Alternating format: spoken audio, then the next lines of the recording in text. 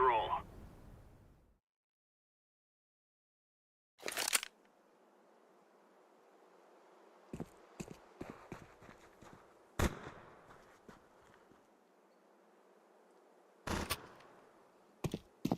Hello, Nick.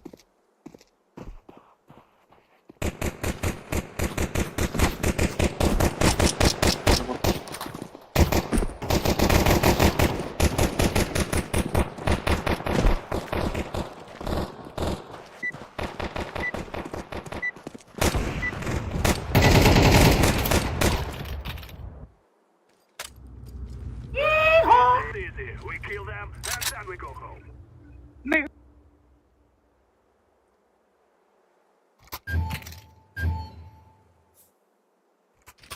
Russia. Fuck yeah. Let us go.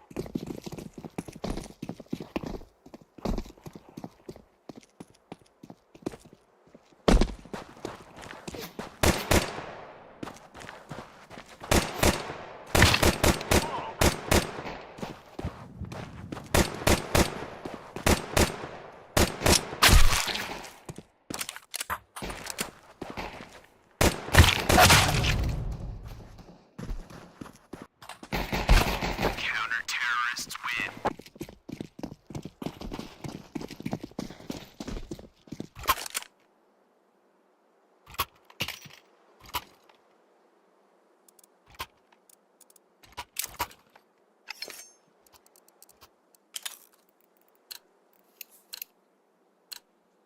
Come on, let's go.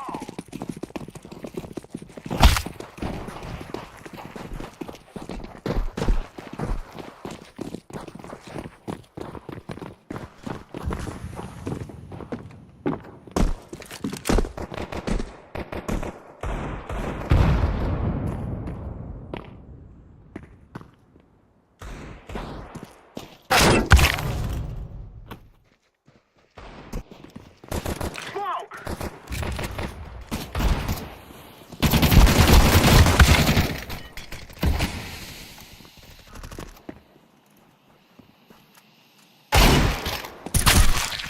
Counter-terrorists win.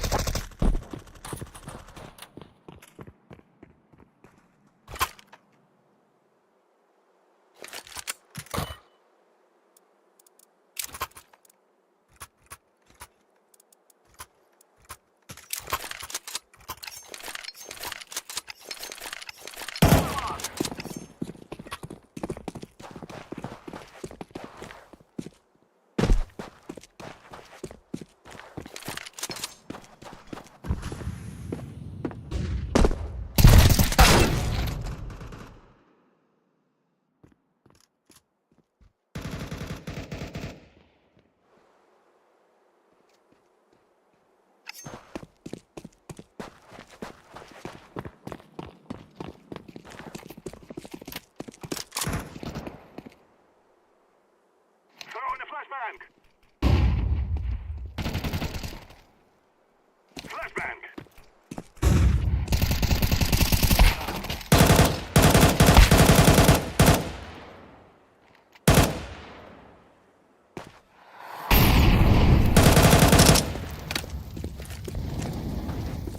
I'm throwing a flashbang. Counter-terrorists win.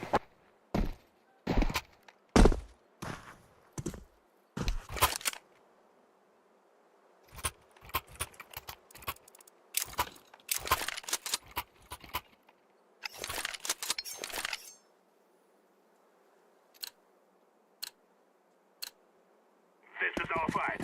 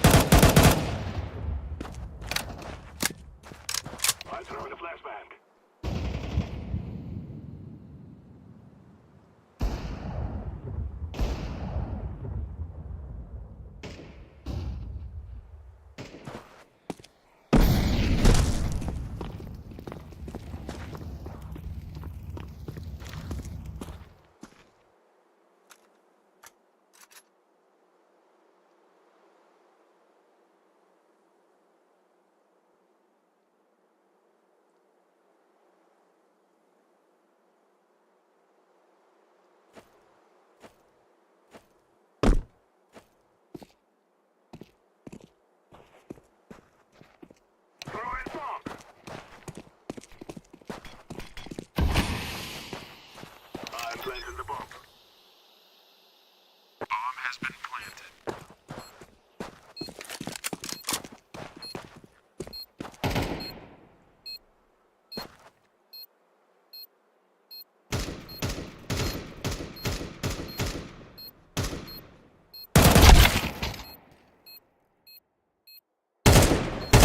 Terrorists win. We will dance on your graves.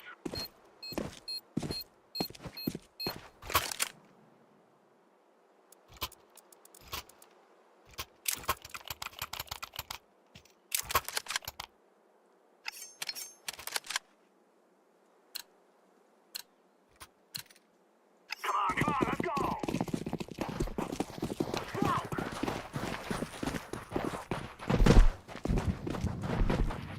Throwing fire!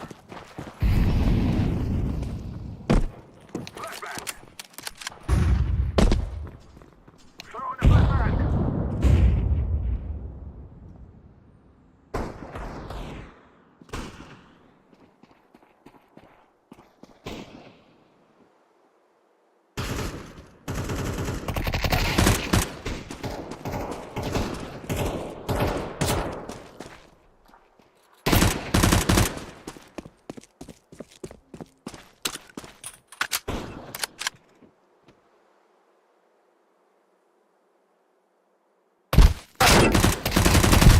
Counter-terrorists win.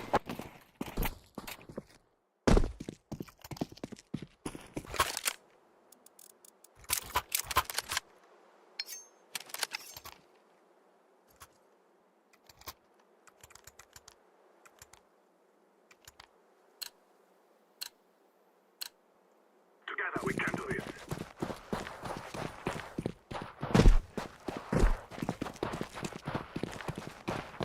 Flashbang! I'm throwing a flashbang. Decoy!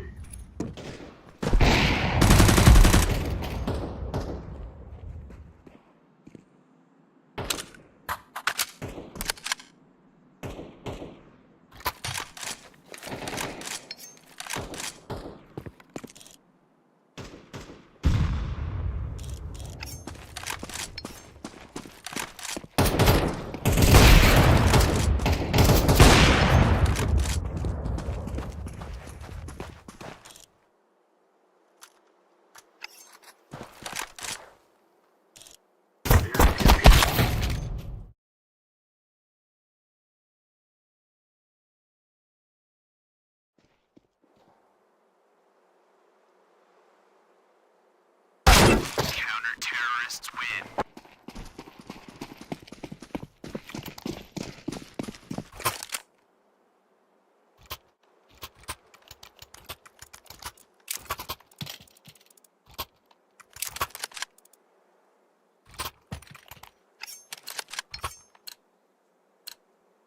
Let's go, my brothers!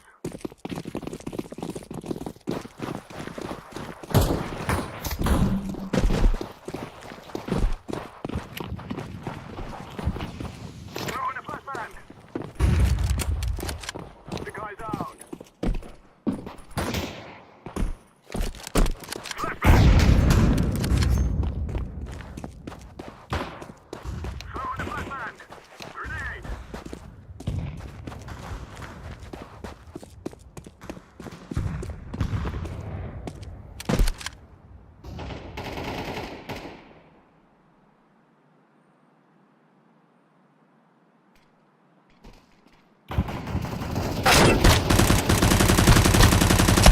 Counter-terrorists win.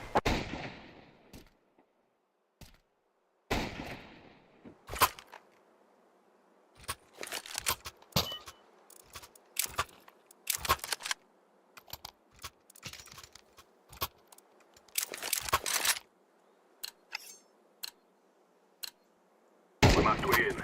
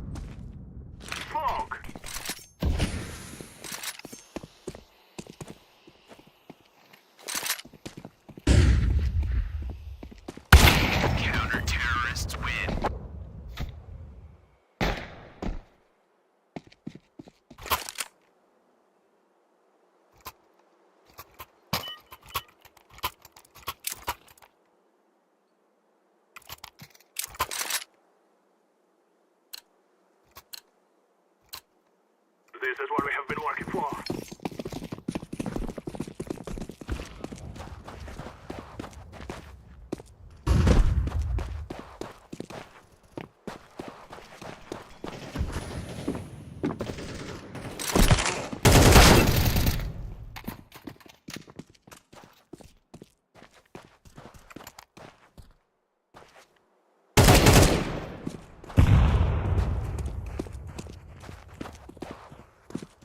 Flashbang!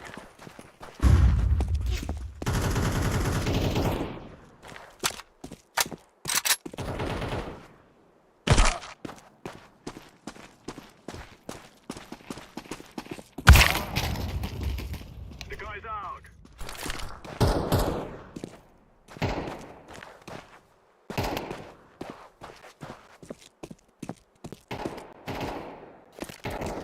I'm planted.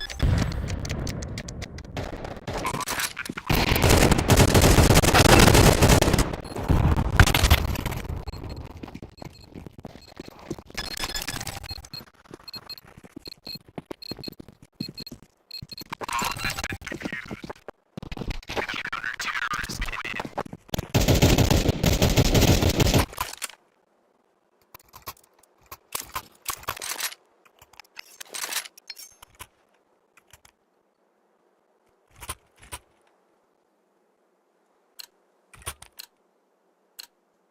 It is time now, my brothers.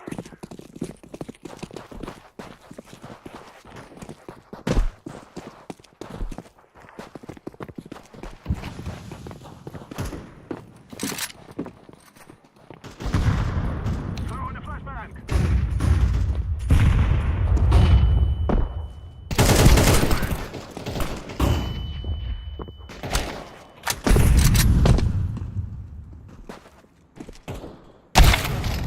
Throw in a flashbang.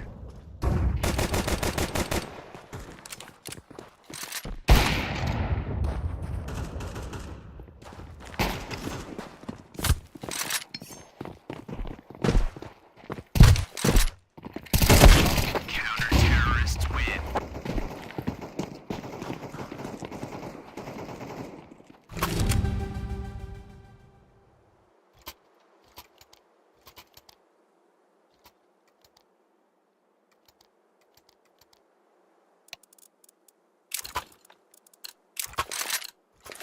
We must work together.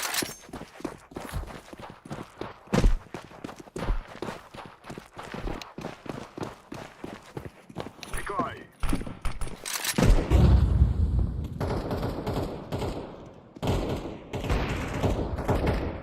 I throw in a flashbang.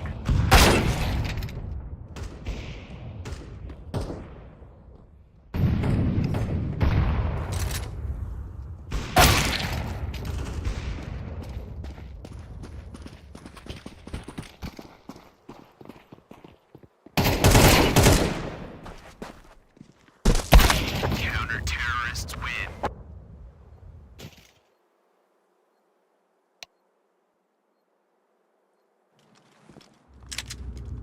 Remove any doubts in your head. It's us or them.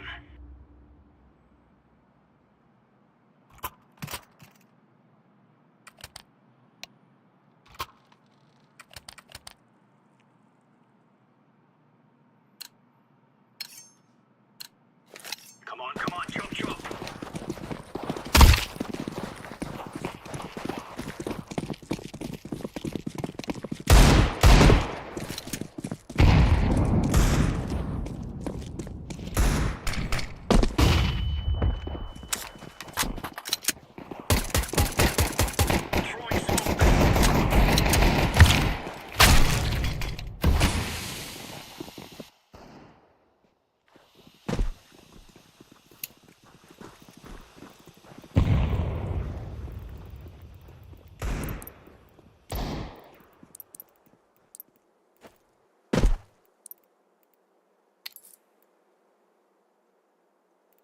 has been planted.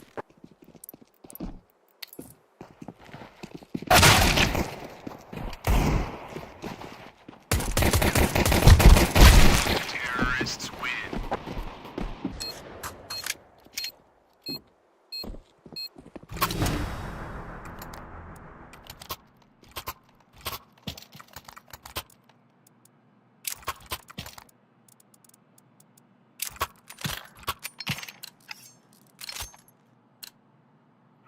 son.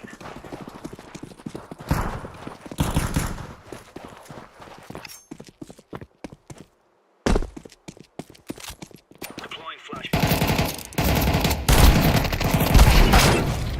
Laying down smoke.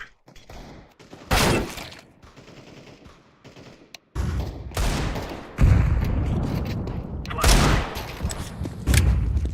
Throwing fire.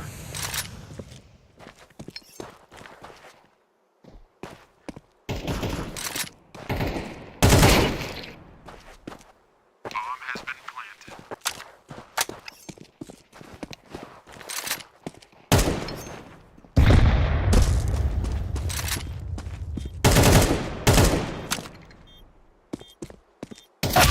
Terrorists win.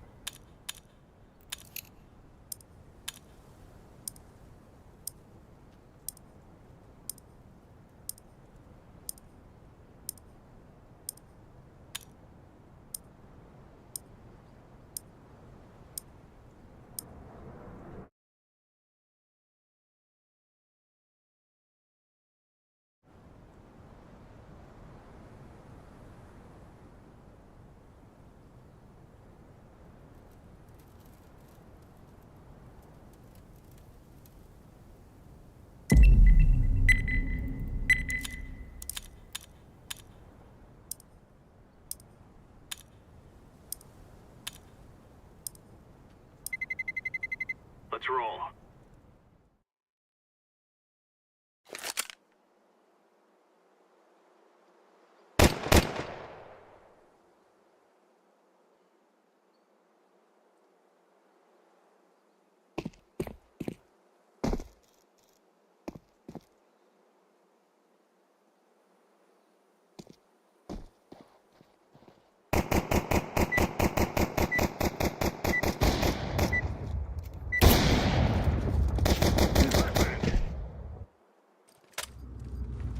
Let us go.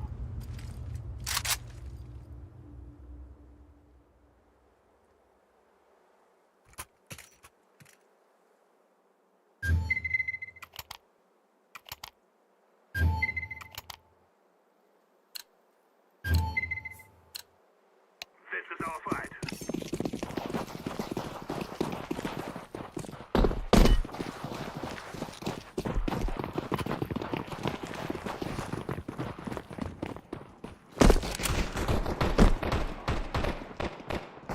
Hold on.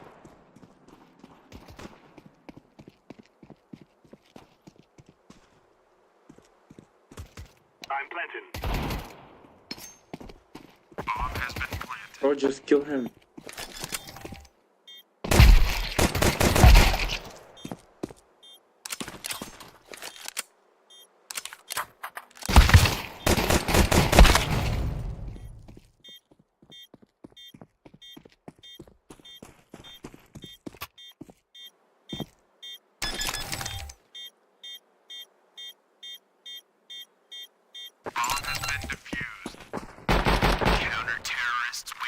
Let's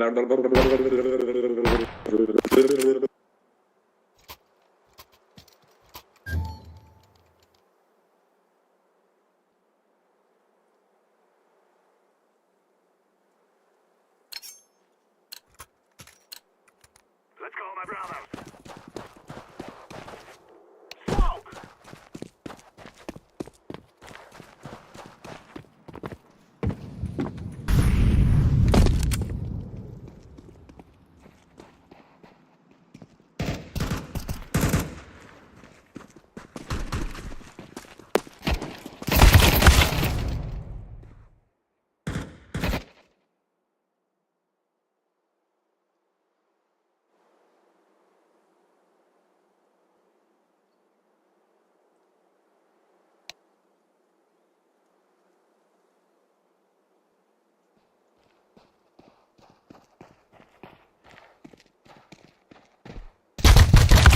Counter-terrorists win.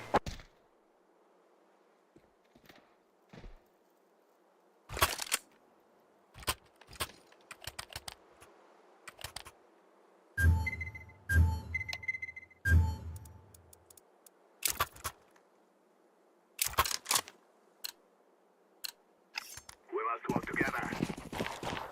Throw in the decoy.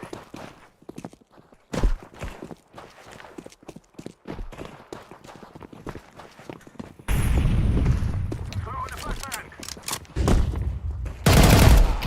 Smoke!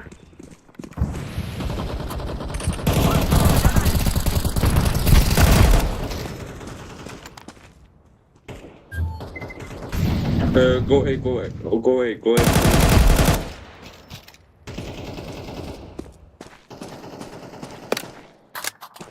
Go A.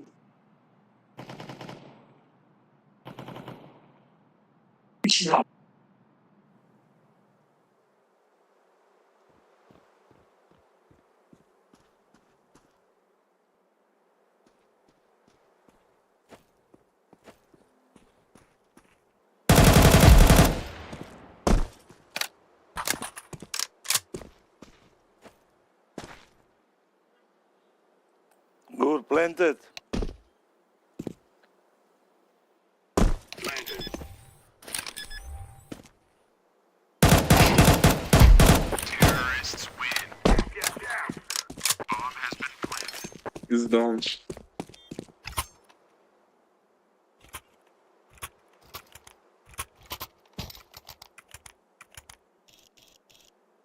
Let's all rush short. Together we can do this. Throw in smoke.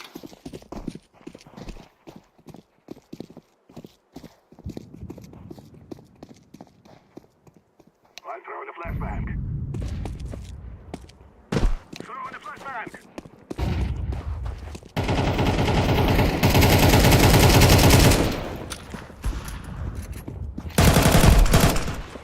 Flashbang.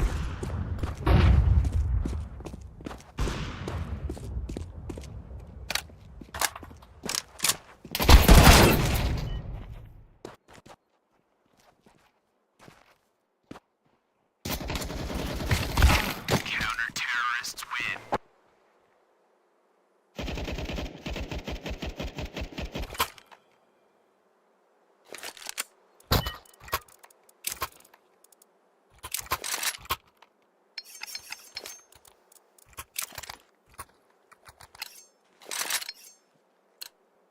Move it, move it.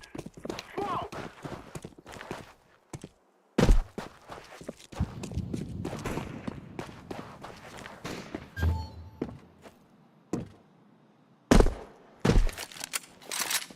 Grenade out.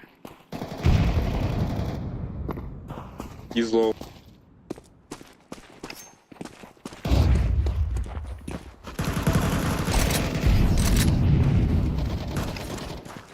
I'm throwing the flashbang. Who's Ali?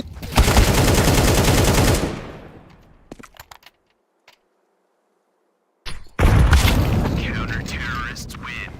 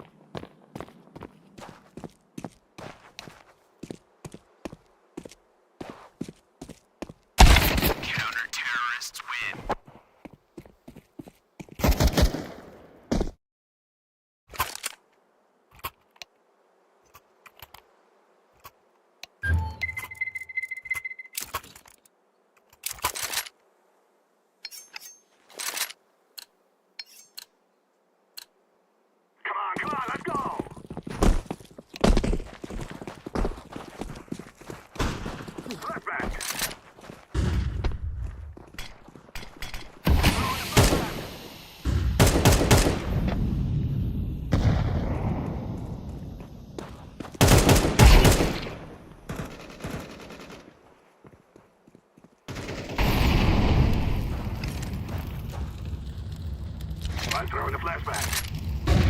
Throwing a flashbang. Nice foot.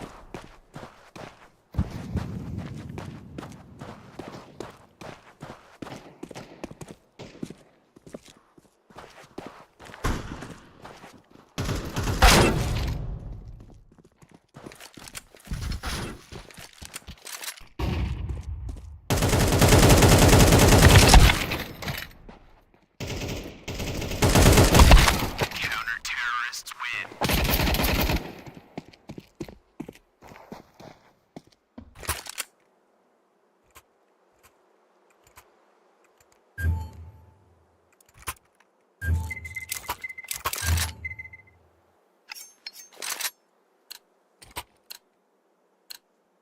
We must win.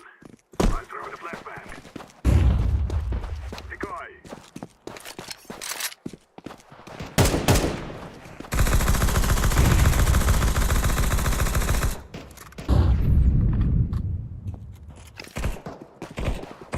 Flashbang.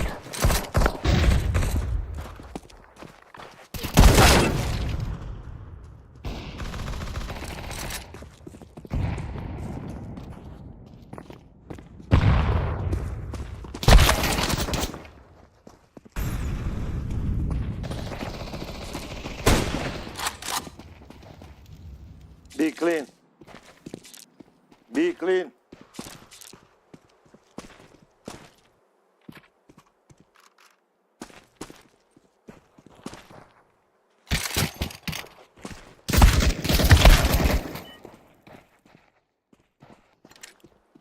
Throwing a flashbang. Ну просто дауни тупі, нахер.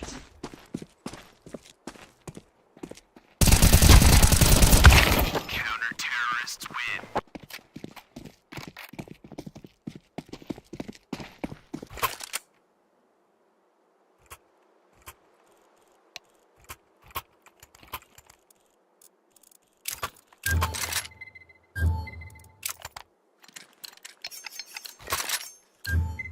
It is time now, my brother. Whoa.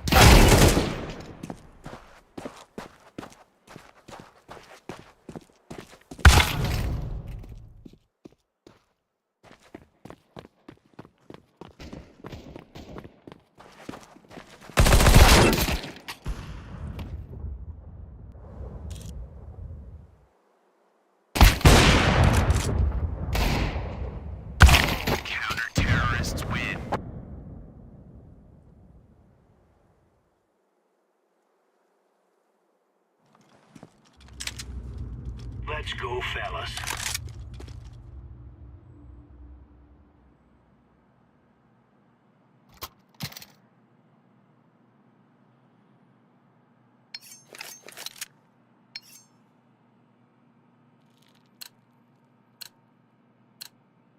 We are out of here.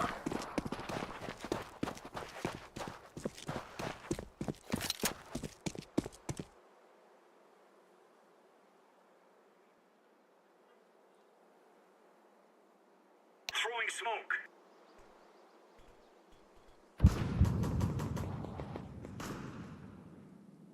B, bomb B.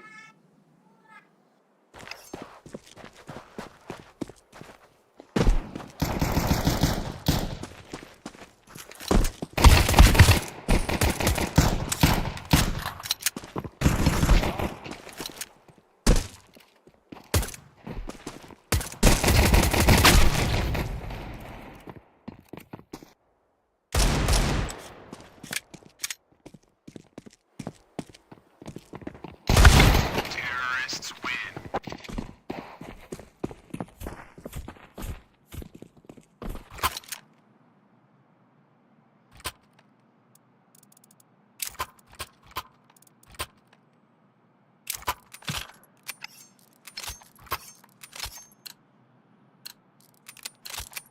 Move.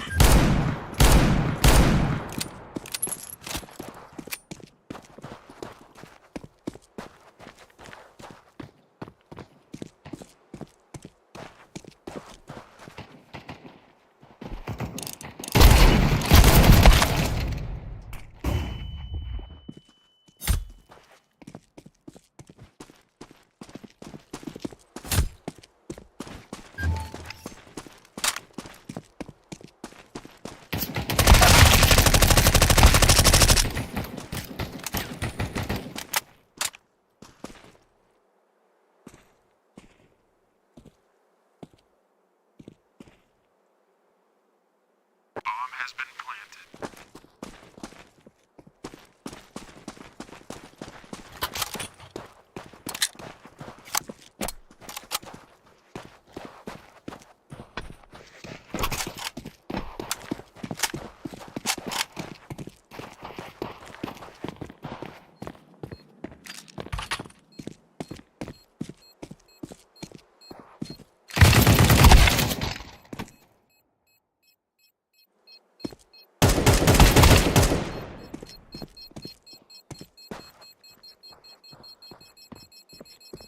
Behind, behind. Terrorists win.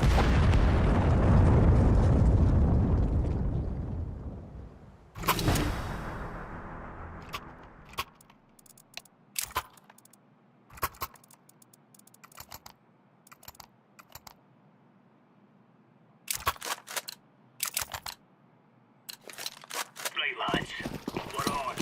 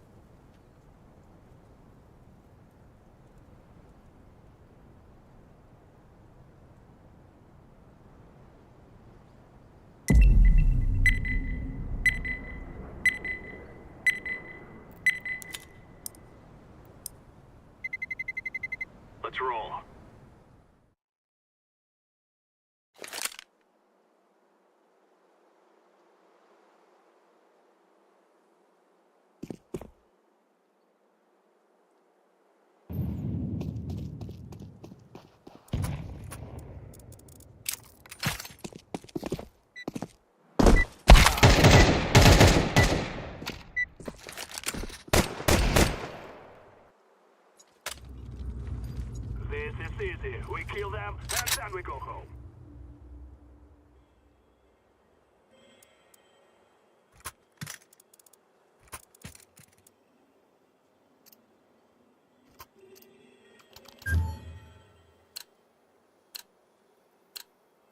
Come on, let's go!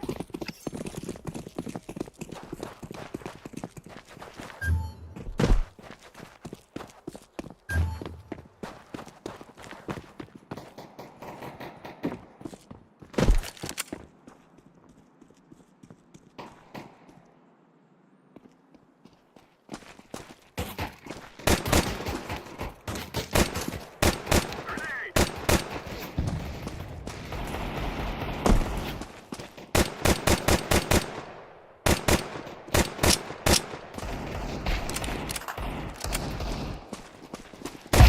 Terrorists win. You think you can kill us?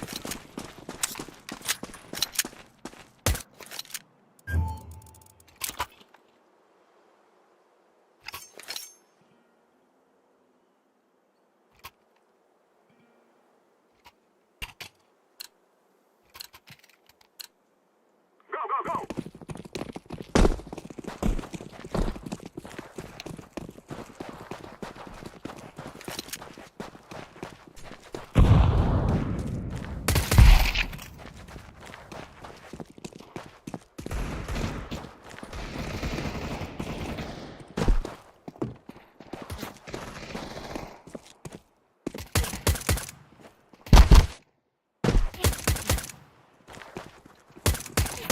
Terrorists win. We will dance on your graves.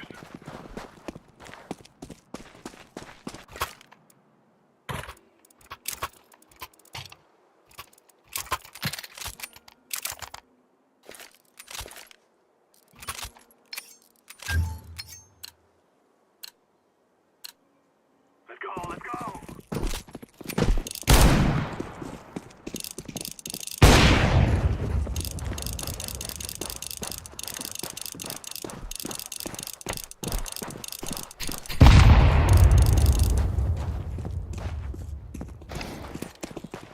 Throw in the flashbang!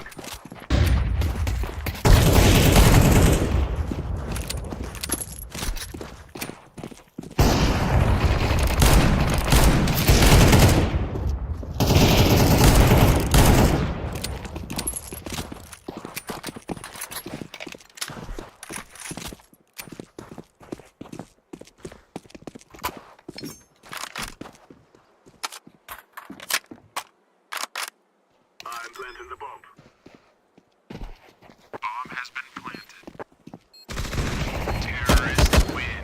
We will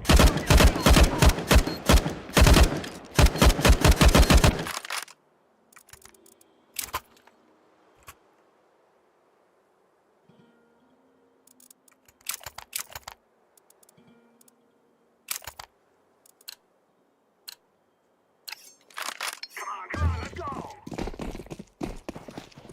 Smoke! I'm throwing the flashbang.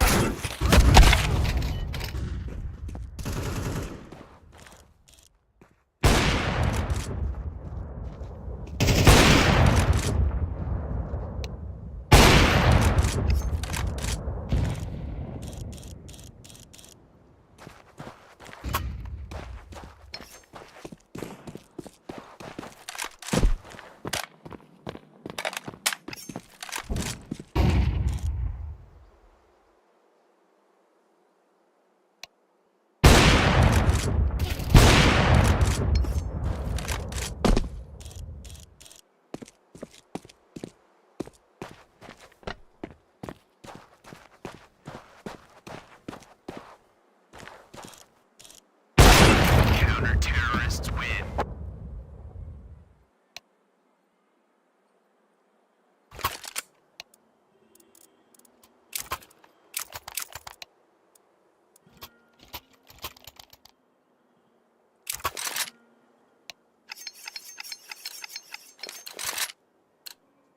We must move.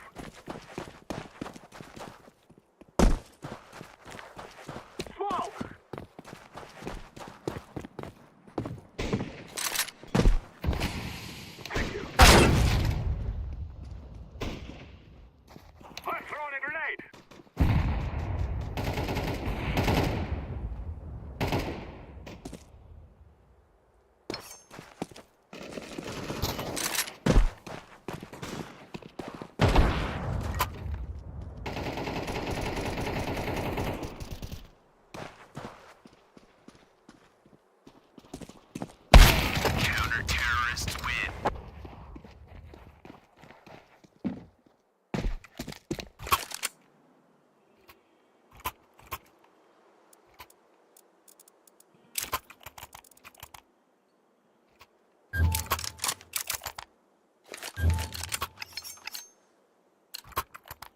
Move it, move it.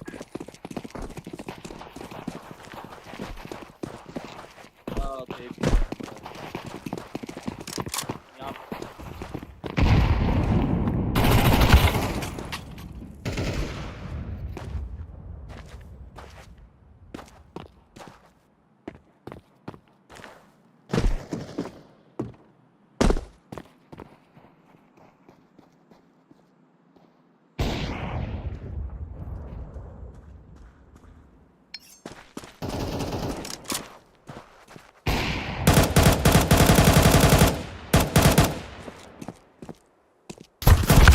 Counter-terrorists win.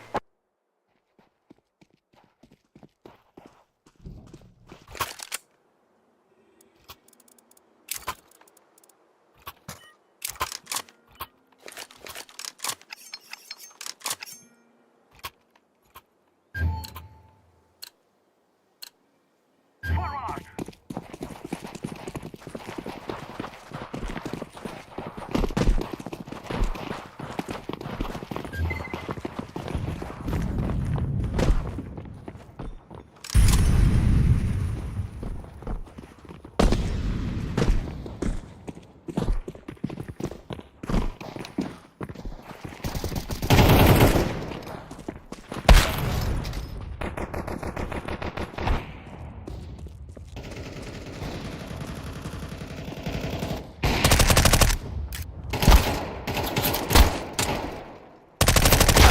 Counter-terrorists win.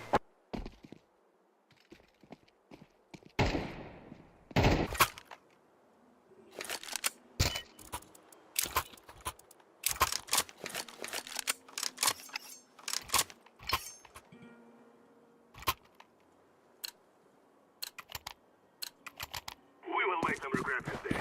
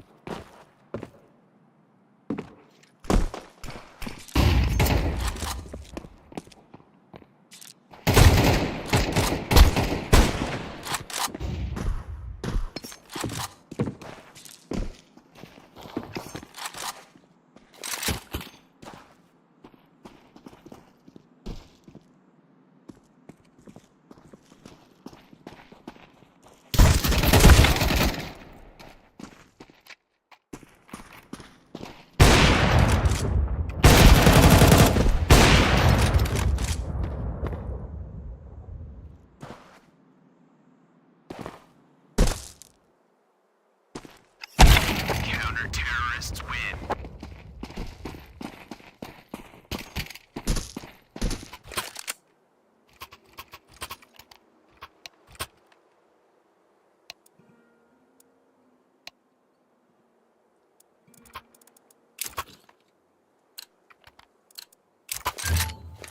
Let's go.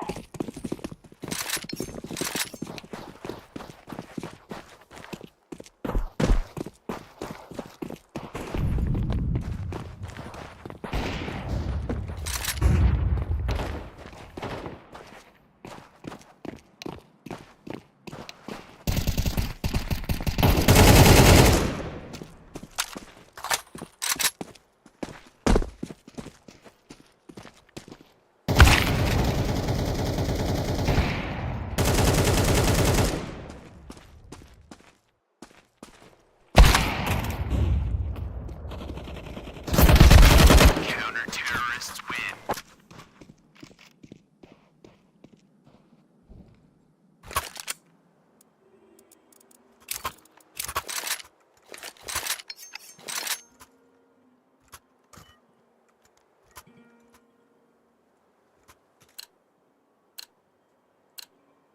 Now is the time.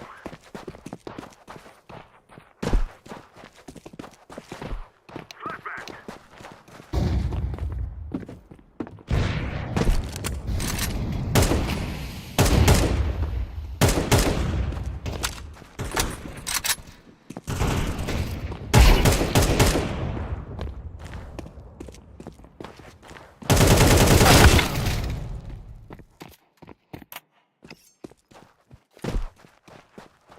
planted.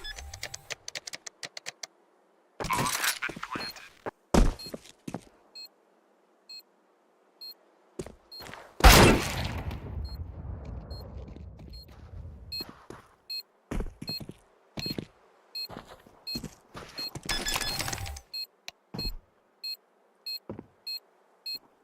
Bomb has been defused. Counter-terrorists win.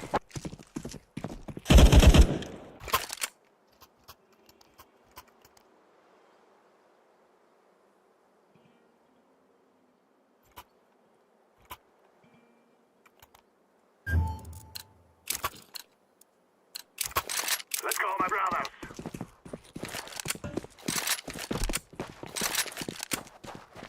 Throw in smoke.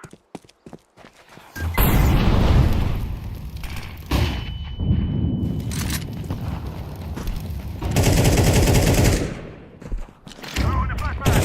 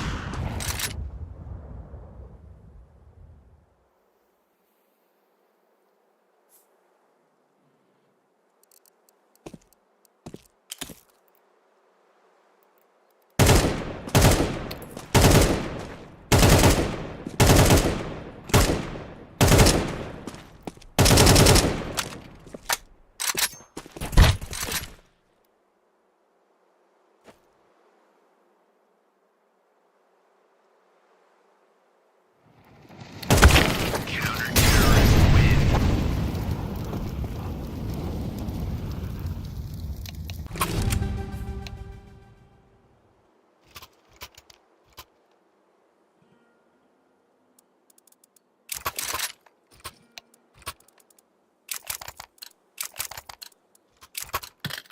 Let's go, let's go.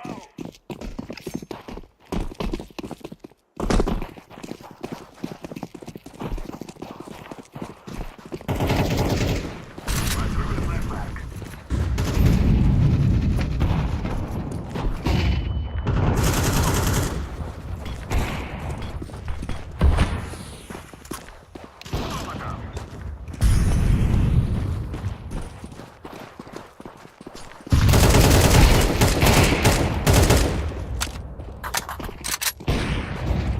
Grenade out.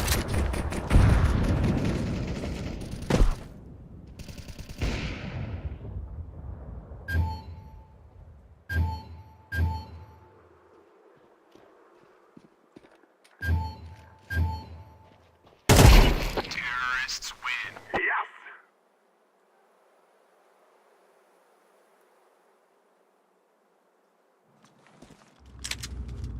Are we rushing in? Or are we going sneaky beaky like?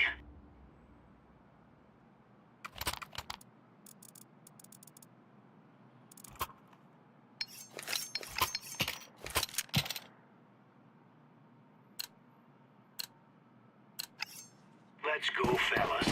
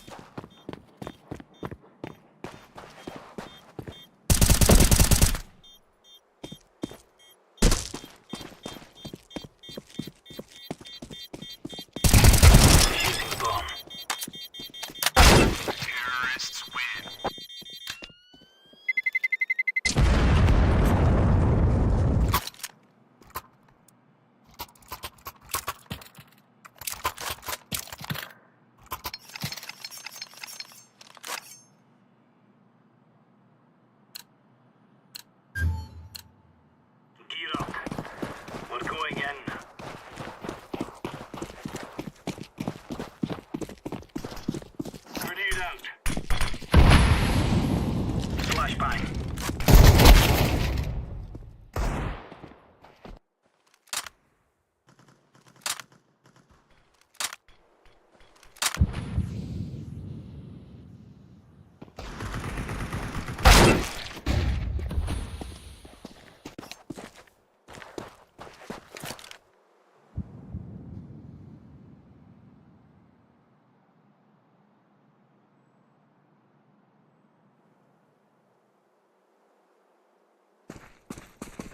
Bomb has been planted.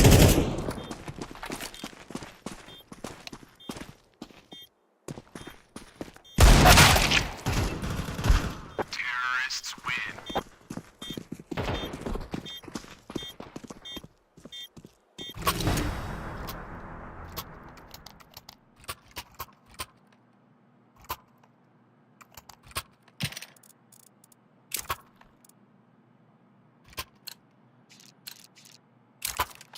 Move.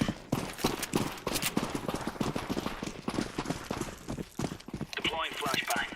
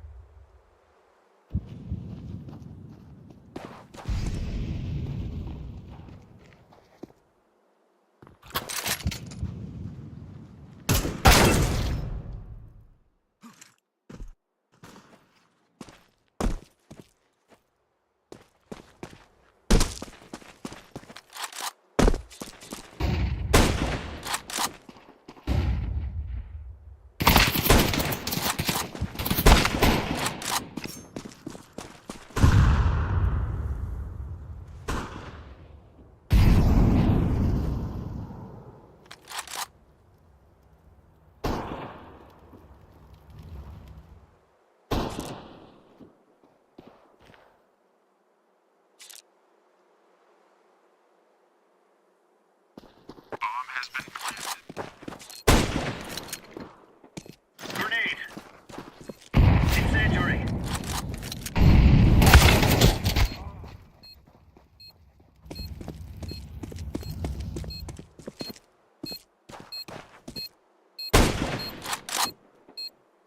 I'm defusing the bomb.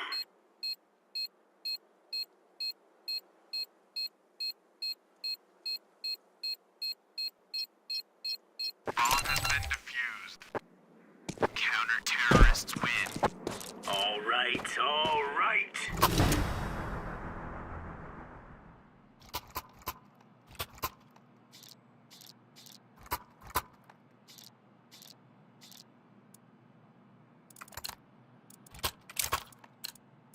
Let's give it to them, boys. Throwing smoke. Flashbang. Throwing flashbang.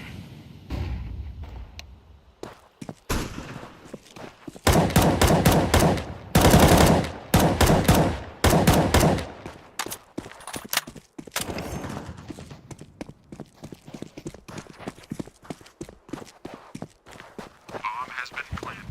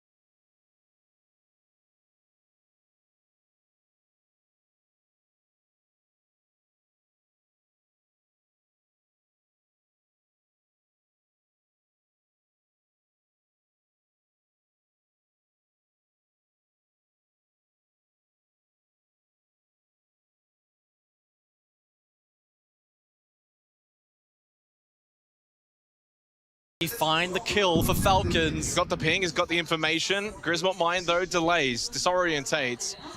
And making his way down main stairs is Vidiking, feeling like KDS might just be starting to get overwhelmed. A chance again for LickyFac.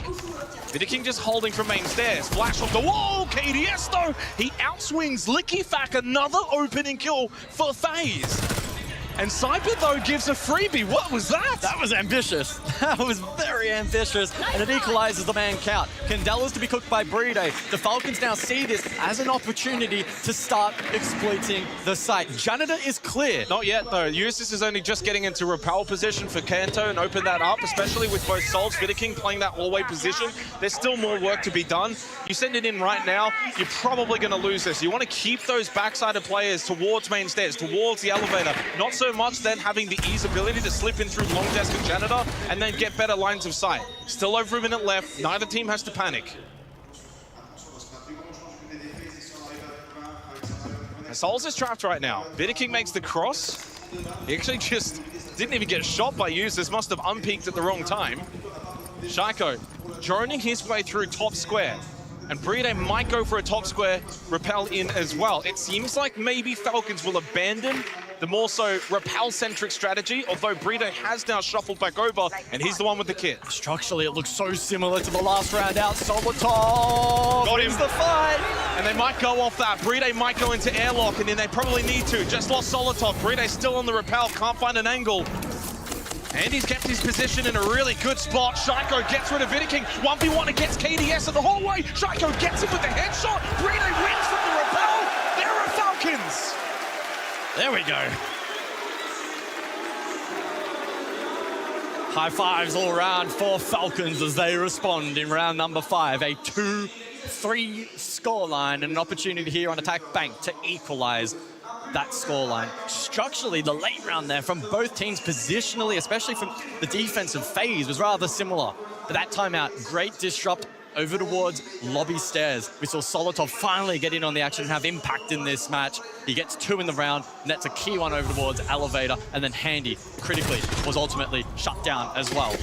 Questions to be asked of Cyber, that jump out attempt is highly, highly ambitious. But when Falcons found that trigger point with about 30 to 40 seconds on the clock, they made it count. And Shaiko looks very, very sharp so far today as well. So 2-3, just like that. And honestly, if this gets to a 3-3 half, it's probably par for the course for both teams. On a map that's pretty close to that 50-50 metric. It's, I believe, well, looking at the stats, it's 52-48 in favor of defense. But at that point, it's really difficult to split hairs. For all intents and purposes, a 3-3 half sounds about right. Staff in open area is where we go for the final round of this opening half. 4 rounds straight that FaZe have gotten the opening kill. 2 onto LickyFac and 2 onto Solotov. If Falcons flip that, they'll be in a position they haven't been in since the opening round, of which they converted. 8-3 start for Handy, but interestingly enough, it's only Vidiking that also finds himself as the only other one positive for FaZe. Cyber 1-4, Souls 1-3, KDS 3-4. It's all on Handy to perform right now for FaZe. On the other side. So once again then, early drone work, top floor here from Falcons. A bit of utility clearance as well with the explosives that they have on offer, chipping away at these castle barricades that Handy has deployed to try and stall out this push, to try and dissuade the top floor clear. No ram this time out for Falcons, and that may be indicative of a slightly different game plan from them, but it's LickyFac elsewhere to find Handy, who finally will fall on entry. Yeah, that's a ATM's peak towards front desk. Good angle. DMR for LickyFac gives him the advantage. Poor old Handy just trying to, of course, be the one to make something happen, but then that comes with the risk-reward factor. In this case, the risk. Now he's the opening death. The star player for FaZe down. Finally an opening kill for Falcons. They got 90 seconds to take advantage of the situation they find themselves in, as we see a pre-placed Nitrocell by Cyber. Vidiking as well will make a final stand over towards Jan. Is this a position that Falcons are ready to clear? Are they aware of this position? Because Vidiking from here can have big impact. He's not necessarily forced to drop. Also present inside of stock, mind you. Nitrocell shot out. Nice from Solotov. And there's the drop. Vidiking also did get caught in the meantime. KDS is in a position as has to drop. Liquefact was pushing top main stairs. He couldn't even opt to take the battle with Solotov, even if he wanted to.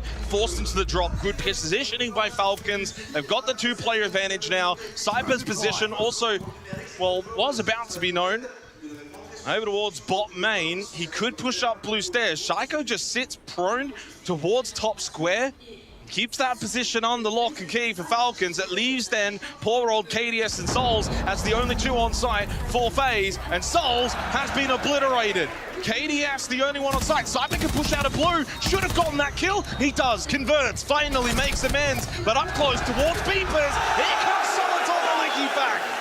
2 in a row for Falcons. And we are tied at the end of the opening half. Better signs from Falcons to conclude the half. That's the kind of Falcons that we expected to see more of here on Bank. But they've given themselves a strong foundation, a 3-3 half as they now prepare for defense. Really like their ability in that last round to finally shut down Handy, who has been a menace so far in this series. That was facilitated by really good utility clearance on the top floor in the preset position on Repel from Liquefact, who lands his shot. Flood elsewhere was really, really clean. Falcons playing as one in that final attack.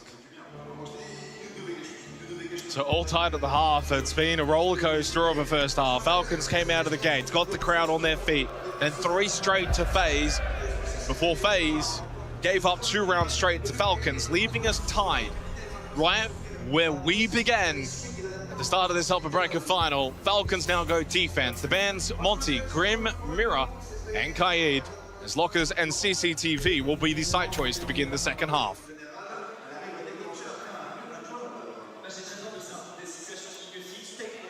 So it'll be a mirror of that first half in terms of the bands. They are all but identical as it stands from here. Neither team wanting to throw anything too wild into the mix for the next 6 rounds. As you mentioned, it's basement for the opening site. Again, anticipated on Bank. The question will be, though, for Falcons is how aggressive do they wish to play offsite? You do have the potential to do that with the Mozzie in play. You have some trap utility as well that you could disperse quite far from the objective as well. This doesn't necessarily, for Falcons, need to be, and we've seen this at the events about, it doesn't have to be an instant drop over towards Red Hatch. They could look to take at least a couple of fights and be quite aggressive in targeting the drone economy here of FaZe.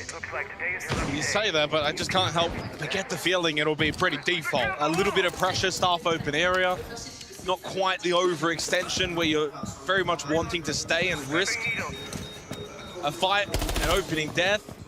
Take a freebie if you can get it, sure, if it's presented, but don't need to go searching. You have enough denial. Double Nitro, 3 gas babes, goo mines, F-Not mines, there's enough there in terms of utility for later in the round. As the goo mine stepped on by Vidiking, does seem to take 2 ticks of damage. Opens up electrical. It's Liquefact towards Archives and Solotov towards Tellers. If you're playing that sort of position though, guys, that says to me you want to bring aggression in the round for the defense. Yeah, the positions that Falcons are playing right now, not the easiest in the world to peel from, especially. Liquefact's top square. Like, this is so aggressive. Yeah. This is a long way away from sight. Will it work though? For Falcons, early fight from Solotov, both players survive. There is no one outside Terrace pushing into square, so despite Liquefact's position, no one coming his way. Souls towards first floor elevator has the kit, but he does opt for the drop. You can see the blue outline. That's users sitting below. Free kill for users. That's kit down. Bottom elevator. Second as well from users. They went for a drop, double drop pinch from Vault and Elevator. Users, though, so well placed. Amazing reaction. Solotov wins his battle against Andy. This is going to be a case of Trey again later phase as Falcons are making a mockery of this attack. So well played. Flawless from Falcons. They retake the lead for the first time since the opening round. Well, we saw the game plan there from FaZe. They wanted to avoid the roam at all costs. Was there maybe, though, a lack of intel actually down towards the objective? It didn't seem like they were fully aware exactly what they were pushing into. Their timing wasn't awful. Users, though, was able to deny and hit a really key double in that round. Here is a highlight of that. Bang with the first. He'll call the diffuser, likely spotted it. There's the follow-up from KDS. Just maybe a little bit out of sync, but really difficult to fault him. Oh my. Sharp shots across the board as Falcons ramp up here on Bank. I guess the crowd ramped up as well, doesn't it? 3 rounds straight for Falcons. And while they certainly didn't look out of it, guys, they were 3-1 down to FaZe, and FaZe looked incredible. Handy was just doing what he wanted. There was no one that could stop him. But he's 8-5 now. He has been stopped. He has been slowed down. He's not quite rampaging around the map as he was to begin in that opening half. Suddenly looking a little bit more human, needing others on FaZe to stand up as Falcons have refound their mojo. And it's an even spread. 6 for Shaiko, LickyFlak, and Users. 5 for Solotov. Burrito's got 4 of his own. It's Falcons as a team right now that is seeing them get through this opening map. Their map pick of Bank. And that was really the storyline for FaZe heading into this matchup. Their highest rated player at the event overall, 15th. We expected to see really strong team play from FaZe, and we've seen glimpses of it, but Falcons have brought it to a next level so far. As we head to top 4, and it's the sense to be selected by FaZe. So the anticipation in this round is for the sense with those ROUs to facilitate a plant CEO. Now that's the typical game plan, but we're in an upper bracket final in SI. Wouldn't be shocked if we see some variant to that. I mean, you're already seeing variance in small doses, just even in the way that Falcons played that last round with Lorca CCTV. LickyFlak pushing top square. You don't see that all that often. It's an ultra-aggressive play. Playing even Tellers and Archives instead of Staff and Open. So on a very micro scale, you're seeing some, oh my goodness, 3s off screen. Making the round's basically done. We saw 1 kill. FaZe just completely destroyed Falcons in that round. Where did that come from? A solid 3-2-1 go hit into the map has seen this all tied up 4-4 in the blink of an eye. Very unusual that you will see a trigger point in a round so early, like we did there from FaZe. They established good information and they were able to action it so quickly, not giving Falcons any opportunity to respond.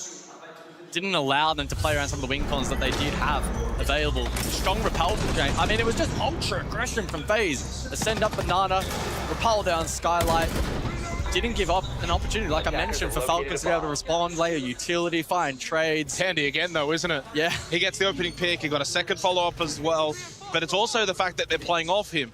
We're going to push up, Nana. We're going to try and take space. We're going to create these fights. You're in a great position. Upside down repel. They might not be wary for that. And also, from the defender's angle, it's like, who do you take the fight against? The guy pushing up Banana Stairs or the guy who's down on the Skylight? You can't really get both. It's a difficult trade.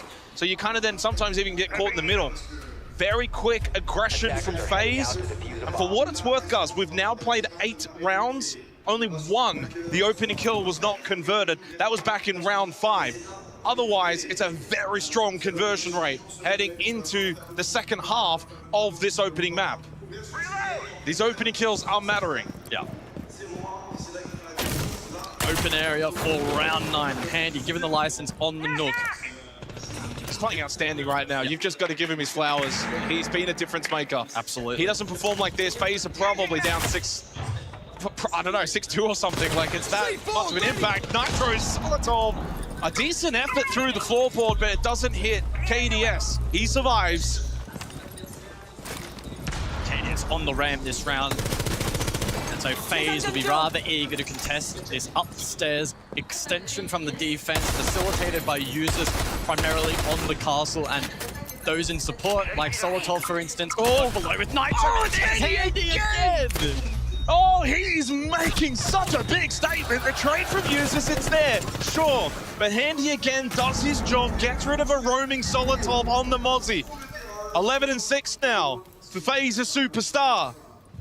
But fortunately with users getting that trade, it does limit his damage. Now, no longer being able to lurk on that Nook. FaZe lose a lot of aggression from here for the rest of their attack in this round. Oh, look at that. Where's he going? That was not the play. Caught by Cyber, and FaZe now with the advantage, and they have a lot of time. They have a decent pocket of view till Falcons find them very quickly, already on the back foot. Users also getting tagged up, a combination of KDS and Vidiking. Users, I don't know if staying around here is the right option. He keeps peppering, wanting to take this battle against Cyber. They lose Shaiko, unable to make an impact. Users, well, you kept on trying, sure, but you were low health, and FaZe have been able to take the lead once again here on Bank. The boos do nothing against these Titans. 5-4 up for FaZe on Falcons map pick. Another great round from FaZe. Able to leverage Handy again. ATMs, gets the opening kill. It's through that defense into disarray. Liquefact gets caught. Users get stranded main stairs. He can't get anywhere close to the objective to be impactful. He gets pinched. So that's 3 key moments in the round, heavily tilted towards FaZe. Now can Falcons dig deep here? We return to basement and an opportunity for them to resettle themselves. And again, the operator bands here, the Capitao, the Valkyrie, we haven't seen those selected, but it's a case of just not wanting them to be able to be selected within the next 3 rounds. They're strong operators on this map especially, so don't give the opposition a chance. Maybe they were just keeping them hidden for the first 3 rounds. Solid bands, despite not either of those operators being picked. Attackers have located a bomb.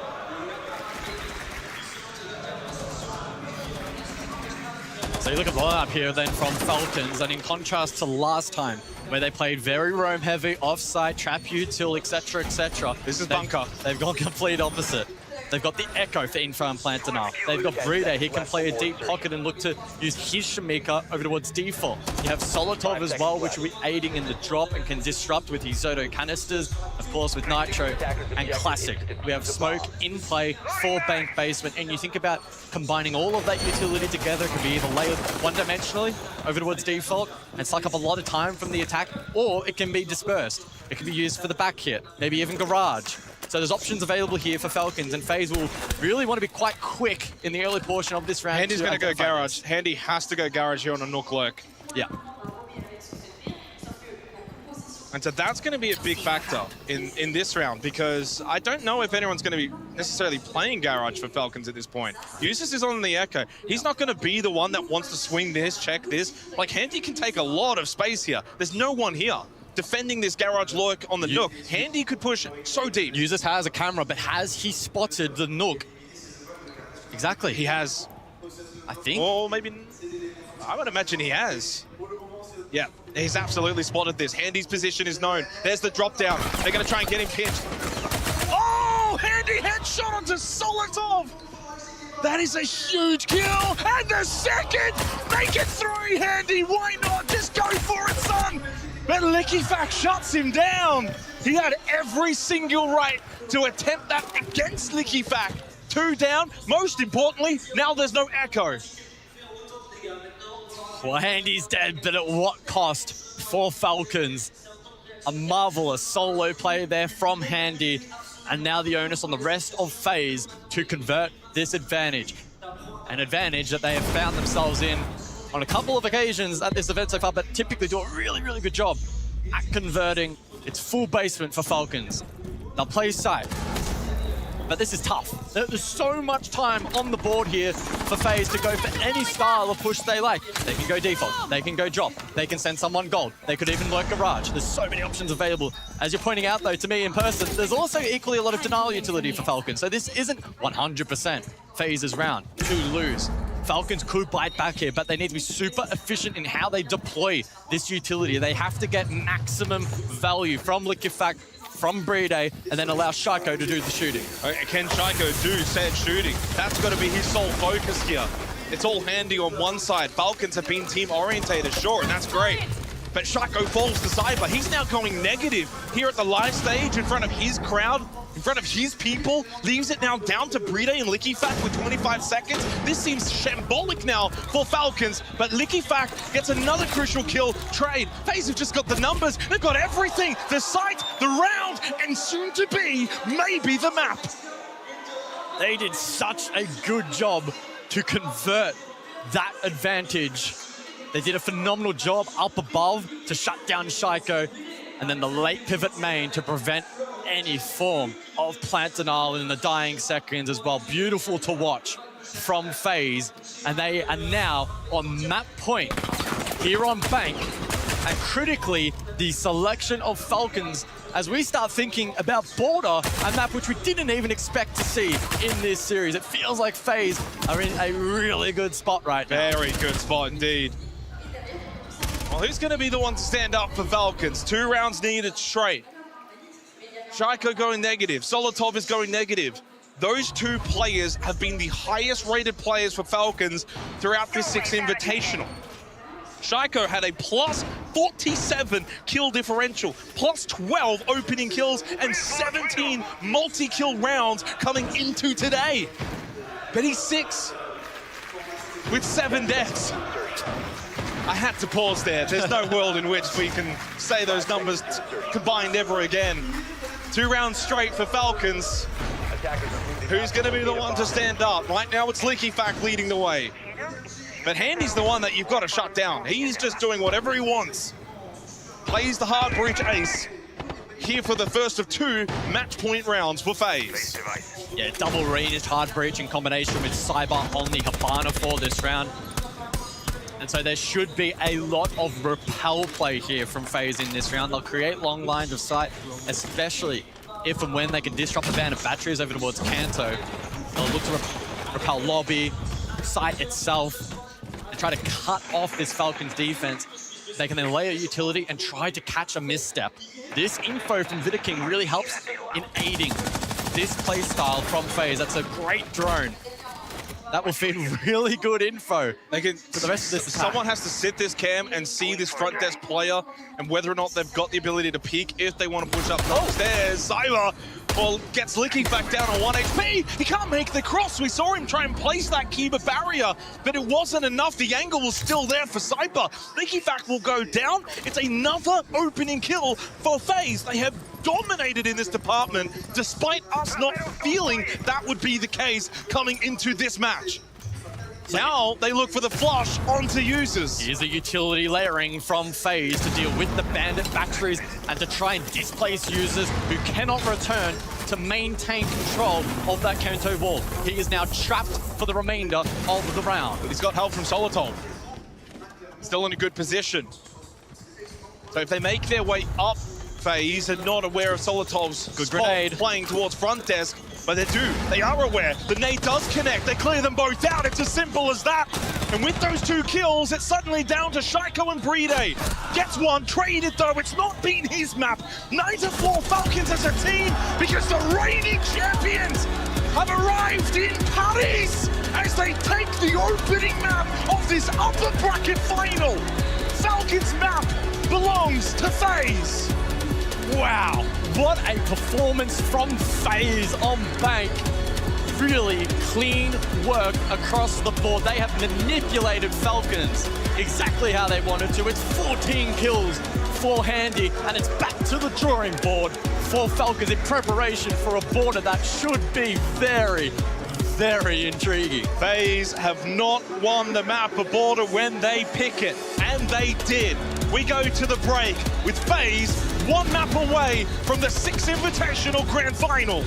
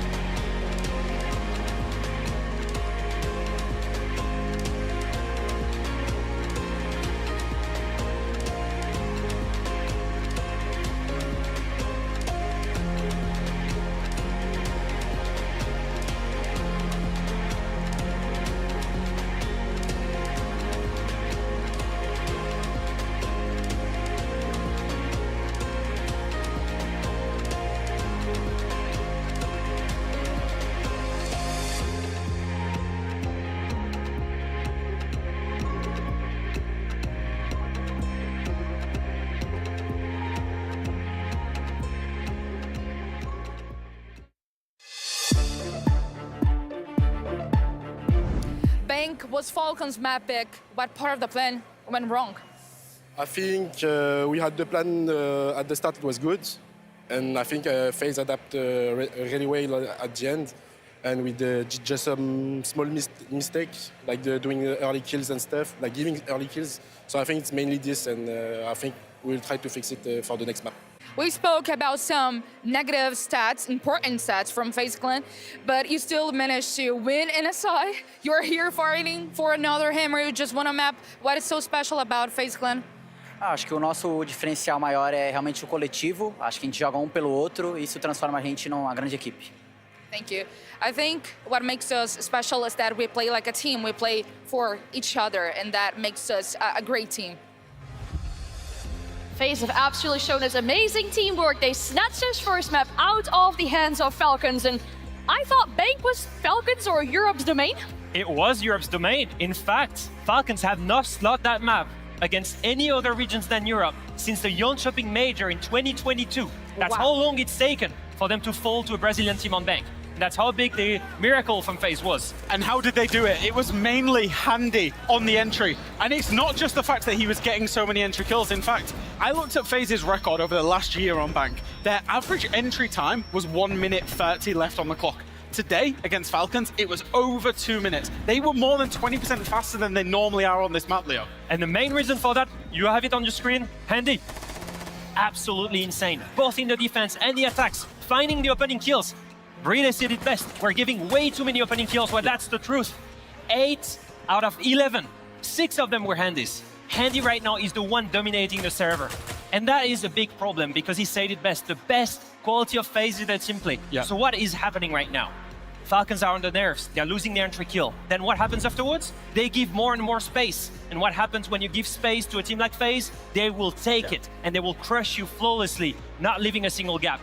Handy right now is the one-man army, the one guy to shut down. And FaZe are that team that if you let them set up, they don't make silly mistakes. They don't give away man advantages generally. So the fact that Handy, and he is the one that's forcing the pace. Of course, it's a whole team effort, but he's the one that was so good on the entry. He's forcing the pace. He's winning those entry engagements. He's the one single-handedly putting Falcons under pressure. There was no sugarcoating in those interviews because I feel like what the players said really reflects what we're seeing inside of the match as well, with Handy and FaZe playing for each other, getting those entries, playing off amazing teamwork that we're seeing as well. I mean, the crowd here, they're backing Falcons, but so far it seems like they might be on the losing end.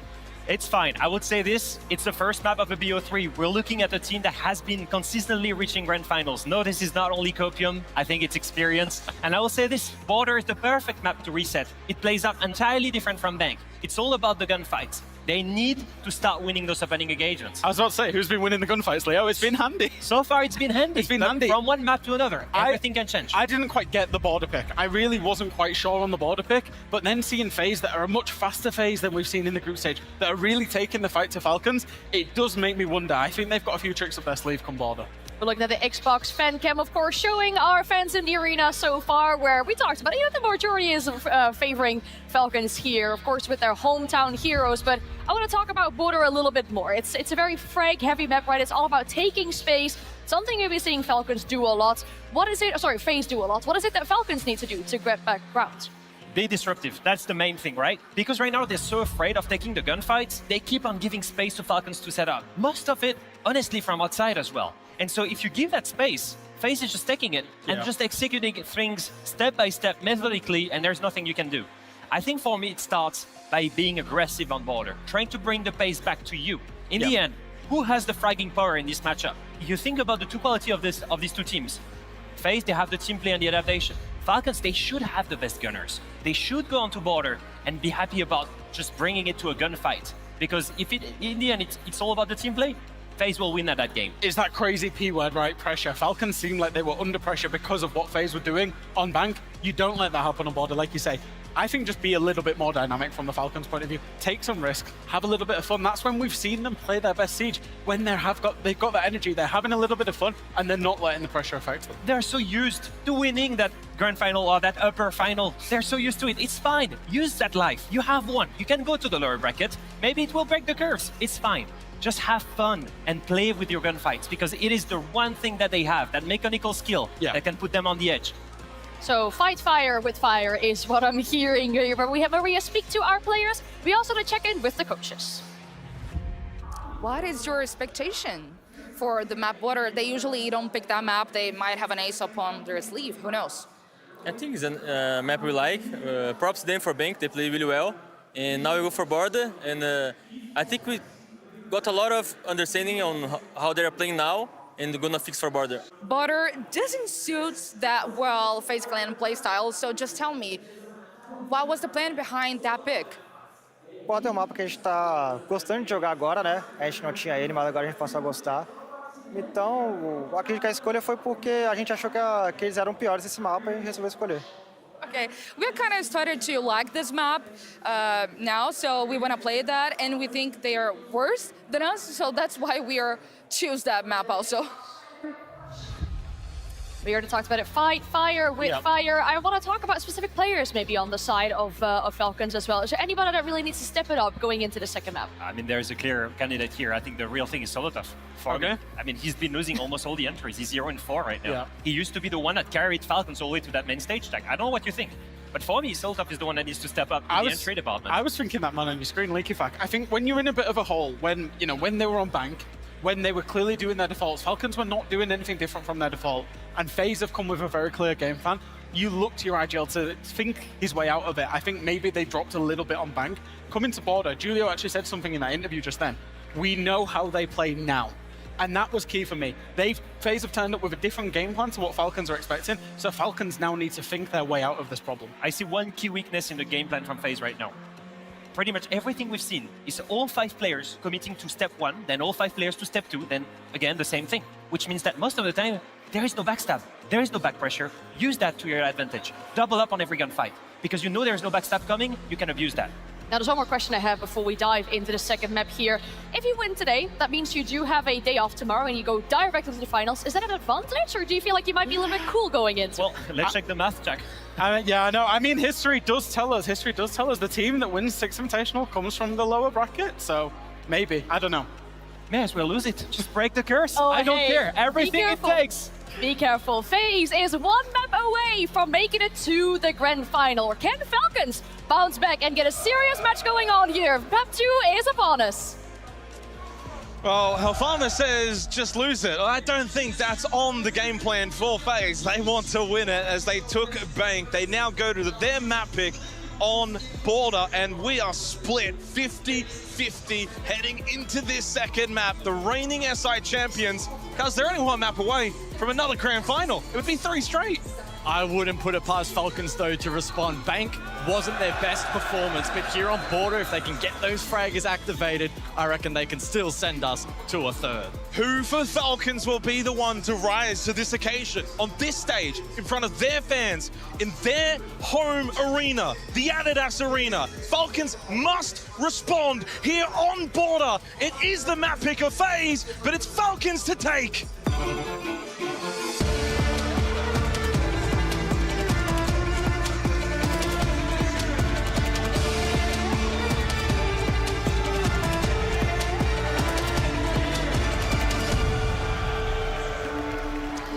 So we head into the second map of the upper bracket final, and it is now FaZe 1 map away from repeating yet another SI Grand Final appearance. As they did in Sao Paulo, as they did in Boston, now so close to doing the same here in Paris. Let's see these operator bands roll out then.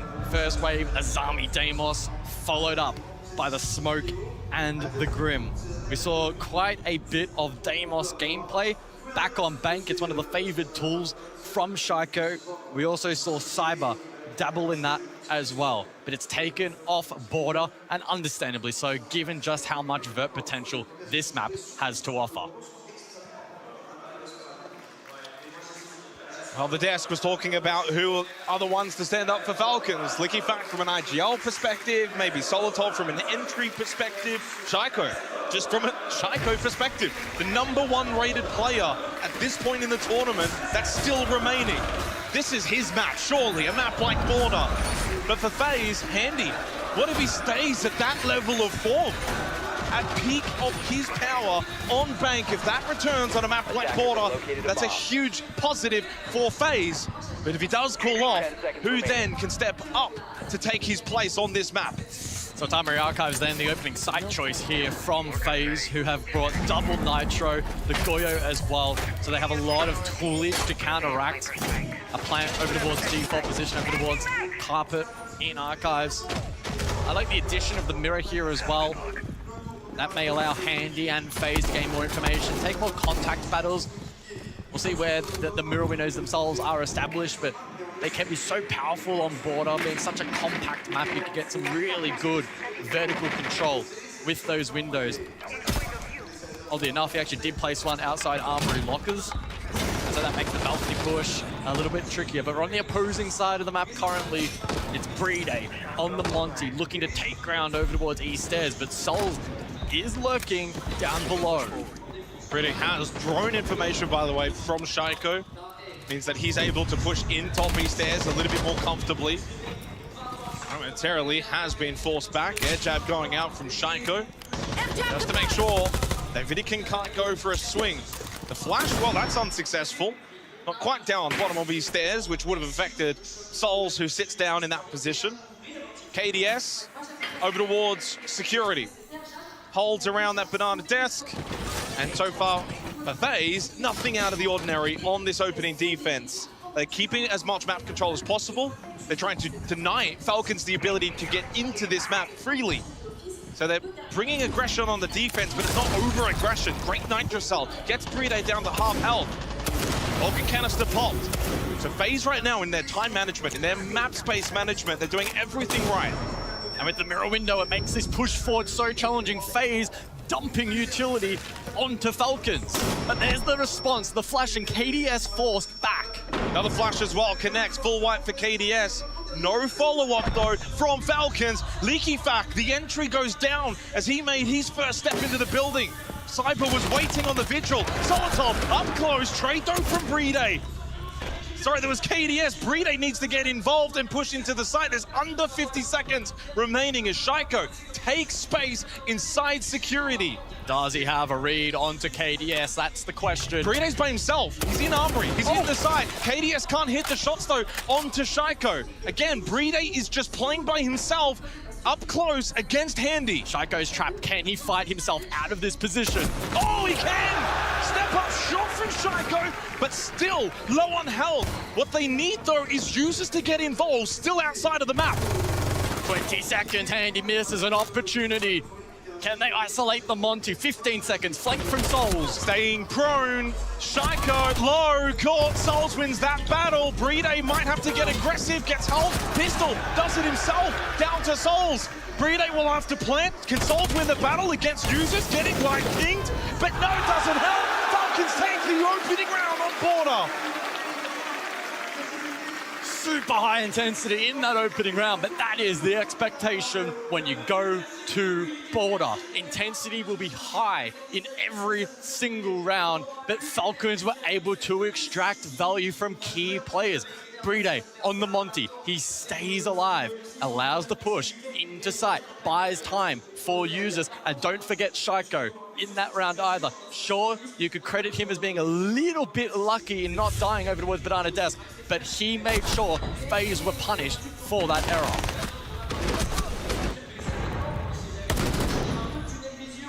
This is the moment, up, bang, and he had to be quick with those shots. Breeday as well held so much position for Falcons in that round towards the site of Armory. Didn't panic. He knew, yes, I'm low on health, but I'm still the Monty. Shield up, not much Andy can do. Opening round to Falcons, but that was the same case back on Bank. Ben Workshop. Yeah. And the Clash in combination with the Pulse as well. But we expected this from FaZe. Well, we didn't expect Border, but now that we're here, the expectation is for them to maybe throw the rules of a classic Border out the window a little bit and show us what they have prepared here, what pocket strats are available for them to dip into to try and find an advantage over Falcons. If there's a map where you can throw the rulebook out and have some fun, create the chaos, it's got to be Border. Yeah. The most attack-sided map, although it only sits at roughly 50-50 anyway. with how defender side of the vast majority of the map pool is. Now, Vidiking and Handy, I mean, so much information that those two can actually gain in this round. Playing the Solus, playing the Pulse, and then you have the Clash as well for late round. Can sit around the site, can help others out if they're taking contact fights, the nice swings towards 90 like that. Now, like the lineup here for FaZe, it means for Falcons, they're going to have to deconstruct it. Cyber goes investigating, and he finds detention opened up. Some good perceived pressure then on offer from Falcons to try and keep this FaZe defense honest here in round number 2. The drone work as well here from Falcons has been phenomenal. They've cleared Customs, they've cleared waiting, they've got Shaco established on East Stairs. And so they can start to encroach the lobby side of the map and maybe consider more of a focus horizontally. And that may take the Pulse, for instance, out of play a little bit more. But if they don't contest the Vert, that may enable Handy, for instance. So a lot of chess games taking place at the moment. Tap, tap, tap, not connecting though. Solotov, the one that's come off worse from those attempts. Vidiking inside office. Of course, he'd have the information from the cardiac sensor. Shaiko goes down towards the main hallway. He will fall. Oh, not yet eliminated. DB&O. It's KDS that finds the opening kill, eventually finishing off the star fragger for Falcons.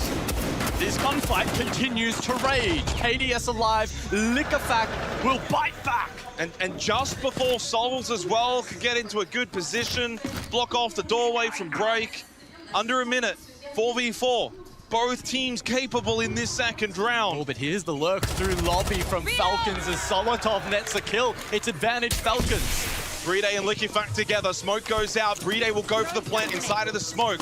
Throw the flash from Liquefact to deny anyone up close. Brede gets off. Handy saw it. And Salt goes down though. Handy does a good job of putting pressure onto Brede. They've still got Vidiking on the pulse, who does a little Nitrocell as well. Solotov knows he needs to win this battle. But Brede should be able to get the plant down despite getting taken very low. It's only Vidiking that's left alive. And here comes Liquefact. 2-0 start for Falcons here on Border. And they're working for it. FaZe are making them work for it. Falcons are digging deep here on Border, and it's only 2 rounds in. I think you have summarized it perfectly. FaZe are really making them work for it, keeping them honest. We saw the Solus play there in the last round from Handy, enough to deter the plant. Ultimately, though, wasn't quite enough to flip the man count advantage that Falcons had rightly earned themselves in that round. And funnily enough, you look at the opening map, only 1 round opening kill wasn't converted. To start Border, it's 2 rounds straight. Completely goes against what we saw on Bank. The fact that we played 11 rounds on Bank and only 1 of those was not converted, but to begin a map like Border, so frag heavy, so many opportunities, especially when you go 5-4 up in the round. And so far, it hasn't phased Falcons now actually playing from behind. What it does, though, mean is storyline-wise, it's still more of the same from FaZe. They've found a way to take what is their weakness and turn it into a strength. But they just haven't converted to start in the opening half.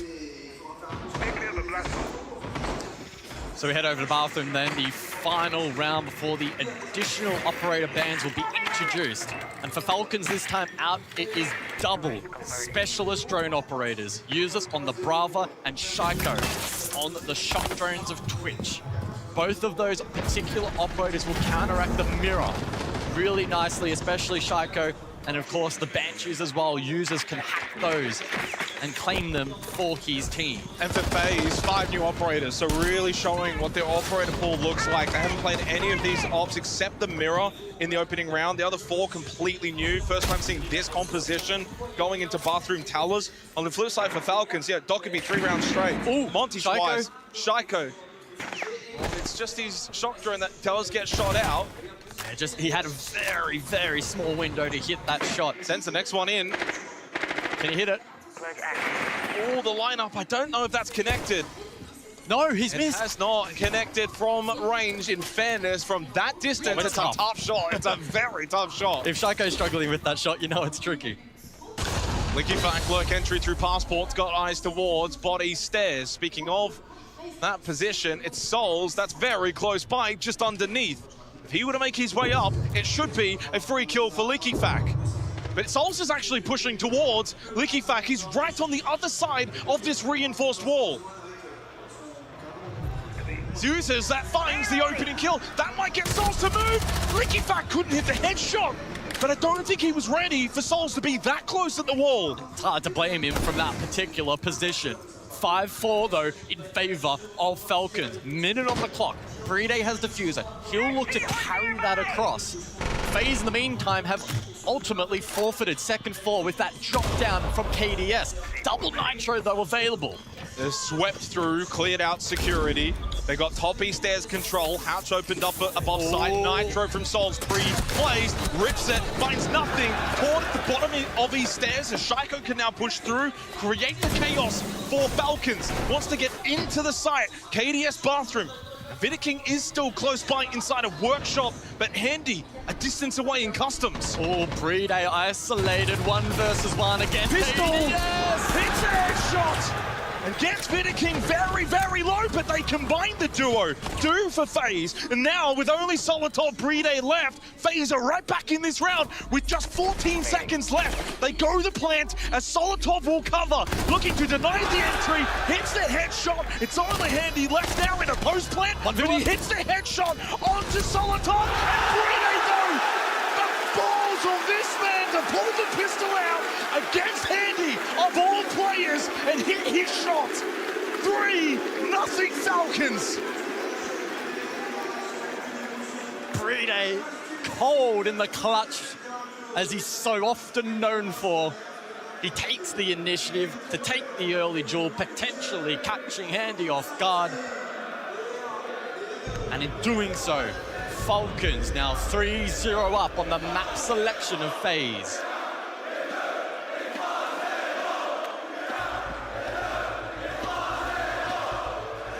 Já usar a Lash, só que eu preciso que o PC e o Acidal fiquem um pouco melhores, tá ligado? Eu vou tirar ela agora. É, pode pegar um míssil também, cadê? Pra poder dificultar, porque tipo, o auxílio dos caras é chegar de shield lá e conseguir avançar e pela janela, tá ligado? Então, tipo, pega alguma coisa lá pra tu ficar dando trap na janela lá. Pô, pegar nada então. Certo, o bombo sinal é isso. No bombo do banheiro, cara, a nossa play foi boa. A gente vai fazer a play da PC ali e tal. Só que eu preciso que vocês se relembrem, tipo, dos conceitos. A gente não vai equivar Lash. Eu não posso fazer que tu saia do arsenal, então, tipo, quando o cara começar a girar PCs pra cima, você vai ter que entrar mureta, vai ter que se esconder ali e vai ter que jogar. Tá. Certo? Cara, o oficial ele pode repetir. O banheiro é isso que eu falei com o Red. É só a gente não vai equivando arsenal. A gente precisa de... And there's the mic cut for Rafadel at the end of his tactical timeout. It's, well, not a lot of stress, not a lot of panic stations. FaZe, of course, have already got 1 map in the pocket. I cannot imagine that they'd be too worried at this point, guys. Yes, it's their map pick, but yet still it's a map that they've not really had the most experience on. So they've kind of just got to work their way through. It was a very winnable 3rd round. First 2 rounds they got opening kills. Yes, it's 3-0, but it hasn't really felt like that inside the server. Yeah, I would largely agree. I think for Falcons, it's about refinement now for the remainder of this half. They want to extract value from this defensive side of Border and at least give themselves a bit of confidence heading into attack. You need that, especially on Border when you're contesting map entry. So we'll see what they can produce here. 3 more opportunities. Start biting back against Falcons. Of course, additional bans now in play. So the mirror has been taken off the board, has been quite influential, although Falcons, to their credit, did a good job rerouting their attacks. And the Monty as well, also out, which has been a key tool, especially for Brede, to again, reroute a lot of these attacks, gain information, scout ahead for Falcons. So I'm now intrigued on the Blackbeard, which is now switched off to, if that can produce similar results. For what it's worth as well, Falcons, of the teams remaining at 6 Invitational, they are the best at getting plants down. They did get 2 down on Bank, and they've gotten 2 down here on Border. FaZe, on the other hand, none, 0, no plants so far, and they're the 2nd best team at it. So there's a bit of a discrepancy in that area as well. 3-0 lead, and it just gives a bit of breathing room now for Falcons, especially on what is a very chaotic map. We've seen so much energy that has now been exerted in the opening few rounds, no more importantly than that previous one. Handy's somewhat been tamed. He's performing well, 3-3, but not to his Bank levels. So Logic Bomb rains out from Falcons. FaZe, again, trying to garner information on the fringe of the map, and Falcons not really giving them a whole lot. Oh, do it. Very patient lurk play. They're trying to isolate Cyber over towards Customs. Rito just getting pressured off, though, by Souls towards these stairs. Shaiiko wants to try and obviously make his entry into the building. No one yet in for Falcons, by the way. Minute 20 on the clock. Now, that's the concern here as the attacking team. Now, FaZe are meeting them head on, so it takes this utility. Flame bolts that have to go out. Flashes, try and clear these positions. Oh, my word! Headshot from LeakyFac, and it deals with the Solus. Minute on the board for Falcons. They invested a lot of utility though, and Souls remains inside, waiting. He's got a ping. He's got the line ping. They know exactly where Souls is. And he's trapped in towards the corner as well.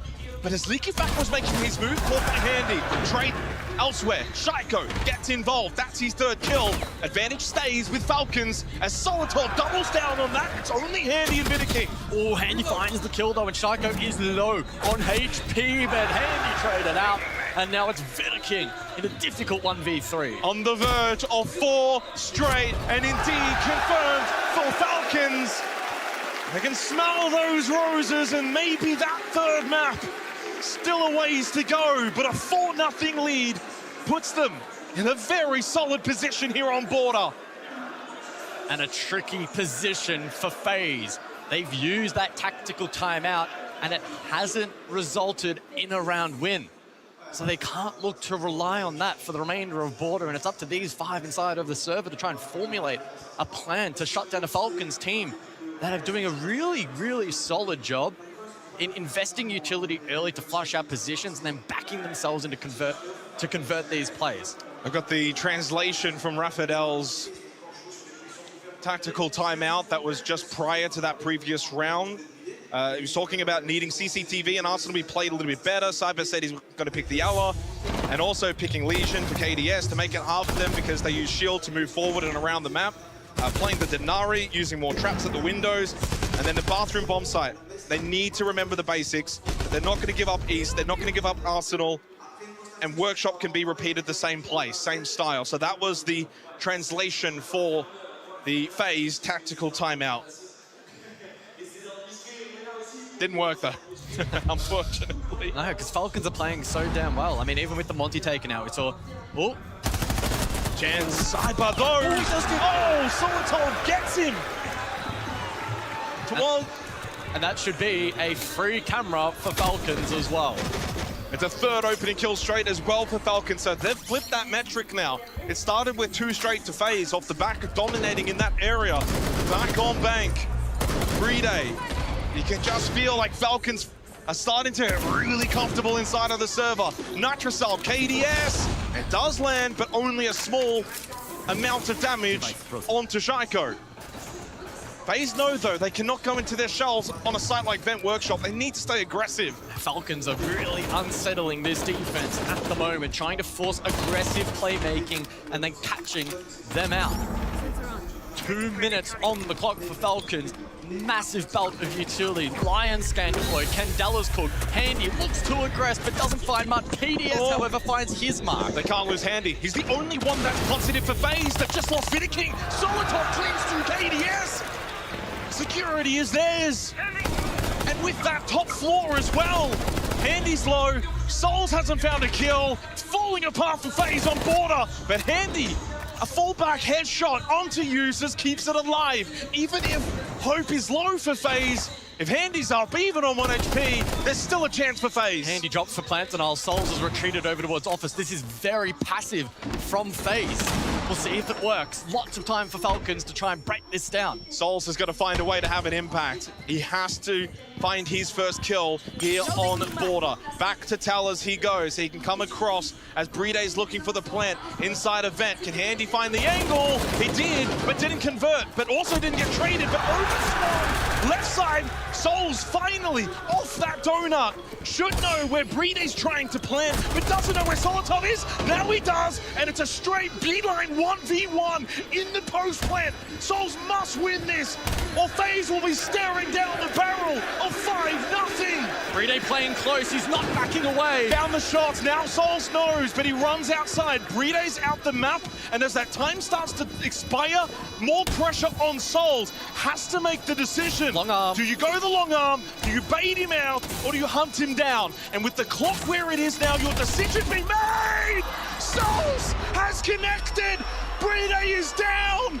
Souls clutches the FaZe! They find their first round on Border! Oh my god, what a clutch in the 1v1. It got really awkward for Brede. He backs himself in with that frag grenade utility, but as he deploys it, gets caught down on the ground, and Souls doing a phenomenal job to compose himself, to play patient, and to get the result for FaZe. And for someone who was 0-4 going into that round, this is always a good lesson. You could be 0-4, 4 rounds down. You can still be the one, though, to make the impact to win a round. The previous rounds are gone. They're irrelevant. You cannot change history, but you can still have impact in those future rounds. And we just saw that from Souls. 2 critical kills, no more important than in the 1v1 post plant.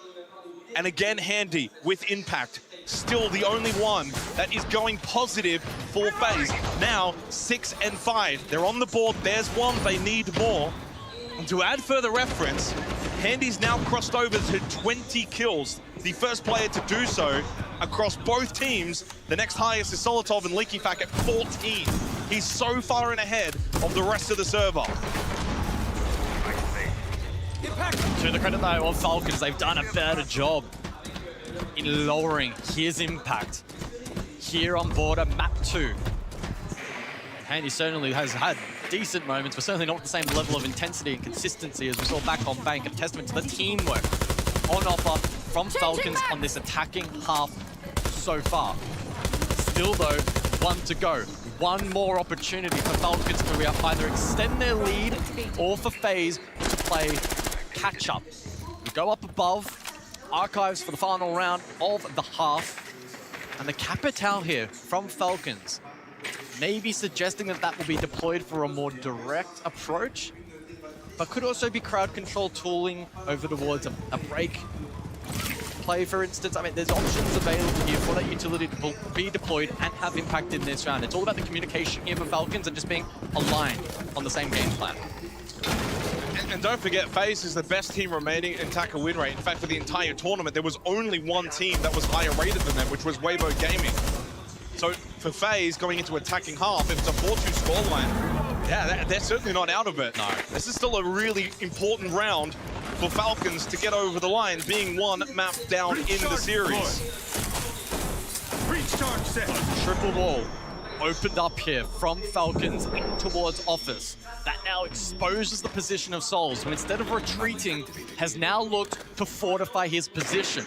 It was a phenomenal clutch from him back in the previous round, but he needs to step it up again here to try and contest this Office entry from Falcons if it is to follow. They have the drone on KDS. As long as that's watched, they know his position, and LeakyFac's pushing throughout the flash, wants to go in, take the battle, up close. LeakyFac lost it though, despite knowing exactly where KDS was. Had the drone as Solotov falls. FaZe have now got themselves into a very winnable position, and doubling down, it's KDS who makes his mark. Fenneking closes, and the Villains make it 2 straight to close the half after a 4-0 lead for Falcons. As you mentioned, FaZe are one of, if not the best, attacking teams remaining at the event. I think for many, we'd look at a 4-2 and say, Falcons, they're in a pretty dominant position. They are. But this is FaZe. I don't think it's quite as dominant in the context of this matchup. As we head into the bands to begin the second half, 4-2 doesn't feel like a safe scoreline if you are a Falcons fan. It feels closer to 3-3 sort of territory in what would be maybe a more neutral matchup. But one thing I will say for Falcons, they were able to find their strength once again. Yep. Opening kills 4 rounds straight. Now, didn't convert in the last 2 rounds, sure. But they also started to get the plants down, 3.5. That's another good sign. compared to Bank, which they lost 7-4, they started to dominate. They started to get their game going, their play style going. And that's the positive sign. They keep that up now on defense, still within a very good position to go and take this map, despite FaZe being FaZe. The Bands, Monty Ying, Smoke, and Clash. I'm very eager from a tactical perspective what kind of tempo FaZe want to bring into Border. It's well known, and the stats back it up. They are the 16th team overall at the event for entry time, whether that be either a successful or an unsuccessful entry battle. They play slow, they play patient, they find an opportunity to make a play when they feel settled, when they have the correct information, when they layer the appropriate utility. That's not exclusive to attack, but that's going to be under the microscope here for the second half. And on a map like Border, where it can be tough to fight your way through the trenches of that map entry, I think Falcons are going to throw everything they have at FaZe here to prevent Boots on the ground, where FaZe can look to then unlock the map. That's where they've really switched it up, Guz, though. Back on Bank, 8 opening kills. The slowest was a minute 40. Yeah. The average was around the 2:10 minute mark. And again, I think that's where it's the sign of a great side. You know that you're relatively slow compared to your opposition. You know that they will know that. Let's pick up the pace. And they did that on Bank. Border's a whole different beast, though. You're going to get far more of a contest at these windows and doorway positions. If we look at the average time of the opening kill so far here on this map, it's actually closer to a minute 12. Yeah.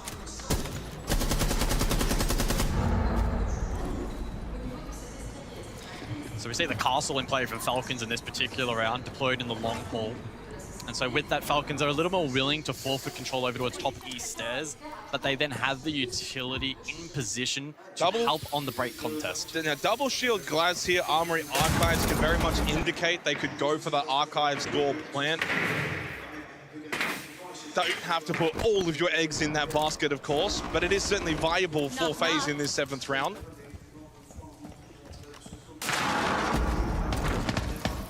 But the biggest detriment here for what would be a FaZe attack in that way, 3 Nitro cells. Like, there is enough counter pressure there from Falcons for a play like that from the attack of FaZe. They've got a very good lockdown defense in terms of their utility. Any kind of fast rush, even with smokes, there's plenty of Nitros that can find it, but Shaco caught towards 90. That was easy swing clear for Cyber. Really great utility layering. The Gon 6 effective for FaZe, and they catch Shaco off guard. Not going for an Archives hit, though, because that diffuser is towards break. Vidiking has made his way in, so they're going for a sweep across here, FaZe. They found the opening kill. They know that defense can no longer be extended towards security. They've taken this space, and they've pushed all the members of Falcons back to the site, keeping them trapped. What will be the finishing point, though, for this FaZe attack? They have a couple of options available. Could spearhead over towards Armory, can rotate Office as well, and Vidiking is teasing that at the moment. Uses to play the next big contact fight, but he dies. Solotov gets a trade at least onto KDS, keeps it back to a 1-player deficit if you are Falcons on the defense. Look at but that. Lickifak on a flank, coming up these stairs to maybe save the day. Relay falls, Lickifak getting tagged up from Vidiking. And then the over swing, Souls found the shoulder angle, gets the kill as Solotov by himself. Nitro doesn't do anything. 20 seconds left. Needs to find the next down very quickly, but it's a Blackbeard shield up. He did get a kill onto Handy, but it didn't matter as FaZe will make it 3 straight. It's only now 4-3. FaZe are 4 rounds away from booking their place in their 3rd consecutive SI Grand Final. They are storming home here on Border. The game plan there from Falcons was quite obvious. Let's deploy reinforcements break. Let's deploy castle barricades along hallway. Let's force a slow, methodical clear from FaZe. But FaZe are the kind of team that really love that. They thrive in that.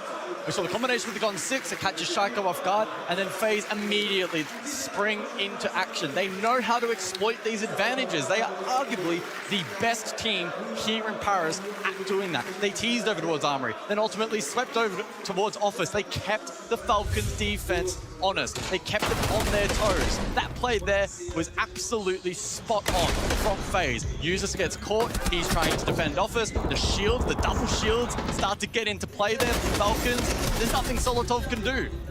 FaZe with an ultra suffocating attack to kick off round number 7. So into the 8th round, Vent Workshop we go. And FaZe are going to bring an intriguing little combination here. Fuse and the Blitz. Now it says to me there's, again, a couple of options here for FaZe, and you can really start to see that they've workshopped this map. It's not one of their more played maps, but they've got the strategies. They're ready to go. They go for a fast hit. Inside a vent, through the window, with a fuse that's taken space up above, you can easily get that plant down successfully if Falcons aren't ready. But again, they've brought Nitrocells. Falcons did it in the previous round, expecting maybe that fast hit from FaZe. Ooh, and Solitov gets rid of Souls, no Thatcher. And that's actually very important. The Thatcher's so good at countering the Nitrocells that can get thrown for one of those quick plant attempts. That's no longer available now for FaZe. Very aggressive run out from that pillar position. Great work there from Falcons to give themselves in an advantageous position for the remainder of the round. And as you mentioned, bolsters a lot of the late round win conditions on offer for them with triple nitro, with information. Shaiko almost getting caught out, but he'll be okay for now. He's safe over towards supply. FaZe are currently doing a massive rotate. Yeah, they've gone basically the other side of the map. Looking for re-entry towards break. Solitov's gonna be careful. Oh, Solitov's sword is so careful! Headshot Vidiking! The feet shots land onto Handy, and he gets back safely. No, Handy, pistol out. Aggressive again from the star of FaZe. Now pushing towards Usis, who's got that mirror shield set up. They want to go for a top-down clear, but Handy's by himself towards 90. Surely we don't see yet another 3 versus 4 on the side of FaZe. Force the drop. It's somewhat of a win for FaZe. Yes, they're down a player, but they've forced the drop, so that's full top floor control. The downside though, Guz, you no longer have the fuse. The fuse would have been so good in this situation with this control towards Armory Archives. Falcons know this. They've got the extra player. They don't want to take any risks. They force the drop. And Shaiko's in a well-placed position, ready. KDS was not. And Falcons looking to finally break this streak of FaZe. 3 straight for FaZe. Falcons now look placed to get their 5th round. Double nitro still up. Shaiko firing and Handy's dead. Falcons looking really good right now. Well, swings and roundabouts here on Border. From 4 straight for Falcons, then 3 straight for FaZe. Finally, Falcons break that streak and put themselves that little bit closer to taking this second map. Is Lair required? The crowd certainly wants it to be. But you just get the feeling FaZe will not go quietly into that night here on Border, that they've got more tricks up their sleeves.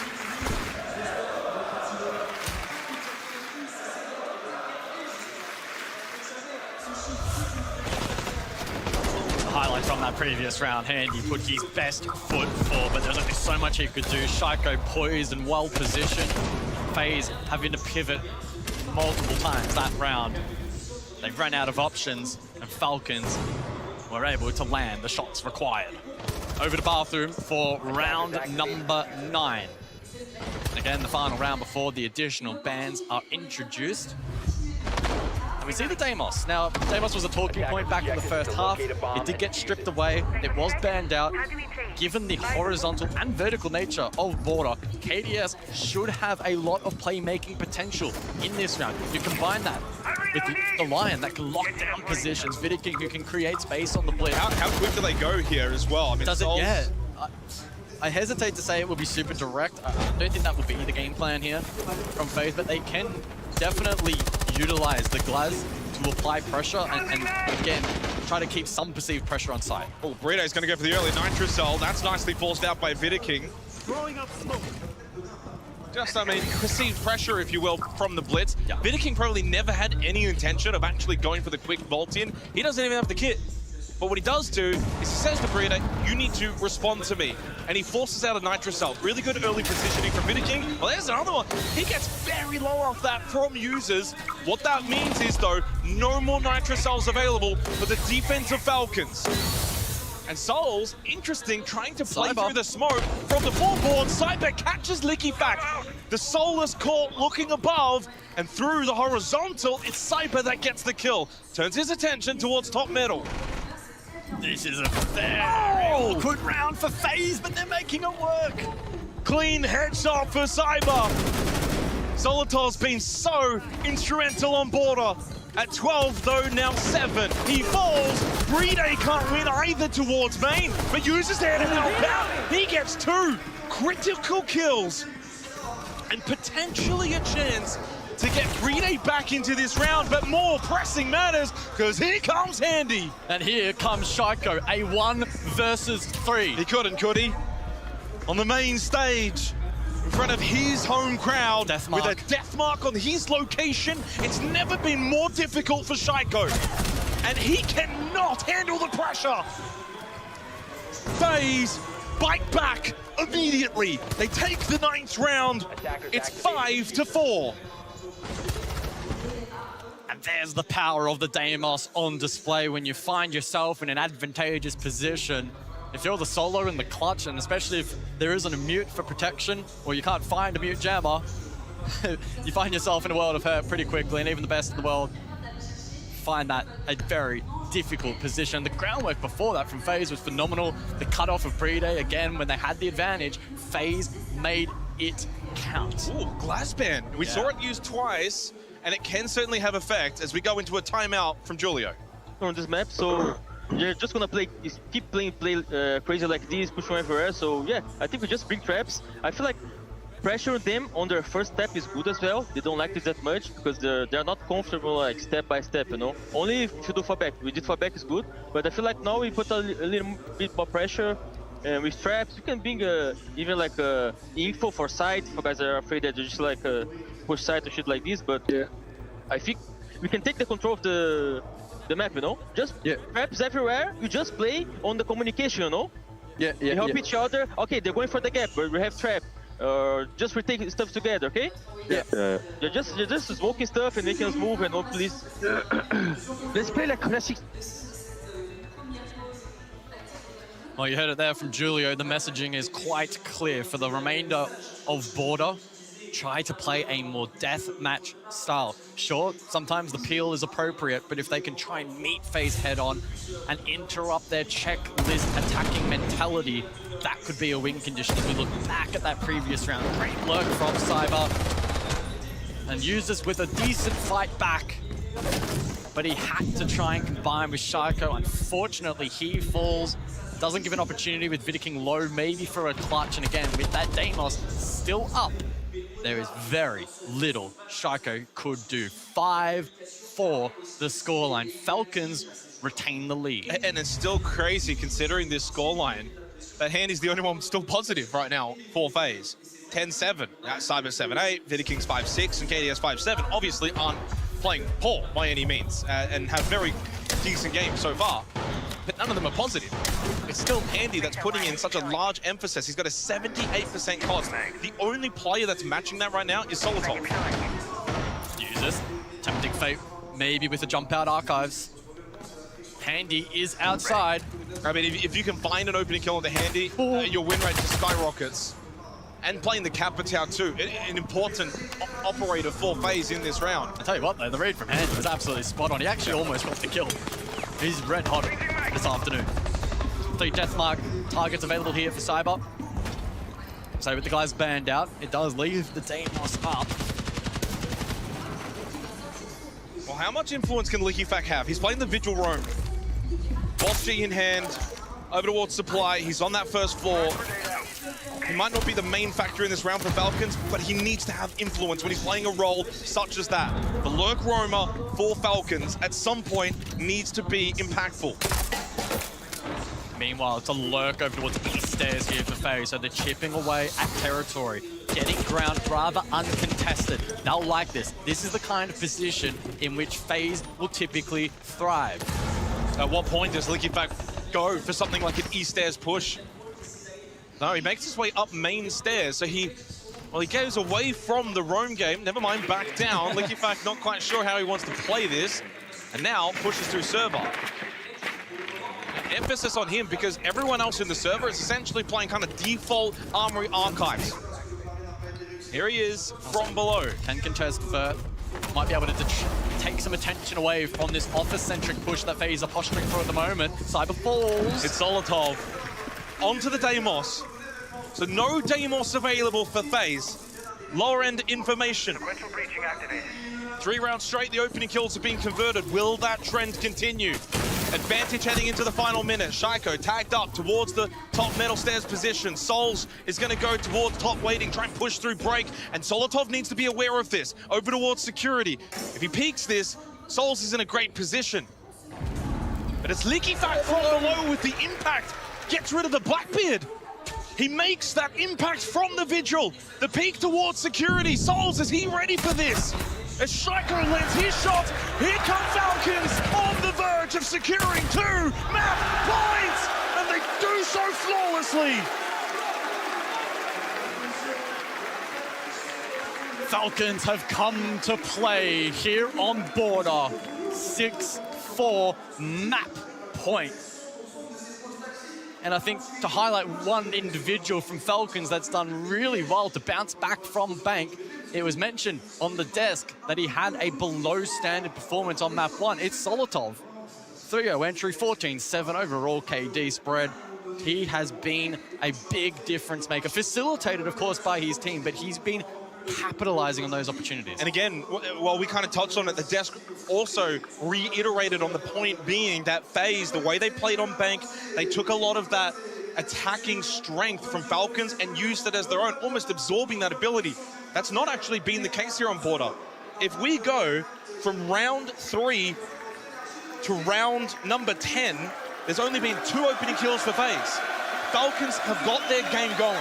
They're playing into their strengths, their win conditions, and hence now a big reason they find themselves 2 map point advantages up over FaZe as we start to turn our attention potentially to Lair.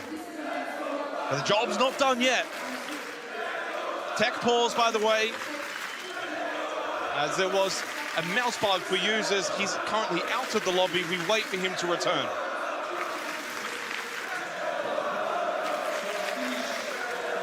So far, guys, it's lived up to the billing. The grand final rematch in the upper bracket final. First punch went the way of FaZe. Falcons are punching back. And there's Tom J. Sherlock, shirtless. What a sight that is.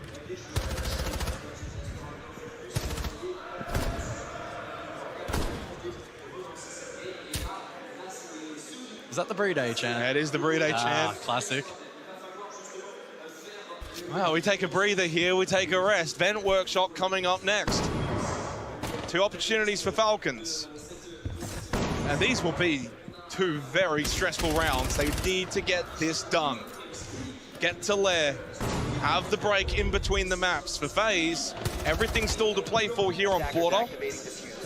And looking back on their Border guys, again, they've not won this map when picking it in the last 3 years. They're on the verge of losing again, but they have been ultra competitive. Yeah.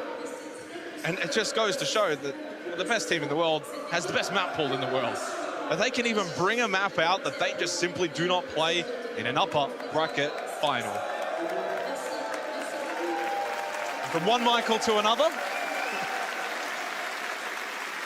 Of course, Kicks will always be part of Siege and this family.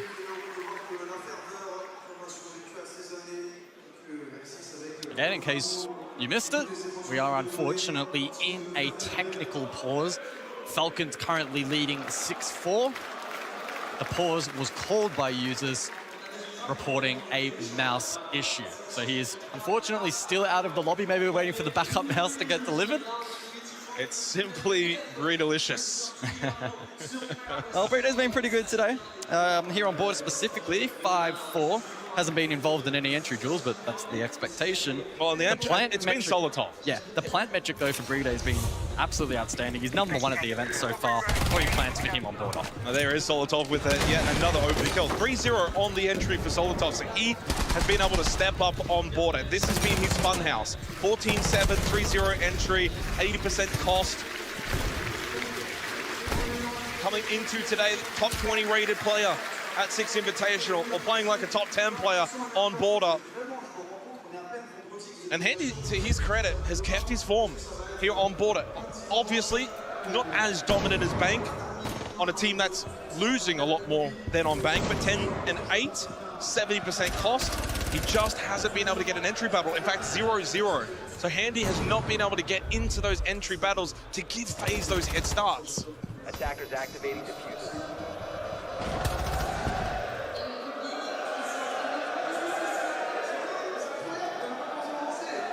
I don't know what we're hearing in our ears, by the way, but we can hear like replay audio or something, like gunfights constantly during this tech pause, so just an FYI.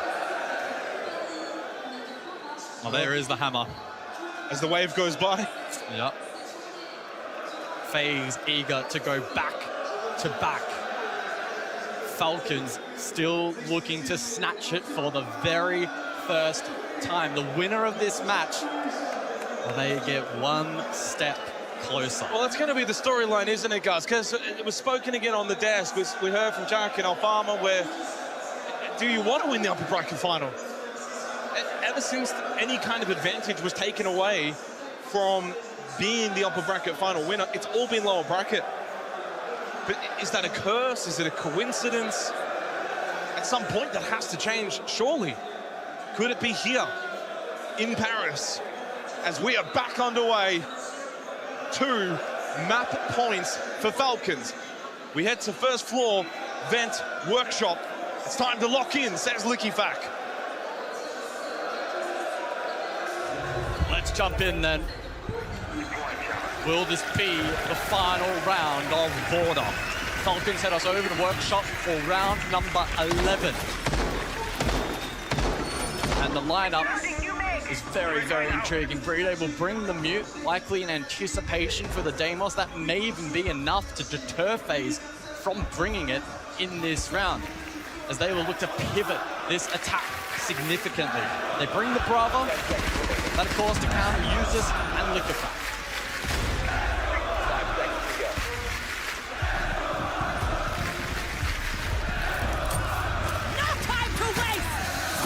A sweet noise, isn't it?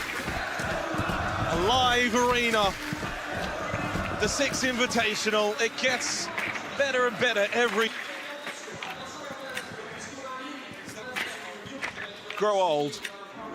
As they stand for Falcons, 2 opportunities, 2 chances.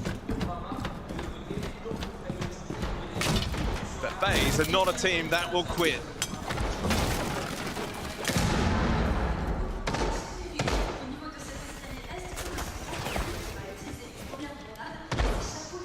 Falcons currently searching for a lot of information around the map at the moment. FaZe dedicated with their drone work though, and Cyber's been able to hack quite a bit of utility. Dodges the burst as well. It's been very, very good from Cyber. Yeah, that is fruitful over towards front door. That could definitely come into play later in this round if we see FaZe pivot and try and spearhead attack from that particular position.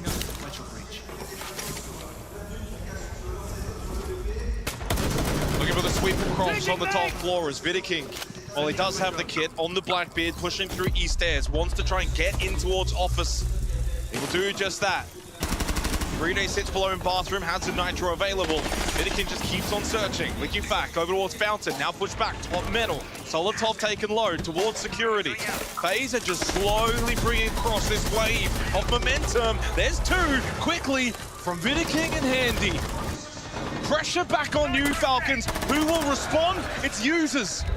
Big kill onto Vidiking. That's the Blackbeard down. That's a big entry positional player for FaZe off the board.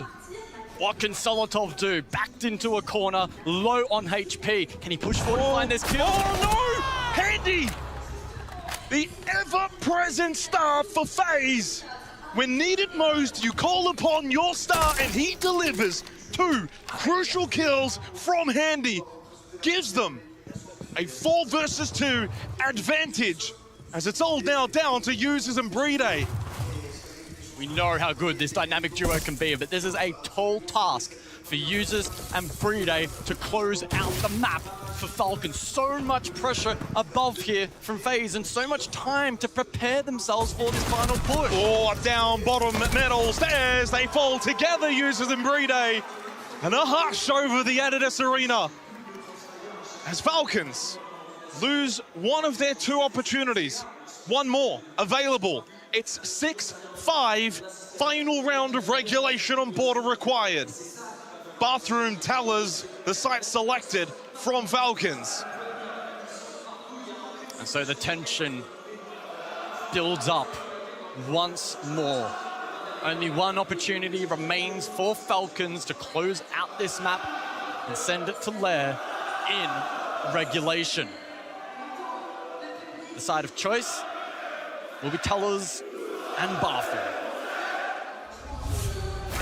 Here's a look back at that previous round. Vidiking marching forward on the Blackbeard. Handy bit of pick as well. So much presence and pressure around the map that there was nothing Brede or users could do, locked down in that objective.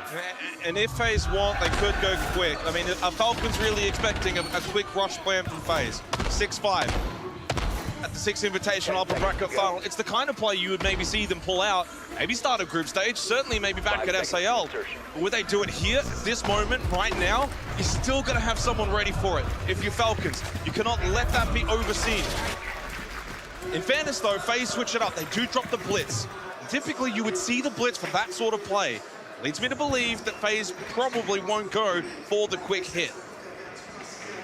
And Handy goes on to the Deimos. With the way he's been playing today, he gets ownership over such an aggressive operator. And it's Shaiko. Oh, he stares. An early push in from the Blackbeard. KDS goes down and it's advantage Falcons off the back of the hometown hero. Beautiful angle found there by Shaiko. But can Falcons consolidate this advantage and make it count? Shaiko will push back up. He wants to contest these stairs. He wants to make this entry as difficult as possible for FaZe, but they do bring the Rayora to maybe alleviate some of that pressure and direct the attack over towards Break. It's like 4 corners right now though for FaZe. They're all around the map. Oh, Shaiko! Souls goes peeking! And you go teaching! Clean headshot! And this seems like it's done! Headshot after headshot! But while Handy's still alive, FaZe still have a chance. It's small, it's marginal, but you don't give up on a star like Handy. Vidiking needs to help him out, but he just pushes in, willingly, on his own accord. As good as Handy is, and he so very much is, even this seems beyond him. 1v5, not happening, it's map 3 that is required in this upper bracket final. Falcons have done it on Border. It was a big call for FaZe to head us to this map. But the game plan from Falcons was absolutely spot on. They got off to an amazing start, 4 rounds straight, and then were able to grind out the rest of that map in regulation. Lair required, and that one is even harder to call. 15 kills from Solotov. Here they come. Falcons make their return on Border. It's all tied up in the upper bracket final. We go to the break, and on the other side, Lair to decide it all.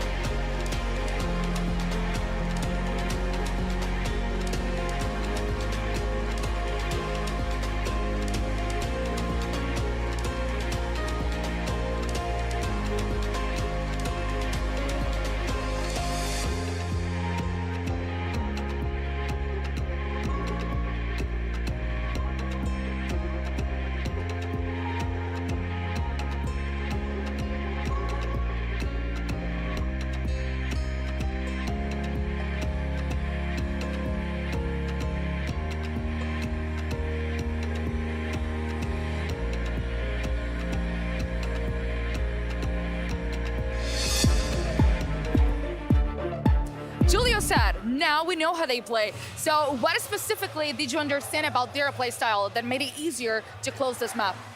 I think FaZe play really aggro and really on our face. They literally want to destroy us. So I think Border was a good map. So we know they will play like this. It's Canada default on Border, and we just adapt between the map to play more against this kind of playstyle. In what way do you think they surprised you in a map that you were so sure you were better than them? Bom, eles baitaram o que a gente ia fazer ali, algumas coisas. A gente estava preparando o counter, mas eles fizeram outras coisas, então a gente caiu um pouco no counter deles ali. We were prepared to counter them, but instead they countered us. They baited us in doing a play that we were prepared to that. So that's why. Bonsoir à tous and welcome back to a breakdown as to how Falcons is able to come back in this matchup. And Liquefact did best here. He understood the weak point. FaZe is trying to play too aggressive. Let's punish that. Let's take an example, round 2 on Border. And look at this. There is something very interesting about this defense. 1, 2, 3, 4, 5 players of FaZe are upstairs. But wait, is the bomb site upstairs? And that's the beauty of it. No, the bomb site is downstairs, and Shaiko drones it. No vertical play, everyone is off, trying to play too aggressive. Let's abuse this. And Solotov, he calls here with Tokaedi, creating some sound cue, so that Liquefact starts lurking here towards the bomb site. He drones onto the bomb site to find an opportunity, and he finds that by picking towards Goyo. Boom, free kill, amazing. Look at Solotov here. Boom, another one tap, that's enough.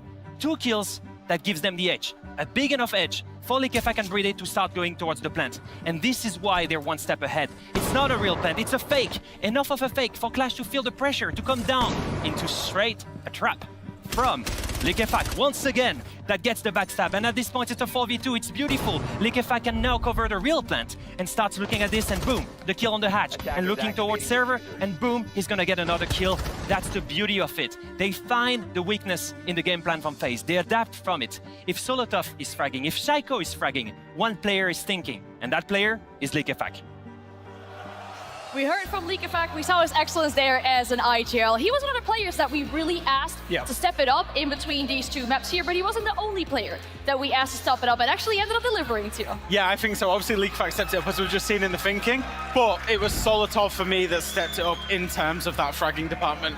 It goes without saying. I mean, look at those stats. Look at that scoreline on Bank. He did not have his best day, and I think realistically, you put an unbelievable fragger on a frag-heavy map, he will be incredible, and that's what we saw out of Solotov on Border. I feel like that's a night and day difference looking at the stats in those 2 different maps here. Of course, the fans must be happy with that as well. Falcons keep themselves in a fight for a spot in the grand final. Yeah, I mean, we can hear the crowd literally cheering for the French. And I will say this, it's beautiful to see a match that close. It's also beautiful to see them bounce back.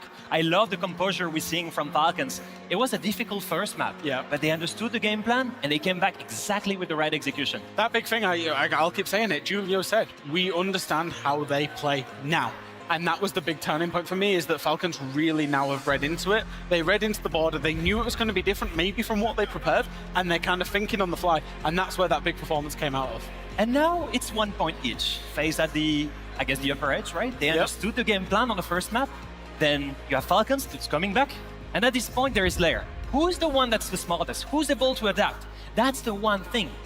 That's the main question, right? Because we heard Cyber talk about, well, they countered us in a way that we didn't really expect it to. Yeah. We now look at the FaZe players in between map 2 and 3, discussing on what they need to be doing for this final one here. How are they going to make sure Falcons don't find them out? You need a change of pacing. Here's the problem. They've been forcing the same solution at Falcons the entire time. Bring pace, be aggressive, try to be there early. The thing is, when that doesn't work, it's just, you need to change something, right? So maybe go slower, maybe go more methodical, maybe bring some cheesy ups, maybe go execution heavy. That's the things that they need to change. And Lair's quite good for that, actually. Think about the top floor. You can attack it from each side. You can go slow, you can use a shield, you can try and set up and execute and really bring it into that last 20, 30 seconds. Same for the basement. You can do the full clear, you can do something cheesy. And then obviously the armory side where you do, those sense takes and roll it in. Do you go direct or do you go above? The benefit that FaZe will have is they've got a plethora of different attacks that they can do and different paces, and that's what they need to pull on now. Many different avenues. You can do limited takes, only take one area of the map and then have a backstab. You can do a full clear like you said, or you can do a rush on almost all of the bomb sites. And they both know, Vitaking and Liquefact, exactly how to play this. So whatever happens, we're in for a banger of a map. And this is why I like these best of 3 so much, right? We talk about it, it shows the strongest team inside of these 2, but I feel like for this one, final map, it'll show who has the best adaptability going into those. So it's a major subject that we've been talking about in this best of 3 so far, Yeah. but it will really be tested on the final map. Oh, absolutely. And I think that we're still lacking the depth and diversity that I know these two IGLs are capable at. I'm not seeing all of the abuse of all the cheesy ups. I'm not seeing all of the rushes. I'm not seeing them throw it all in there. And to be honest, they shouldn't. They should save a little bit for the grand finals should they reach it. Yeah. The reality is they both have lives to save right now. It's yeah. fine. They can drop in the lower bracket. So they should win, but also keep the best edge possible for the grand final. And it's not just that. There's a very real reality that this is a repeat of the grand final come Sunday, no matter who wins or loses this map. So I agree with Leo. I think maybe something slightly is being saved. But what I will say is I think momentum's a huge thing. I think the momentum for Falcons is massive in terms of rounds and in terms of map. When they get on a roll, they're very, very hard to stop. But then add in the arena, add in the support. Yes. When they really start feeling it and get on that roll, that's a very, very hard train to stop. Now, I asked you this question before map 2 about the Falcons players who needed to step up. Is there anybody, and we can keep this short because the map is almost ready, on the side of FaZe that needs to step it up? I don't think that anyone should be called. I think that Andy is doing a tremendous job. I think that everyone else is helping there. I think they don't have the pressure. The mental game is with them. I think everyone them as a team needs to step up. I would agree so. I would agree. I think, we've seen Souls. We saw a huge clutch come out from him in the last map, but it shouldn't be getting to the point of needing that clutch. When they were interviewed, FaZe said our biggest strength is our team play. So I suppose that's what needs to improve. It comes down to just one map to decide who makes it straight to the grand final. Lair is our decider. So it comes down to Lair, single map, the third map off this upper bracket final. The two best teams putting on a grand show. FaZe through the first punch. Falcons then responded. And now we head to the third and final map to determine which of these two juggernauts will book their place in the 6th Invitational Grand Final. Well, Falcons have had their number against FaZe on so many occasions. Will they add a 4th to that tally? Their opportunity is now here in their arena, in front of their crowd. After responding on the second map, Lair now awaits for Falcons inside Paris. They have the crowd at their back, heading into the third map.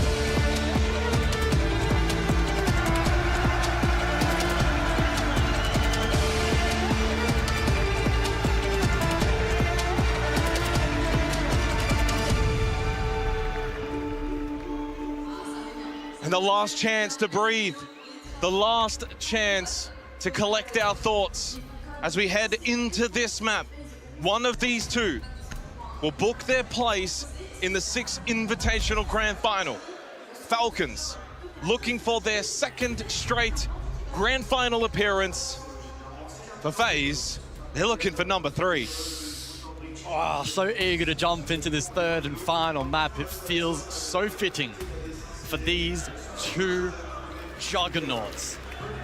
FaZe looking for the back-to-back, and they will want to book that ticket in the grand final tomorrow. And Falcons, well, they've fallen short so many times, and they want to get the job done again.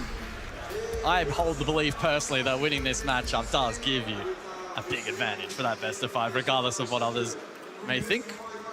As we see the bands play out for this first half. Montagne, Grim, Kaid, Bandit. And Falcons on the defense.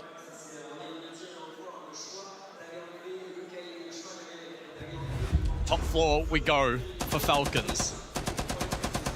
As we heard on the desk, this is the kind of map that on a fundamental level, FaZe will likely look very comfortable on. Top floor, a good example. You have options on both sides of the map. You can slow wind and attack. You can slowly layer that utility, push the defense back, and then try to pounce on them deep into the round.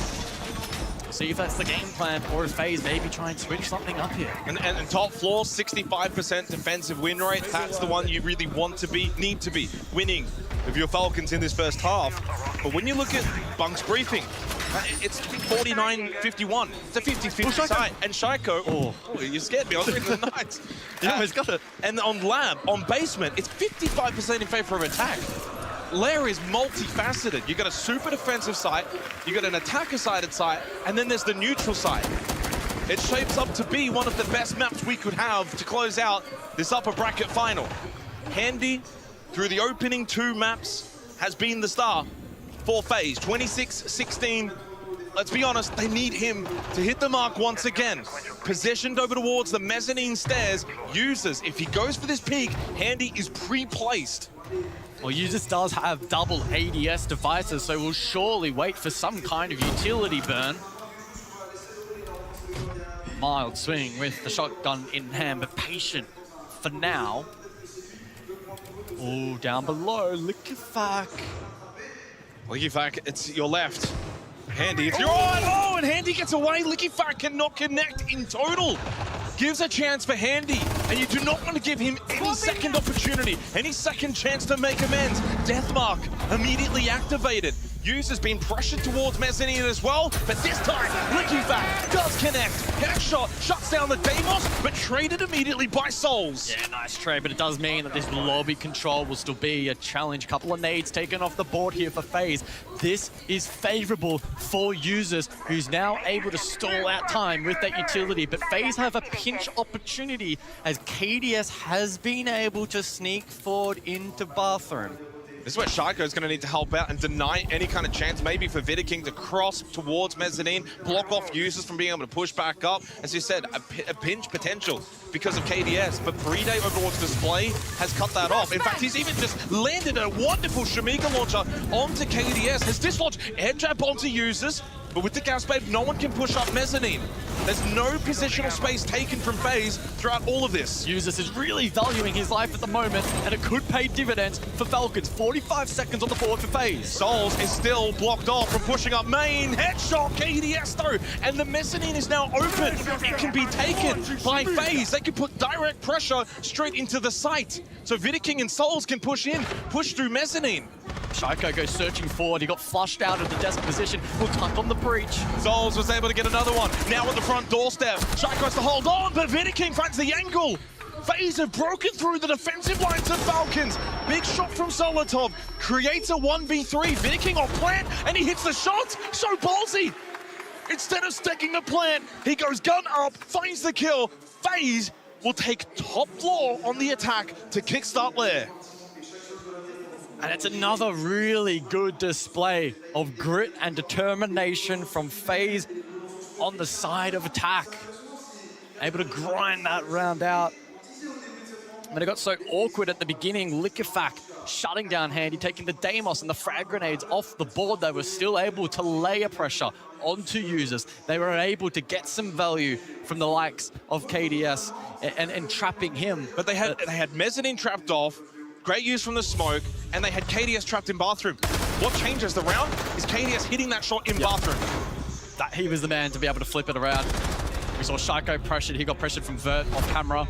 He was forced forward. He gets caught. No repeat. You go from the best defensive site on this map to the worst. Falcons, not the way they would have wanted to start this third map, but a dream start for FaZe. Great teamwork. Handy kind of teased out the Jackal, which is a very low peak operator, but Attacker re-picks off. Falcons know, though, on this site, on basement, you're gonna have to play the roam. You're gonna have to play aggressive. And with no shield ops for FaZe, they too need to be careful on their entries. Liquefac continues this lurk over towards the lobby. And there's no one there, though. No. That in itself can feed some information as to what kind of push FaZe may be formulating. So Liquefac hasn't gained nothing from that. By gaining nothing, he's actually gained information. Yeah. And then on cue, opposing corner of the map, top floor, R6, Cyber taking space on the buck. Super important as well because there's no one top floor for Falcons. A lot of first floor presence though. So by opening up these top floor floorboards, you can get that information, force them back to site, put pressure on. There's a drop from Users. Bride's gone back as well. He's in lab. So Falcons are being somewhat conservative with their roam. It's not a full roam commit. They're more than happy to go back, play basement. Yeah, it's a 3-2 split currently, but they will likely drop down here, trying to soak up a bit of time, a bit of drone economy. Some contest though. Cyber a little bit low, and Shaiko wins his duel. Takes out Handy. Well, the start for FaZe, 0-2 to start. Falcons are going to make the most of it. They couldn't capitalize in the opening round. Despite Handy now 2 opening deaths straight, FaZe still lead. And we know, and we spoke about it, they're very, very good at bringing back these 4v5 differentials throughout Absolutely. SI. It's a matter of conversion for Falcons. They can bunker down on objective, play into the utility that they have on offer. 3 gas babes available for Brede and Nitro and the Nitro. for users. You've got Goyo canisters still established from Solotov. This is good positioning for Falcons. That being said, there are third options for FaZe. And if Cyber can open up some nice angles, maybe create a bit of space for his team, it could be a difference maker. 4 bullets left though in the skeleton key, so limited now, and he has to really make sure he makes the most of this. And he does get the kill onto Solotov. So there has now been enough space opened up to make the most of it. Big kill back for FaZe heading into execute. 45 seconds on the board. 3 Candelos up for Vidiking. Can FaZe somehow wrangle back this round? Cyber lurks reception. Has one coming towards him in Lickifak. Just around the door. Hasn't moved just yet. Flash though. It kind of lets Lickifak know that his position is under threat. Lickifak goes directly back there though. He wants to commit to the play. Cyber pushing up. They take contact. Cyber just holding this space, denying Lickifak. He just sprints into him. FaZe have opened up the site again. 8 seconds and Brito shut down by KDS. It's a 2-0 start for FaZe on Lair. The home crowd is so disappointed. Very quiet. But it finally feels in a weird way that we have returned to a sense of normality in this series. We are finally seeing a map where, at least so far in the opening 2 rounds, FaZe have struggled. Falcons have gathered the advantage onto Handy, who, mind you, has been the best player for FaZe in the series so far, but then aren't able to convert. FaZe having a phenomenal read, able to lay a util site, making it work. That is why FaZe are so deadly at this event.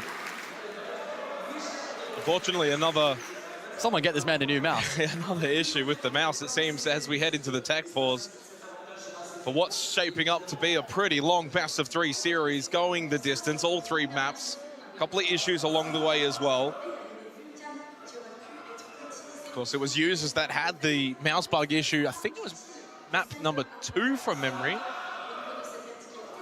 A chance, though, for Falcons to mentally reset. They cannot talk, they cannot strategize, but internally, individually, they just kind of think their way through. It's only 2 rounds. They'll go back top 4. Master and R6 need to win that site. Never has there been as much pressure to win a round 3 site. Yeah. Is that Rob Monte in the crowd on the right?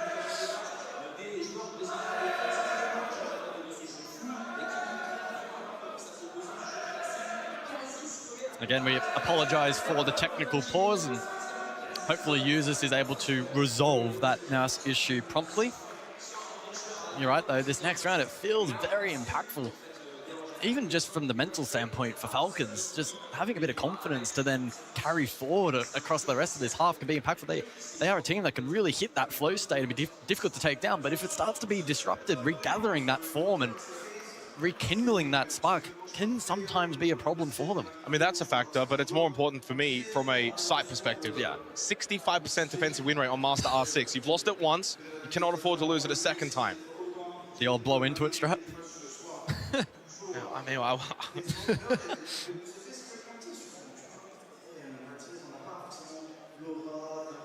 I do wonder, is this the backup mouse? And in which case, is there a backup for the backup?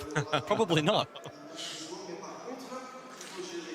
You certainly wouldn't want to be playing with, a default mouse that's kind of there as the backup for the backup. At this point, 2-0 down in an upper bracket final at the 6th Invitational. So far, the crowd has been fantastic here in Paris. Cheering on Falcons, but so far not a lot to cheer about on the 3rd map. Loud in voice, of course, on Border.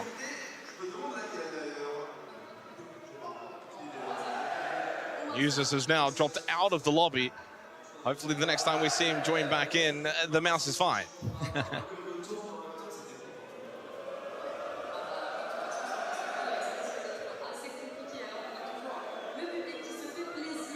But a great start for FaZe. And I think what you pointed out is perfect. Back to normality.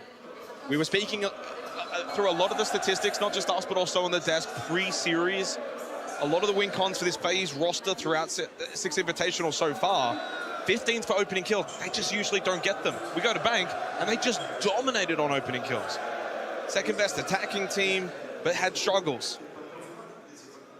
Most importantly, to start on Lair, 2 opening deaths, 2 round wins. That's the phase that we're used to seeing. They are able to bring rounds back from deficits. And that's the worry then for Falcons, because if FaZe are getting their win conditions back, and Falcons have got their win conditions, they're the 3rd best team at opening kills at the event overall. They have a 78% conversion rate. You go bang, bang, but you also go lose, lose. That's a concern. And it's almost like this tug of war between trying to get each other's strengths to overwhelm the other. And right now, FaZe are winning that tug of war. Heading into this 3rd site, if FaZe win Master R6 again, it puts Falcons in a horrible position. That does seem to be the objective of choice for Falcons. Well, Tachanka's locked in, by the way, so... So yeah, I don't anticipate that to shift. Top floor is certainly the expectation. I mean, in terms of just a bit of a snapshot, I suppose, for the stats so far here on Lair. Oh no, there's more people there. That's never a good sign. Not a good sign. Not a good sign. KDS leading the lobby at the moment, a 179 EPS, 3-0 for him so far. Vidiking as well, trailing not too far behind, 176, again, 3-0. Those two also with a 100% survival rate, alongside Souls, who has stayed alive at the conclusion of both rounds so far, netting a total of 2 kills. Well, the crowd doing their best to keep spirits up during this technical pause. Again, apologies for the delay, pretty evident. Little mouse issue for users. Well, I say little mouse issue, but it's turning into a pretty big mouse issue. And when you've got 1, 2, 3, 4 admins standing around, they're struggling to figure out what is going on.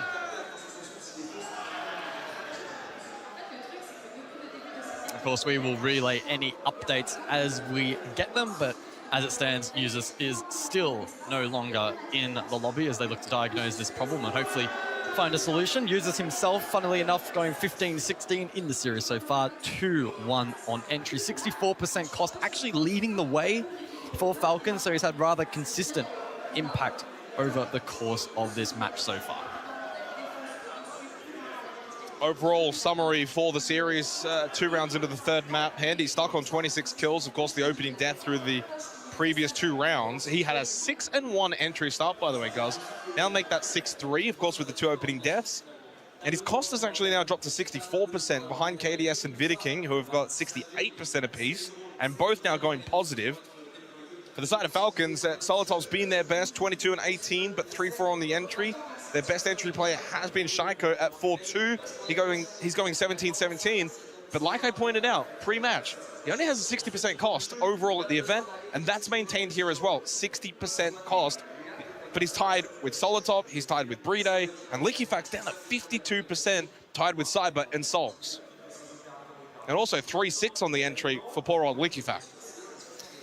Well, a positive back update. on the way. Yeah, Users back in the lobby. The timer has ticked down, and we've lured in to top floor. The site of choice for Falcons and a repeat for them. Must win. After round 1. And it's teetering on that territory, right? If Falcons lose this reattempt, the path forward for them in this series looks very, very tumultuous. Let's see what they've got in the 3rd round. Lost it in the opening. To be completely honest, they lost it to a FaZe round where they played so well. 10 seconds to insertion. Opening kill went the way of Liquifax onto Handy. 5 seconds left. But KDS got himself out of trouble in bathroom. With that, they took mezzanine control, went direct, and just cleaned up the defense of Falcons. Falcons need to be wary of that. And the crowd get behind them.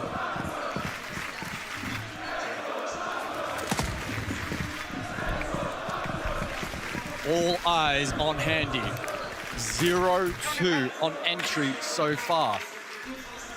very, very limited impact from the Deimos here on Lair, an operator who can be so powerful with those death marks. Don't discount the impact of the frag grenades as well. It's a similar standoff to last time. Uses main stairs, but he doesn't have smokes this time. Lurk.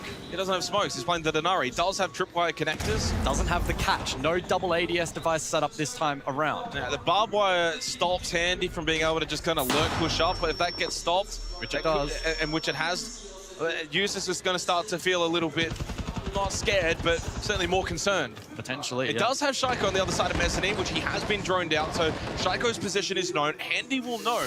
There is a double stack at Mezzanine. Shaiko targeted. He falls back.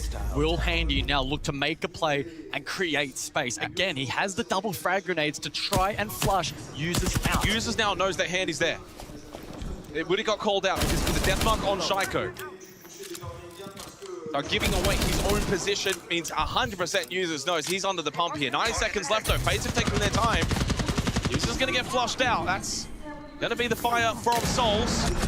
As Users gets caught over towards the Mezzanine, Shaiko couldn't get back over to help. Likifak is also down, and once again, Falcons falling on this top floor.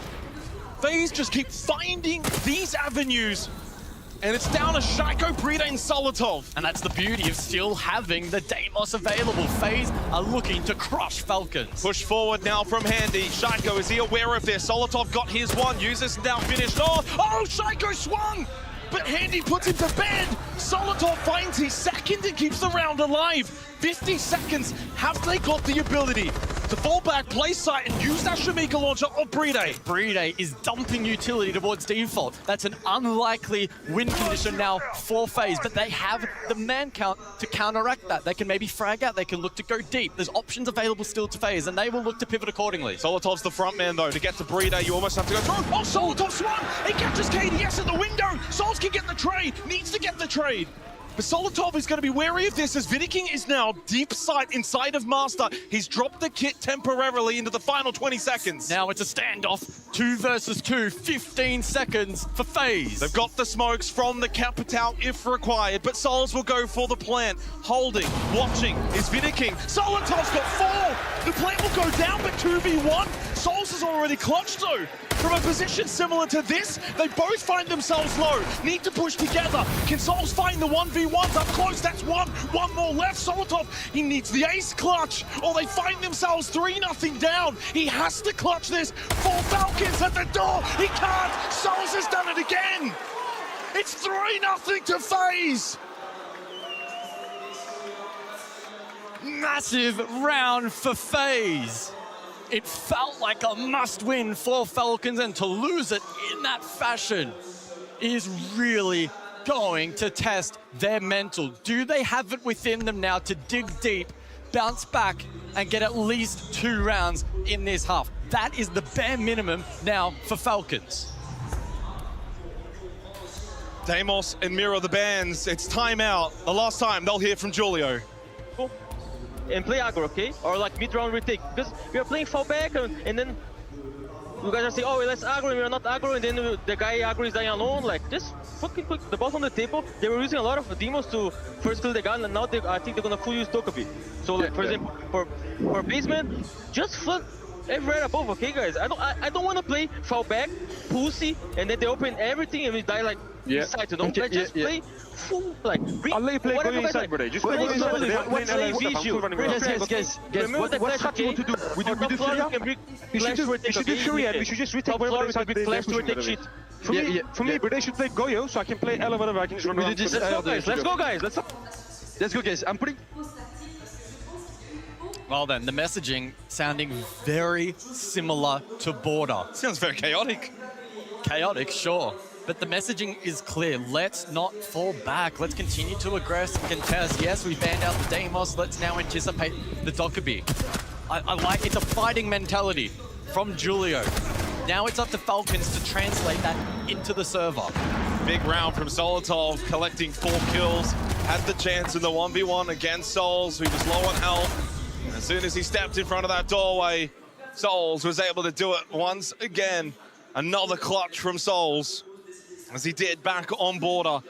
3-0 lead for FaZe. Twice taking top floor. It's all set up for them.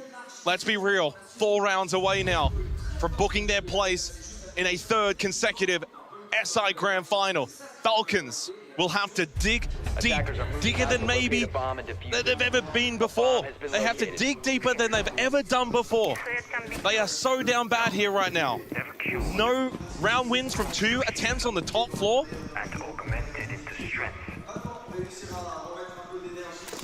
It would certainly go down as one of the better comebacks from this roster if they can get the job done. They're going to have to emulate it in the second half. Yeah. It's a tall mountain to climb for Falcons. We return to basement and FaZe already with good lurk pressure. Over towards barrels and warehouse, spearheaded by Cyber, who's had some good lurk plays so far in this series. And they need a round win for the mental. You heard the communications during that timeout. A little panicky, very nervous, chaotic. I feel like you lose this, you almost start to go on tilt. And that's very difficult to then play from against FaZe. Some vert pressure here deploying users, briefing. Has line of sight down below. Spots some information. How the Falcons look to react on a bit of a peel back towards site, but it's Solus to find the first. Look at Facts down. That's a Solus as well. So now a lack of information. You don't have that Solus anymore. Over towards Missile. It's FaZe that are putting direct pressure towards basement. They want to force Falcons back to site. Or at least put pressure on those that are still there. They're not worried at all about this first floor, except for Handy. Pushed in for KDS, gets rid of the F not mine. They've lost Shaiko, he's 1-4. He hasn't made a dent into FaZe here on Lair. The star for Falcons is shining in users and Solotov, but not Shaiko and LeakyFak. It's others that are standing up. Solotov now 6-3 in a 3v3. But they lose Breeder. KDS gets rid of Solotov up close. FaZe just keep on bringing that pressure. And Falcons can't withstand it. Users falls 1v3. Has to hit that one. Cannot. Swinging KDS. And dare I say, this one is looking very likely now for FaZe. They are looking red hot. Do Falcons have the mental game? That's the big test. And in these big games, to be the best, you need a strong mental. And maybe there's a reason why this team keeps finishing second.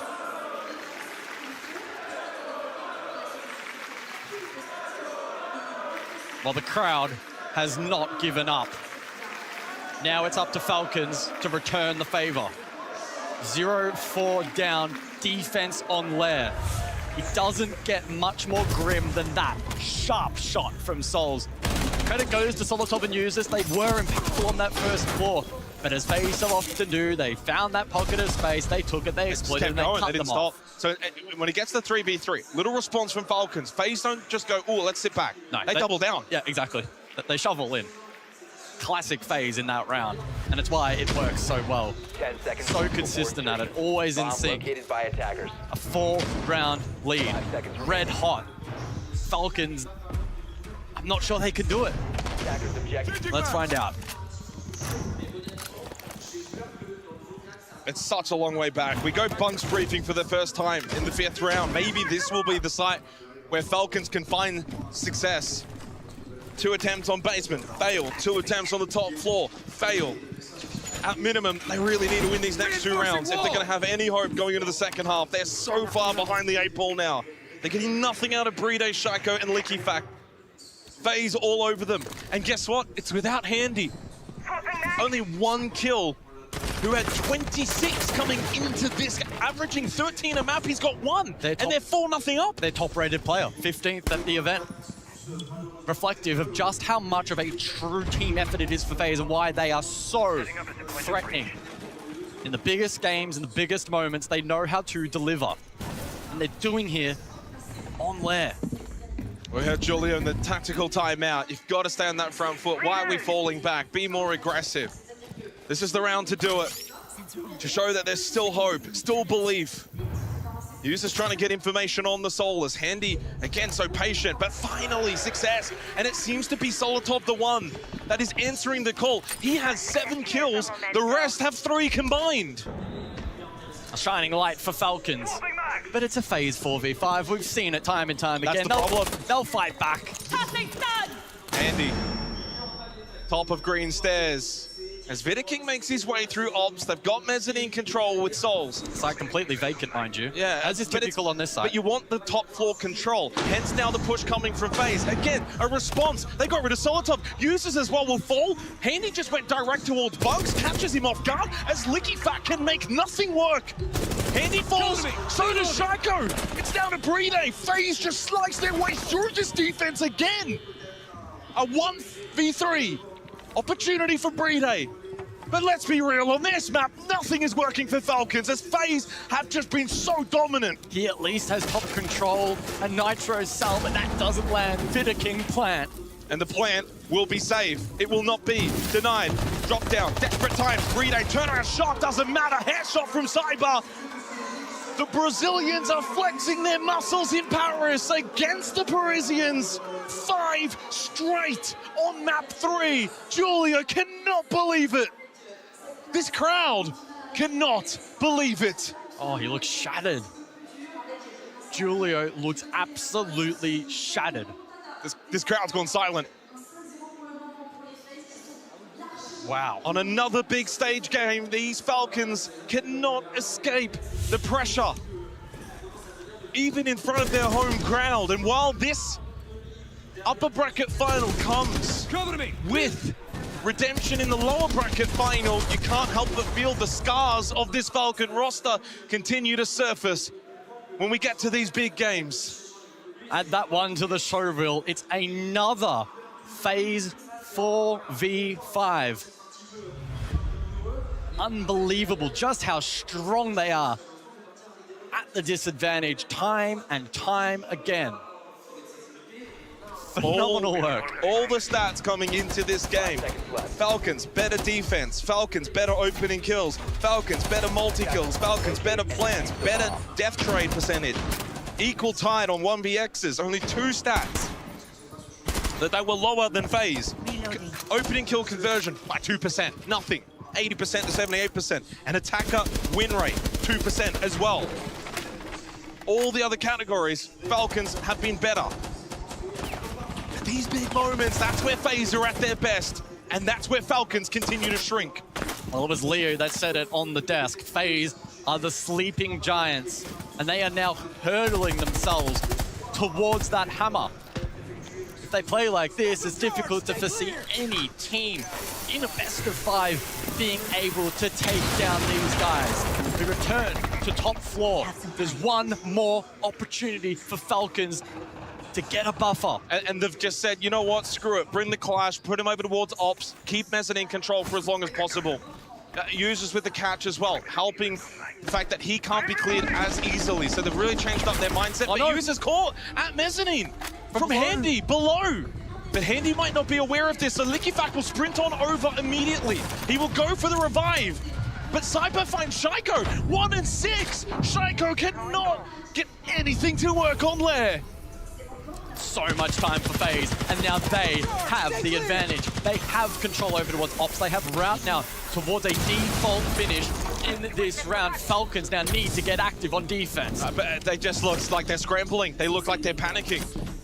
LickyFat with the shield up means he can no longer be as aggressive. You've got Brede that's going to be with the Shamika launcher. So how many guns are realistically up right now for FaZe? It's Solotov and a low health users. Solotov goes and plays Skybridge. That could be an ace up the sleeve here for Falcons. Don't discount this impact. And look at the utility for FaZe. So many flashes. Bolts available for Capitao. You've still got a frag grenade from KDS. And air jab as well. Solotov will have line of sight onto the default plan here. If played correctly, he's the one to win the round for Falcons. There's so much pressure on Solotov in this moment if FaZe ultimately do shape up for that plan. FaZe, of course, have got mezzanine control. They've been able to do it every single time on this top floor. Solotov, can he find a kill? It's necessary. It needs to be now. It has to be now. He's right there. Doesn't swing right, sees him, shoots him. Vidiking dead. There's the response, but no.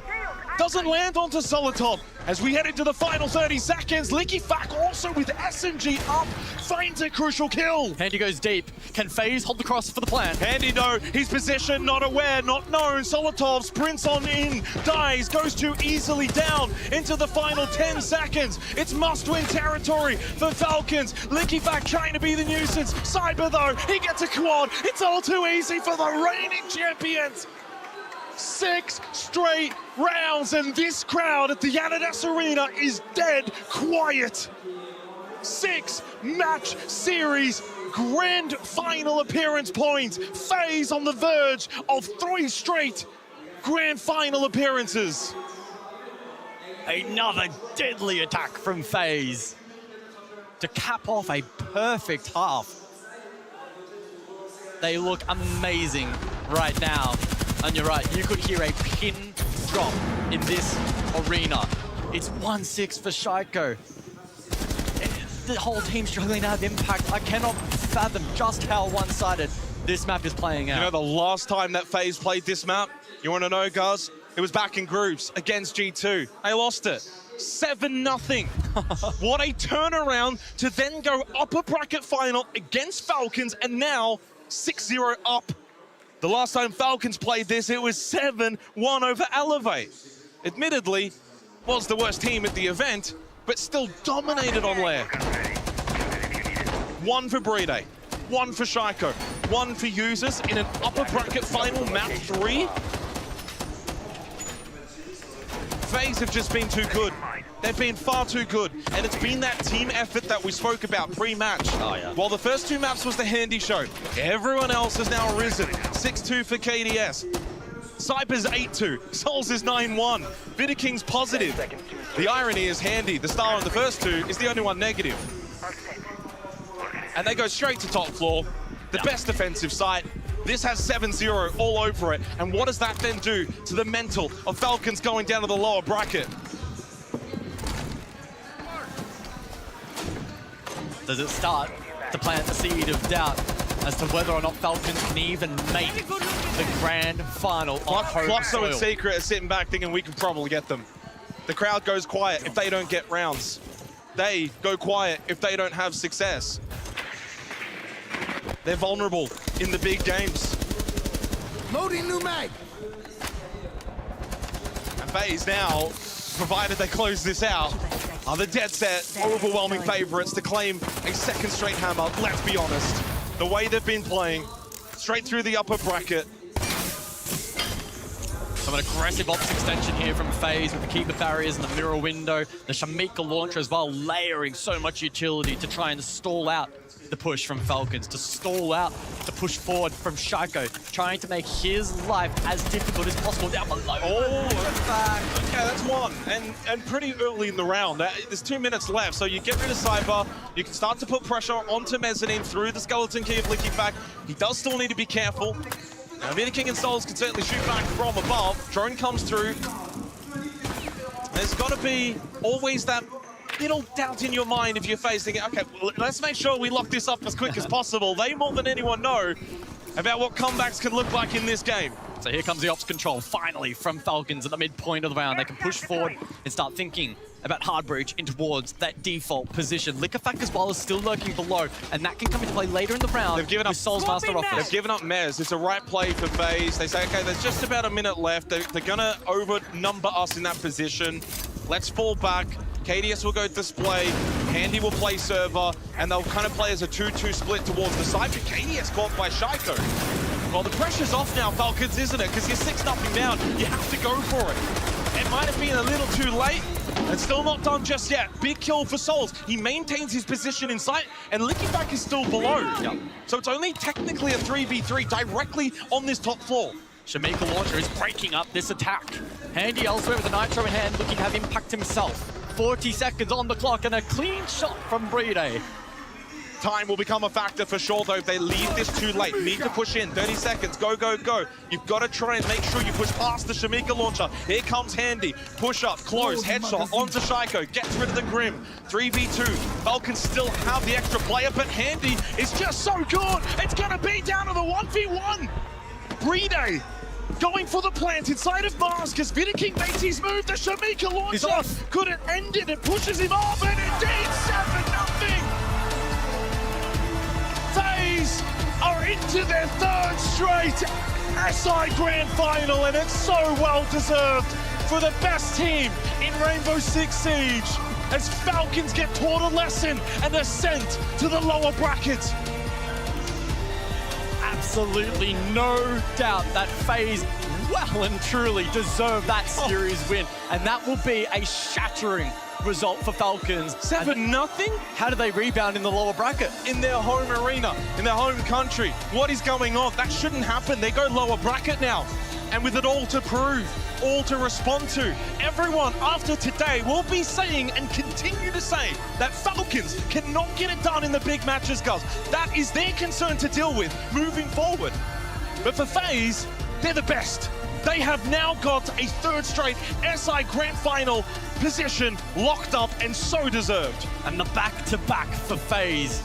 Oh, it looks so tantalizing. The way they have been playing at this event and their ability to win so many rounds from uncomfortable positions will serve them so well in a best of 5, in high-pressure moments. They go in, for me, as the favorite to lift that hammer. It doesn't matter who they play for me. Going into that grand final now, doesn't matter if it's Fluxo, doesn't matter if it's Secret, certainly doesn't matter if it's Falcons. FaZe are the dead set favorites. It's on them to make it now 2 straight in a row from Boston to Paris, looking to do it again after what felt like maybe should have been a win in Sao Paulo, but that fueled them to greater and greater heights as we go to Ian with an interview. Thank you very much, guys. The Brazilians looking as dominant and as dangerous as ever. FaZe Clan officially the villains here in Paris, silencing the majority of this crowd, sending Falcons into the lower bracket. They have got some work to do coming into tomorrow, that is for sure. I'm standing by with KDS. KDS, you've said before this matchup that you were not concerned about an away crowd. You've been here before, you know what it takes to distance yourself from the noise. How do you manage to do it? I think we just focus on our play, and I think we just focus on us. We know we are a great team, so I think this is the main focus for us. Well, we're celebrating 10 years of Six Invitationals here, and look, chances to make true history in this scene are few and far between, and you've got a real chance to make some true history on Sunday. In the grand final, of course, you have booked your spot. A chance to raise that hammer and become the second team to ever do it back to back. Can you do it, and why? I think we can do it because we are the best team like in the last year. We have the best players, and we're going to win Sunday.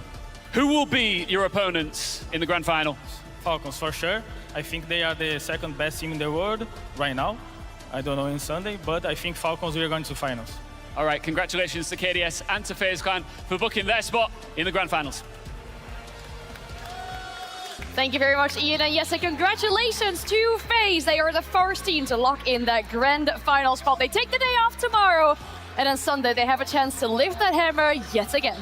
That map was a statement. Yes. They did it once. 7-0. 7-0 to finish it, and the way they did it as well. The attacks absolutely flawless. The way they were doing it, the pacing, the diversity, everything we were wishing to see. We saw it from FaZe, and we did not see it from Falcons. They're no mugs, are they? They've got the composure, they've got the diversity, like you say, in their strat pool, in their operator pool, in the way that they approach the game, and they do everything as a team. I think that's the biggest strength that they've got. And we end up saying this at the end of every tournament. The team that comes out on top in these big tournaments, it's team play. It's not about individualism. It's not about one entry popping off. It's about the team dynamic and trusting each other in the process. That's exactly what FaZe did, even after they lost their own map pick. And on one side, you see a team, and on the other one, you look at those highlights, and how many 1v1s do you see taken by Falcons? Yeah. It's been a consistent issue, no trades, and that team play that used to be such a big strong suit that we saw on Border just disappeared in that game. It was the life that they had. They've lost it now. They're still in the tournament, they can still make it. But FaZe, what a statement. What a consistency. That's the third grand final of a Six Invitational in a row for this roster, which is an unbelievable achievement. But for a mad comeback 2 years ago, we could be talking about, you know, potentially come Sunday, a free time in a row. I think maybe this team doesn't get as much respect as they deserve. I think maybe they're not the flashiest team. They don't play as FPS siege as, you know, some of the other Brazilian teams, but fundamentally they are sound. And very similar to that, flying under the radar, is Handy. Yeah. Handy with 32 kills. Handy's so consistent, especially on the first two maps. And just like FaZe, no one really mentioned that guy as being one of the best, if not the best Brazilian player. Yeah, he's the most consistent day after day at this event and all the way here to the first day of the finals. Well, we highlighted him at the beginning with those entries, so he's kept consistent throughout this whole match, but it's a big celebration for FaZe. You already talked about it, 3 SI finals in a row. That is absolutely incredible. I mean, we talk about making history at the 10-6 Invitational. That is for sure a way to make history without even having lifted the hammer yet this That's the thing. If they lift the hammer, they will break basically the dynasty that G2 and Penta had. They will be the first team to do it under the same name, twice as FaZe. But most importantly, already here, like you said, they make history. 3-6 Invitational finals, just let that sink in. Who can say the same exact 5 players have the consistency and the hunger to be driven all the way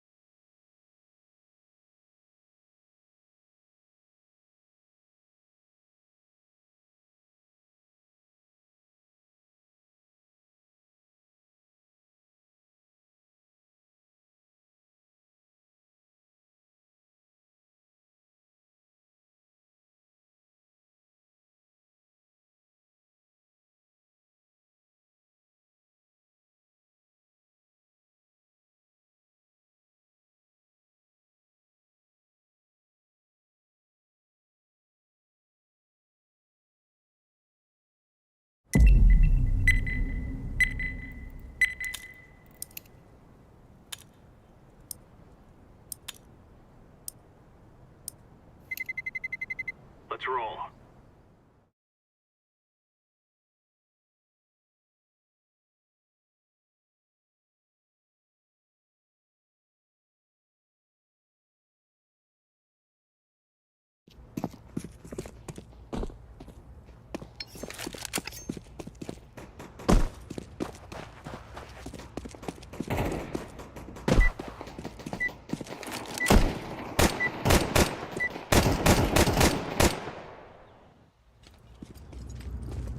We must work together.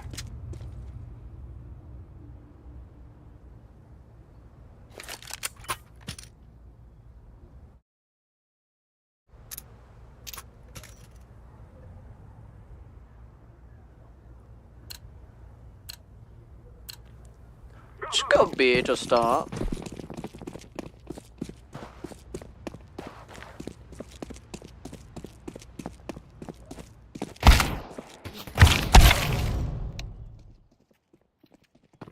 I'm with you, Yellow.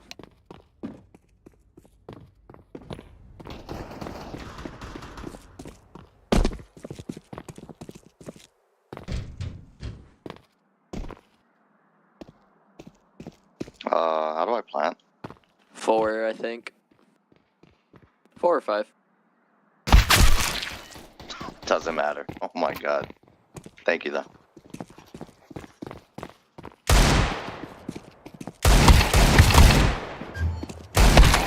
Oh my god. I didn't hit him at all? Hello?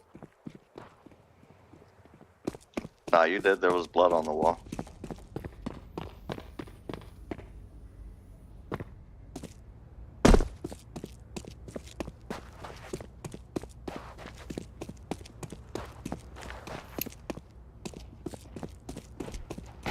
Counter-terrorists win.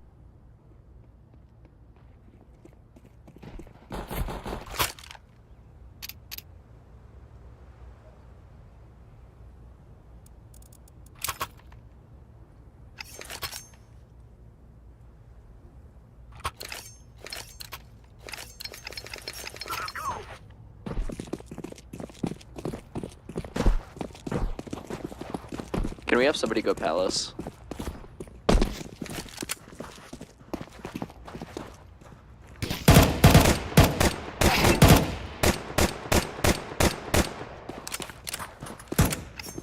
It's on site. Oh.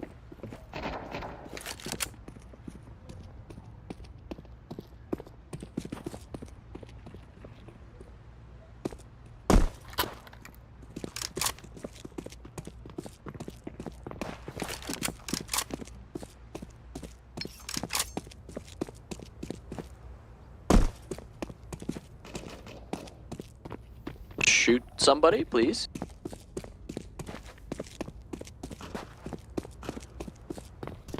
Or don't. That works too.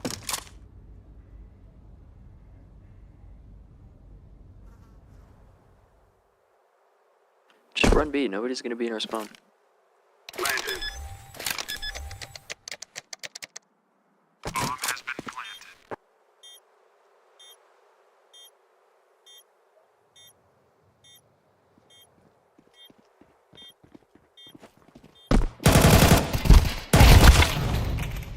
Nice.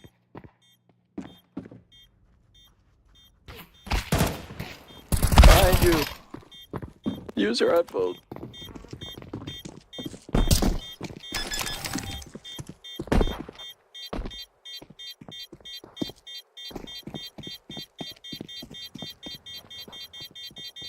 Bomb has been defused. Counter-terrorists win.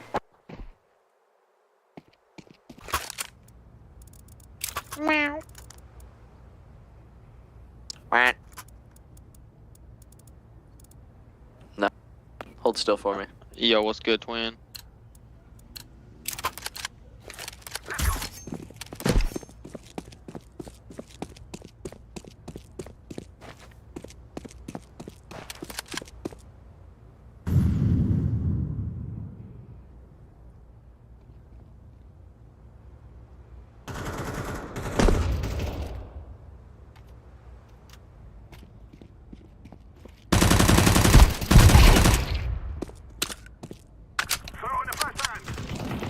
so he was still alive.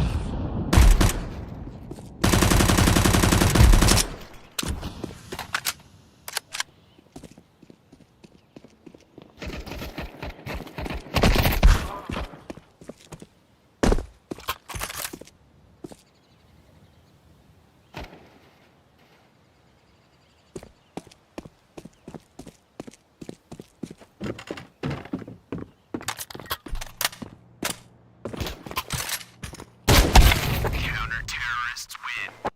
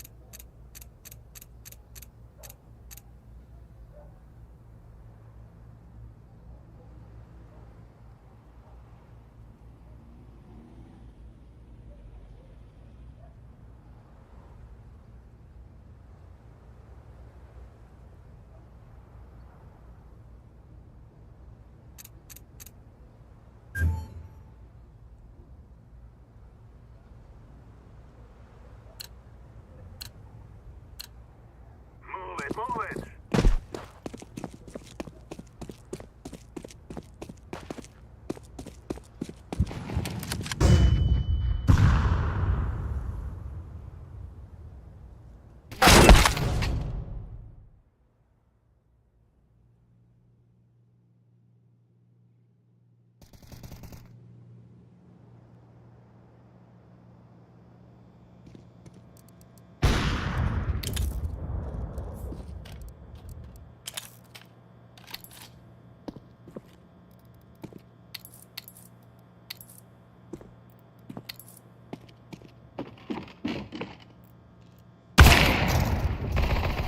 Counter-terrorists win.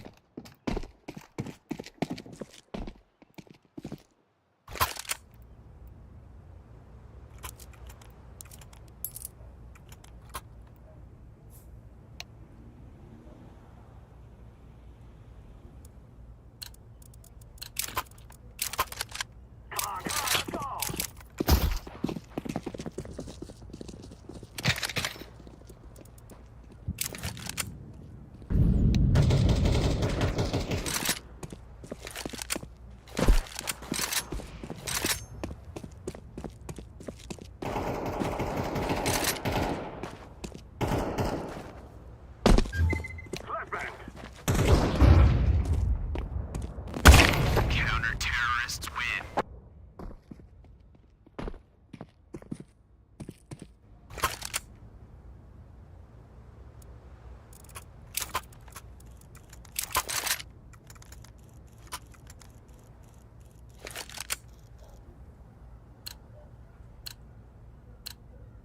Let's go, my brothers. So we're going B.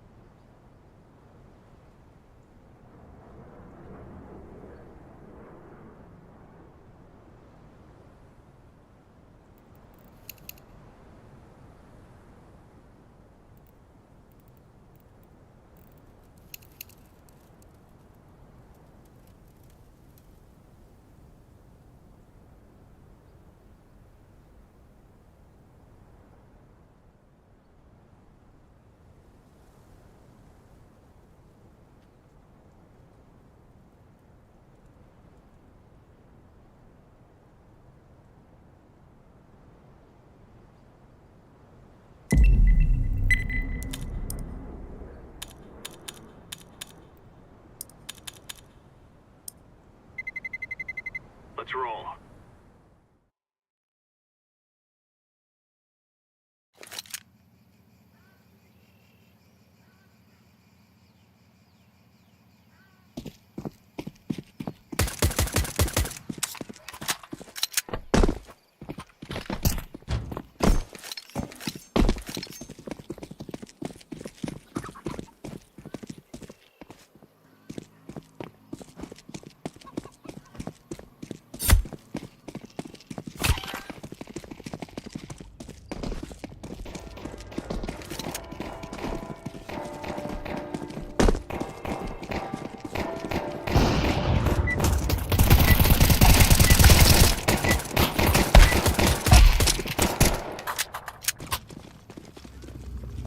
Remember, this isn't the killing house anymore. This is real life.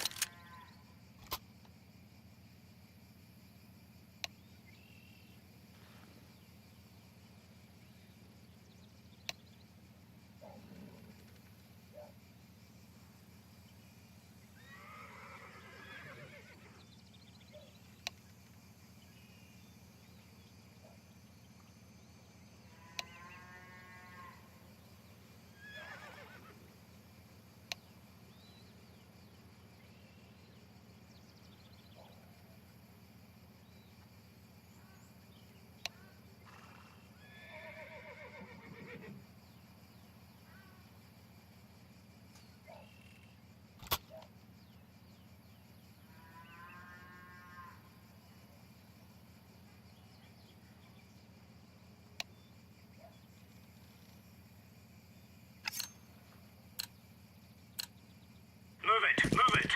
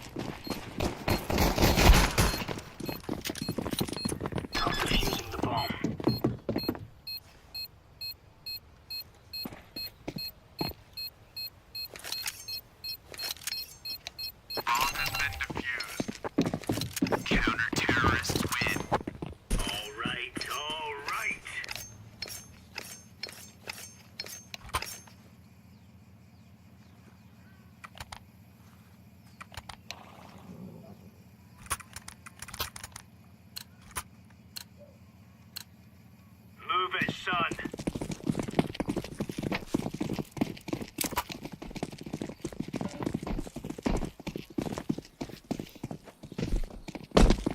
Grenade out.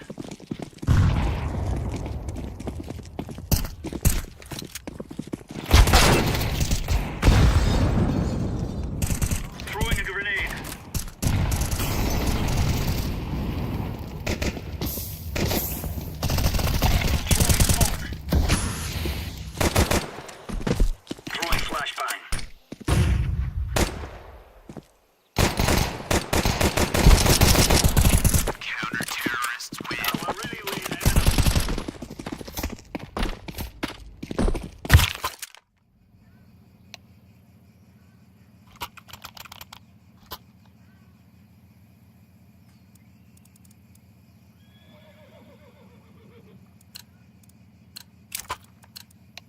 Remove any doubts in your head. It's us or them.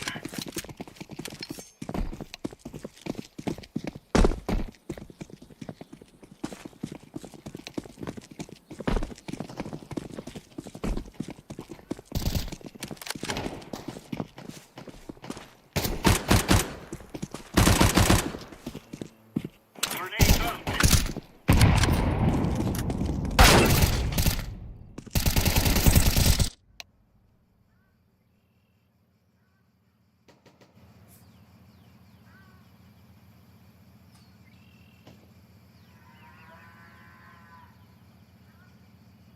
Laying down smoke.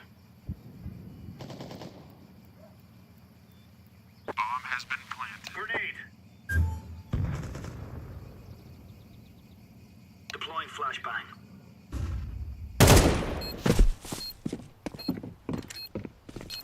Flashbang. Smoke.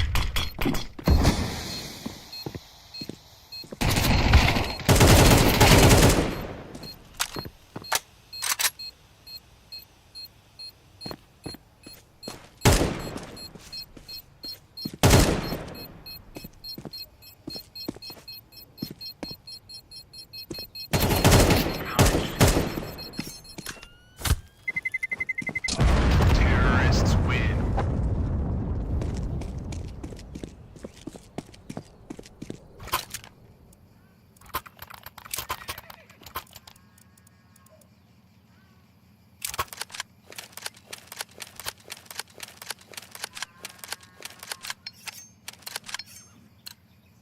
Let's go.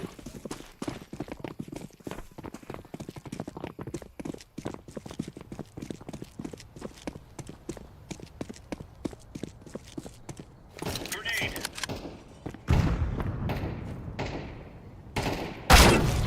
Smoke.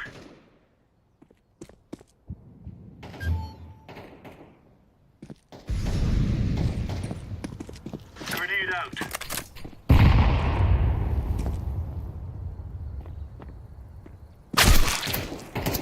Throwing flashbang.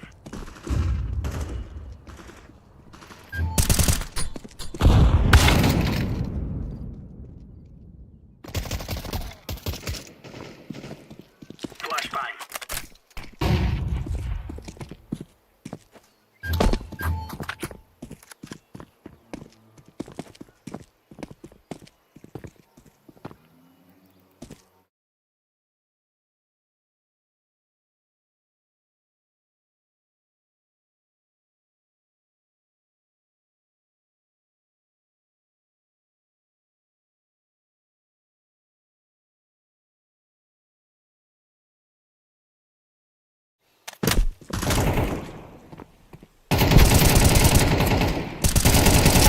Counter-terrorists win. Now we're getting stuck right into them.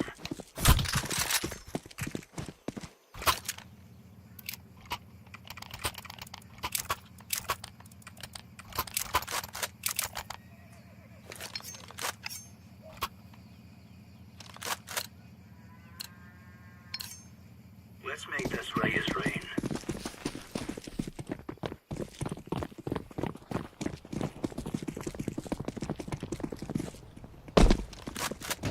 Laying down smoke.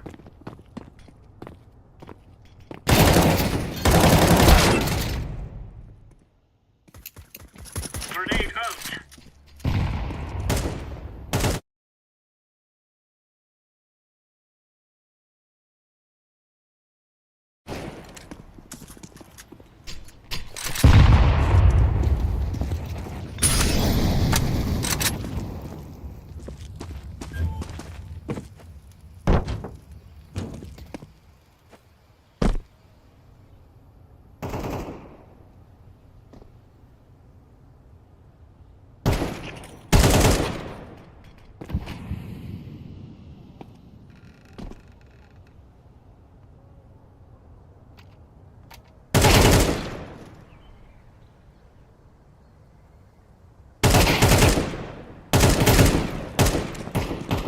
Deploying flashbang.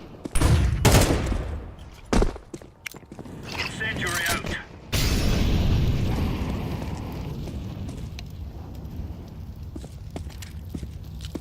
Deploying flashbang.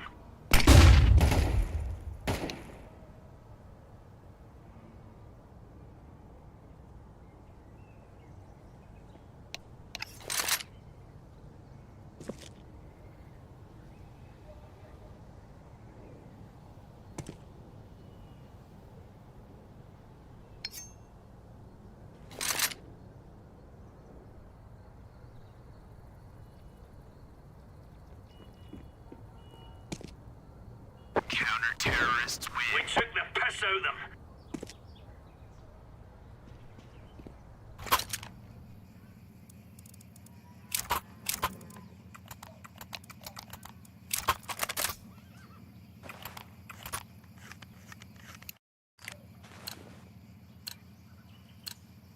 Let's move up.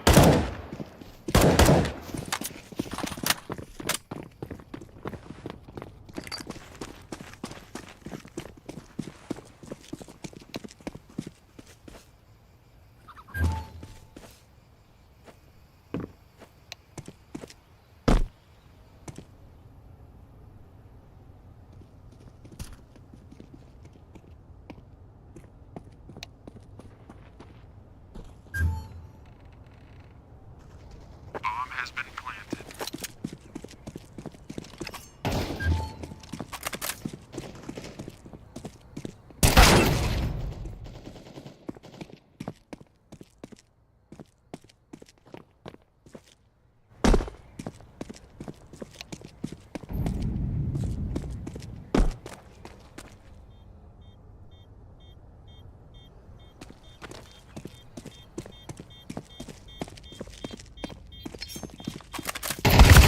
Terrorists win.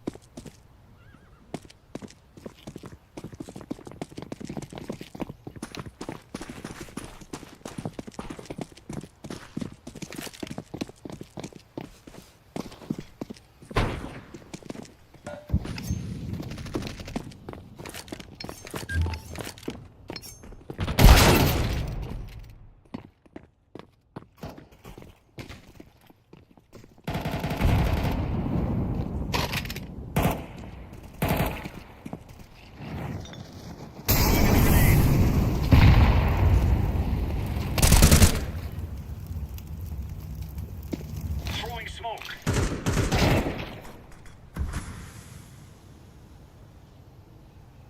Throwing smoke.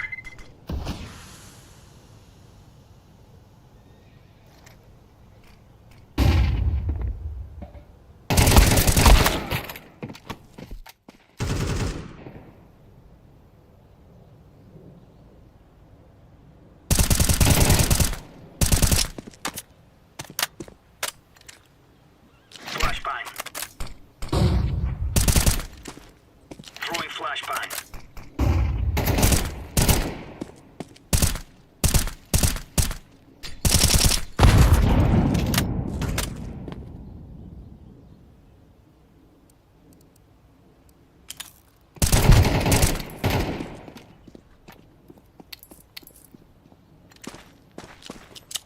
Deploying flashbang. Bomb has been planted.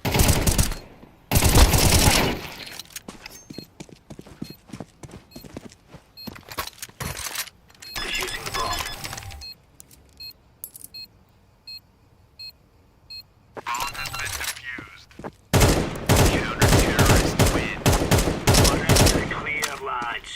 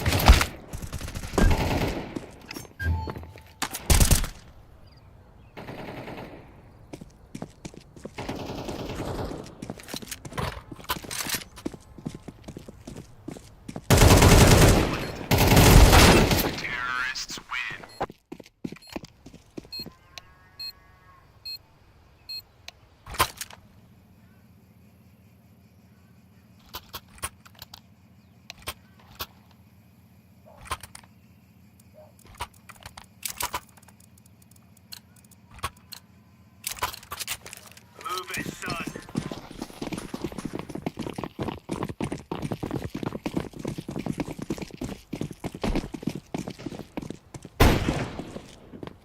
Smoke.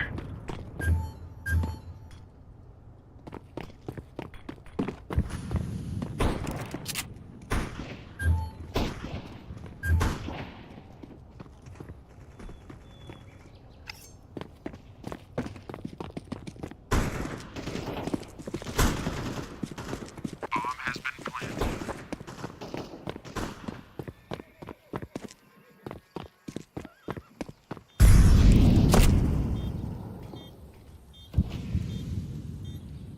Flashbang.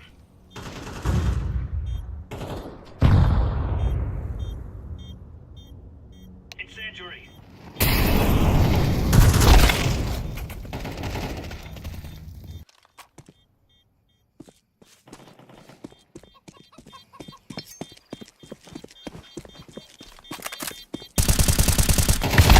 Terrorists win.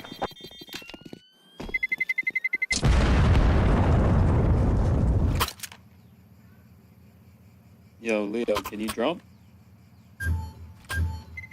Leo, you have 13K, brother. Let me get M4. Move it, move it.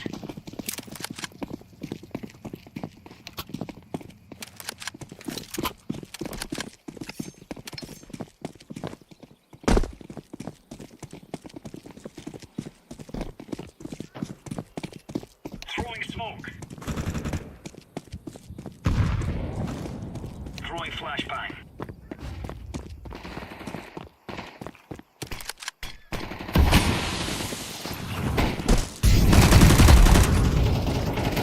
Deploying flashbang.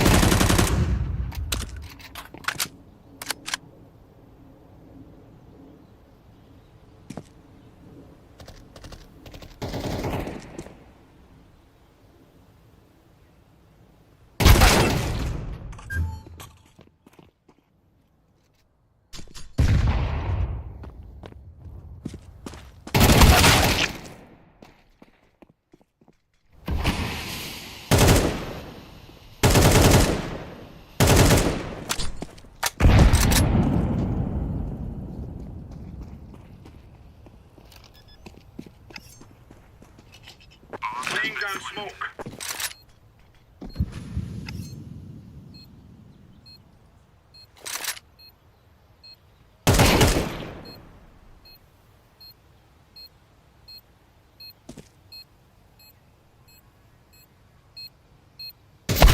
Terrorists win.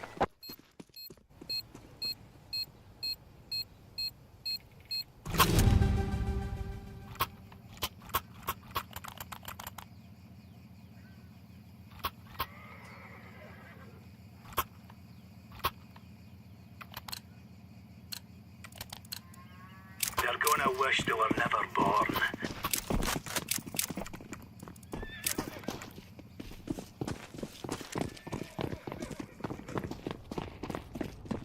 Flashbang. Deploying decoy.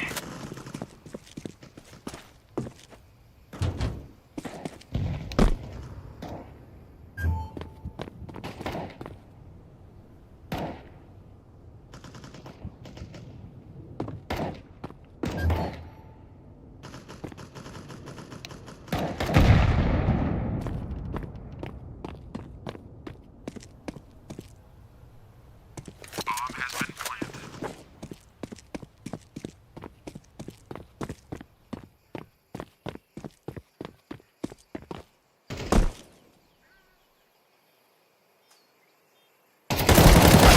Terrorists win.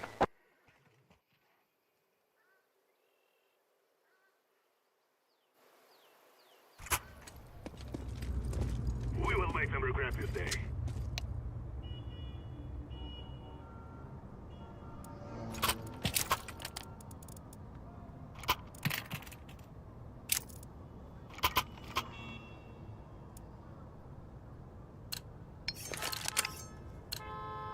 Forward!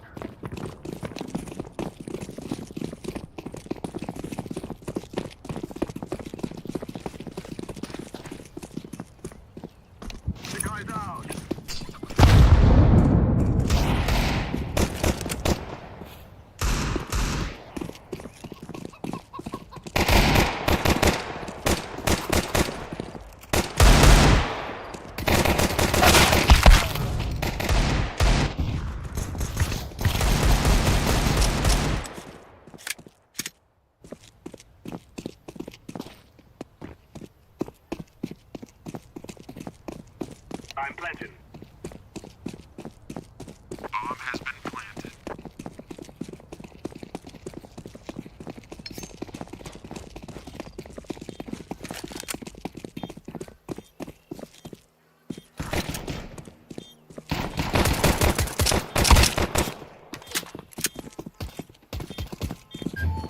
Terrorists win.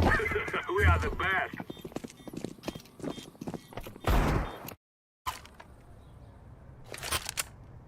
I'm ready.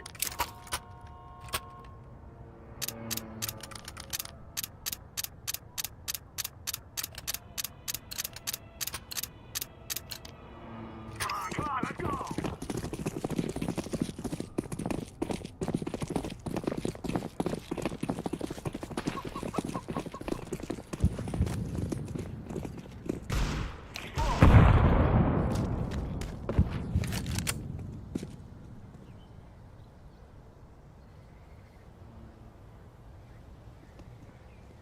Grenade!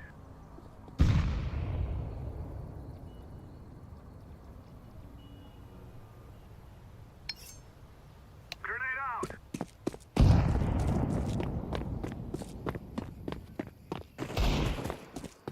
Throw in a flashbang!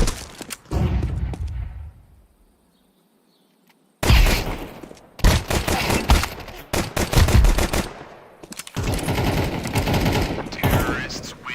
We will stop your little scout!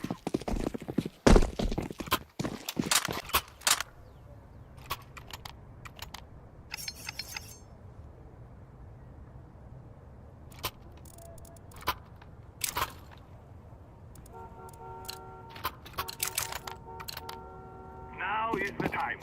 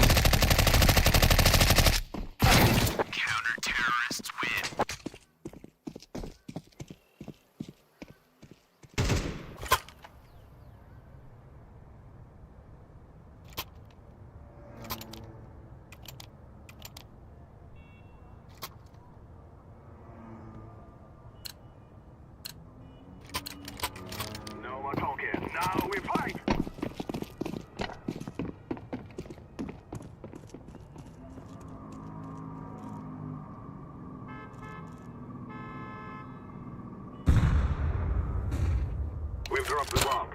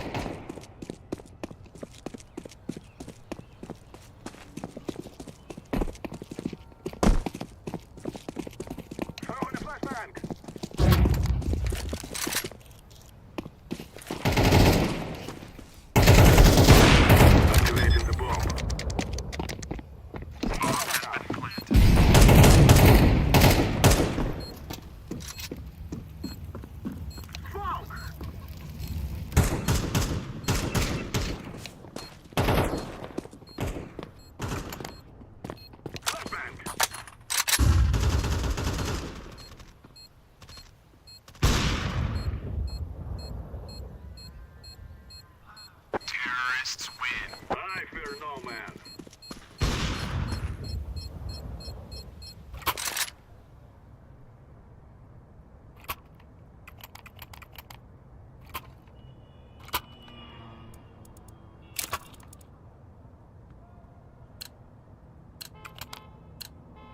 Let's go.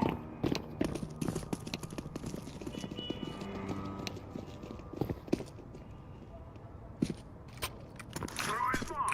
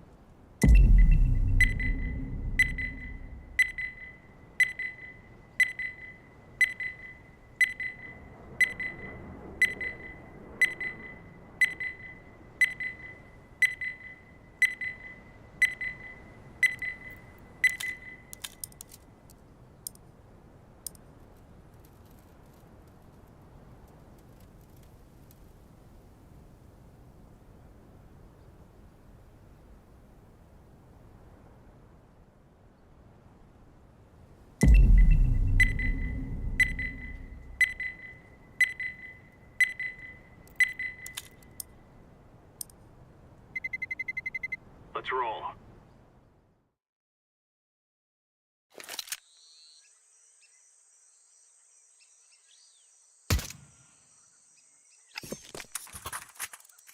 Hey niggers!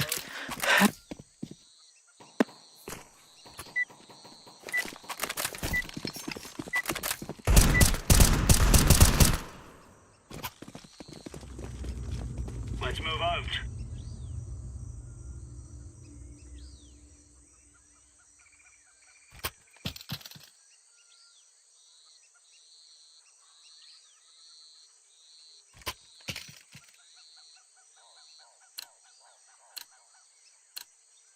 Gear up. We aren't going on a windy walk here.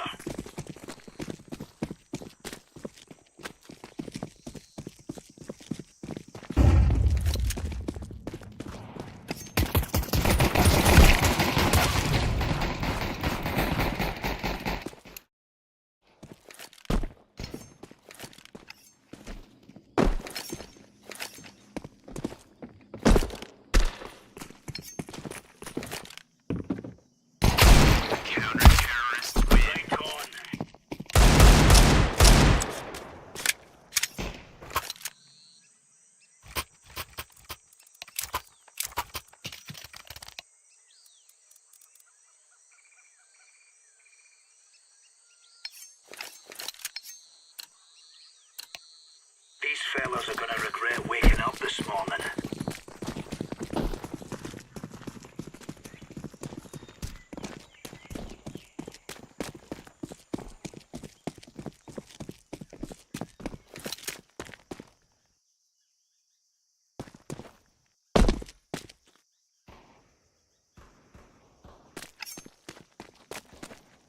Flashbang.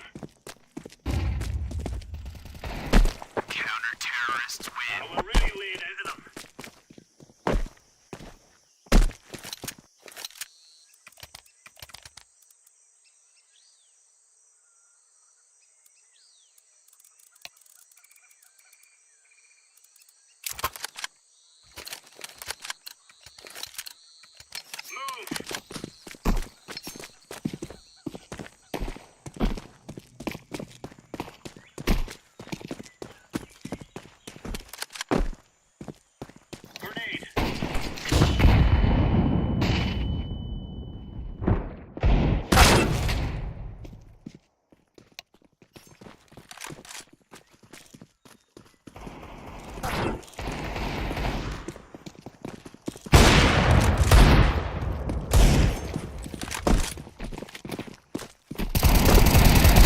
Counter-terrorists win. We'll get stuck right into them.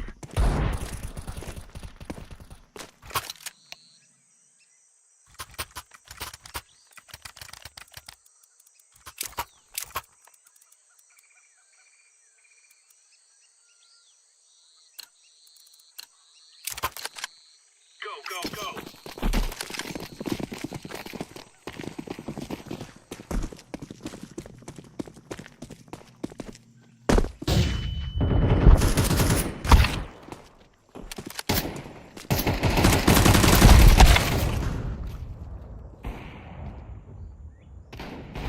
Counter-terrorists win. All right, all right.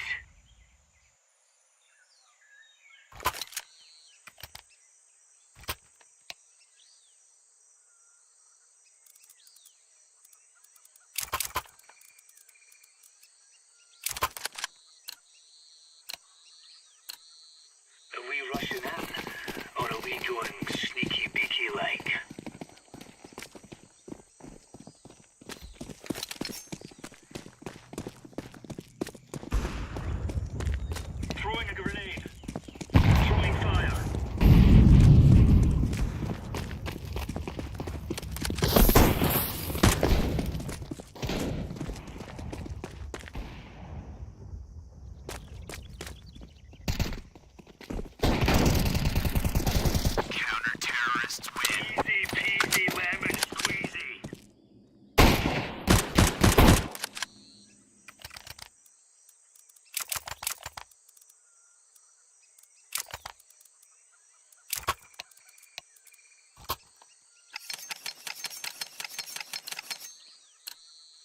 They're gonna wish they were never born.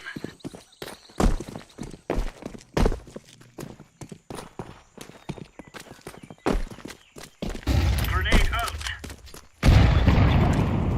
Flashbang.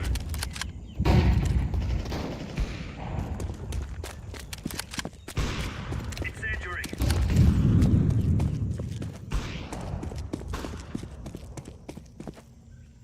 Throwing fire. Grenade out.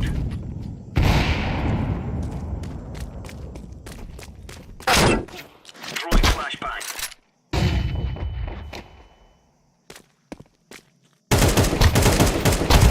Counter-terrorists win. There's no stopping us.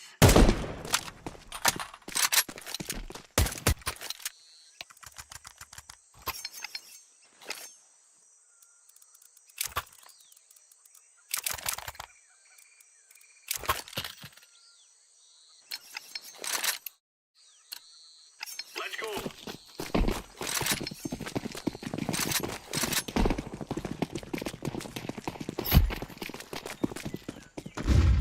Grenade out.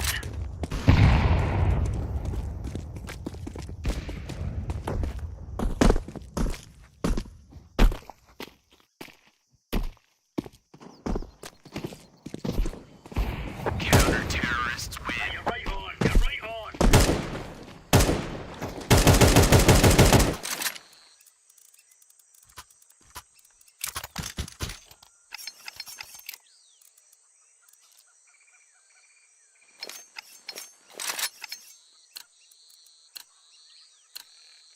We are out of here.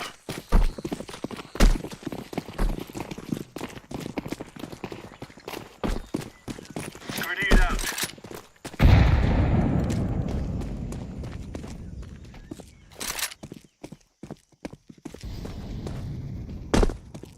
Throwing a grenade. Deploying flashbang.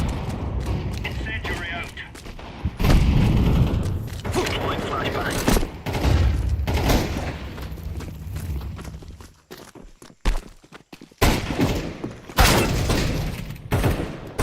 Counter-terrorists win. Stuff.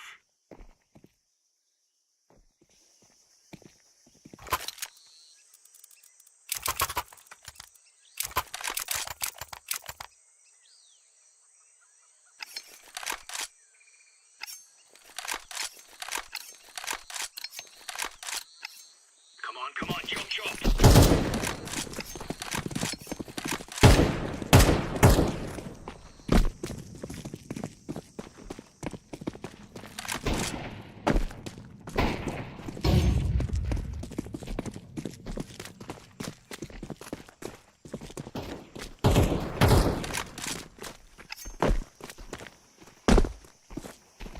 Counter-terrorists win. You're a champion. Bingo, bango, bongo, bish, bash, bosh.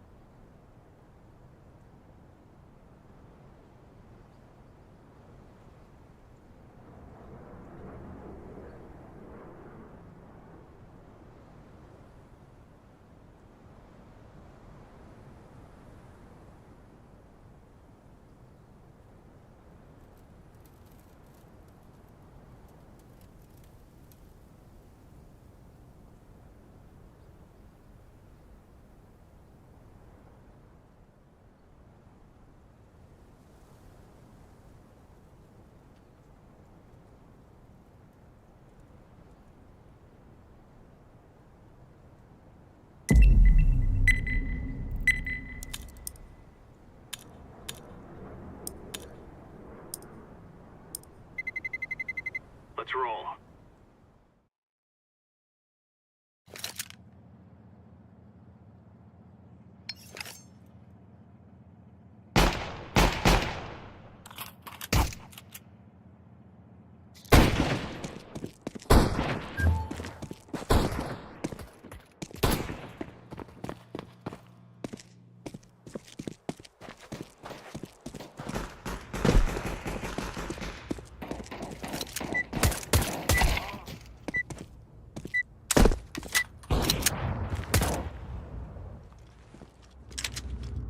Watch out.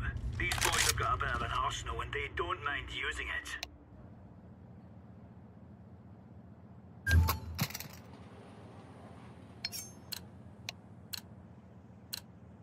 Come on, chop, chop.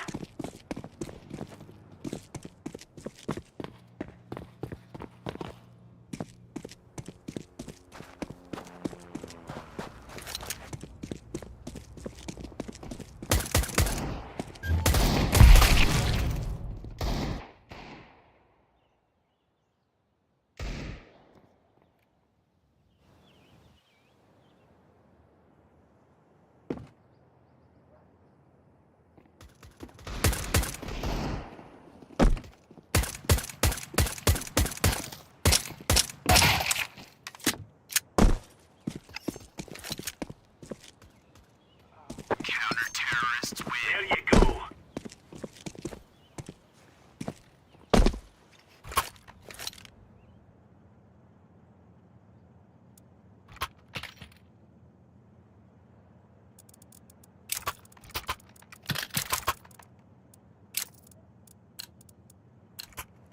Let's move out.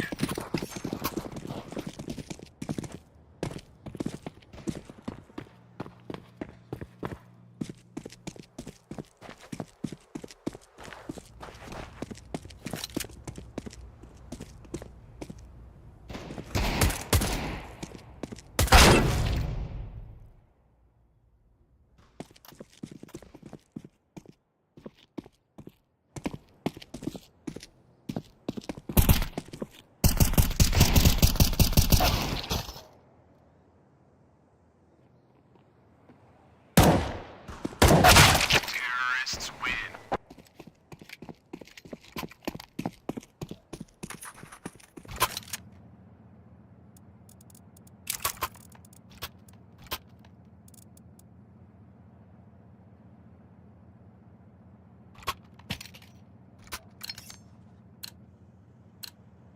What on?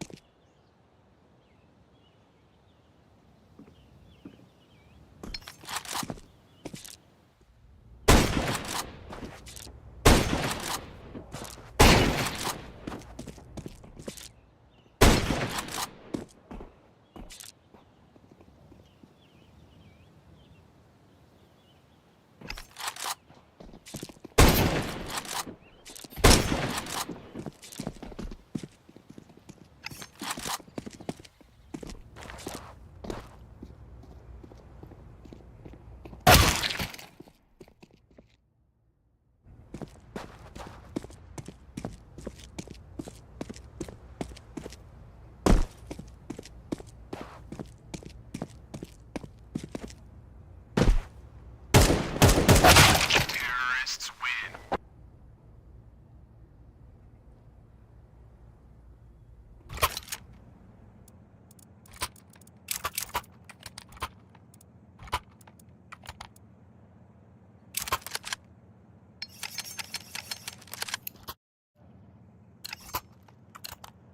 Let's go, fellas.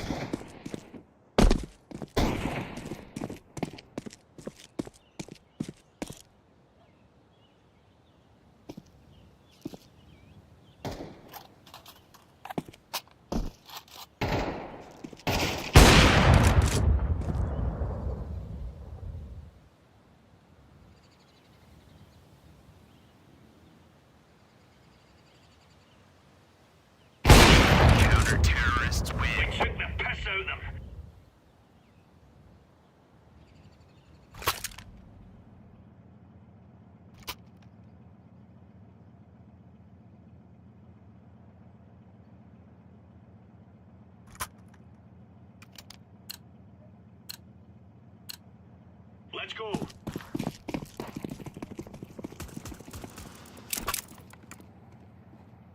Flashbang.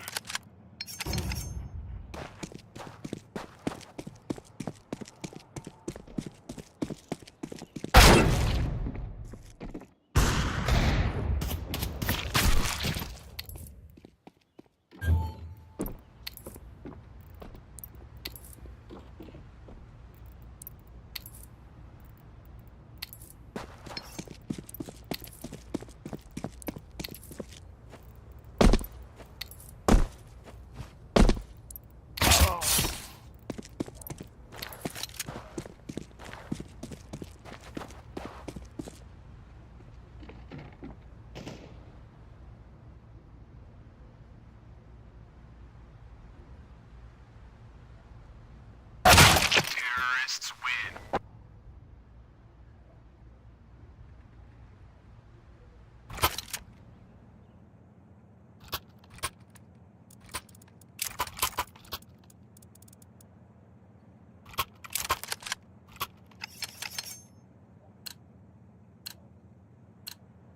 Move it, move it.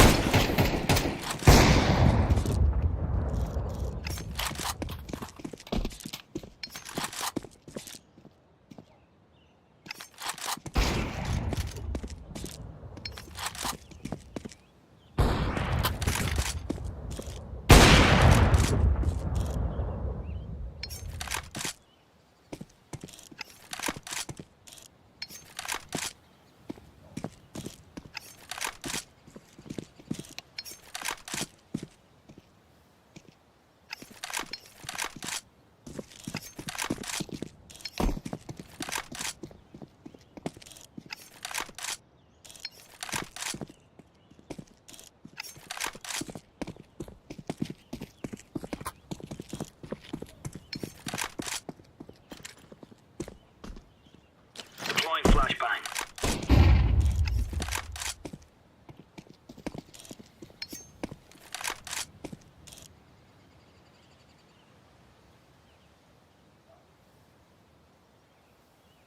Counter-terrorists win. Now we're really laying into them.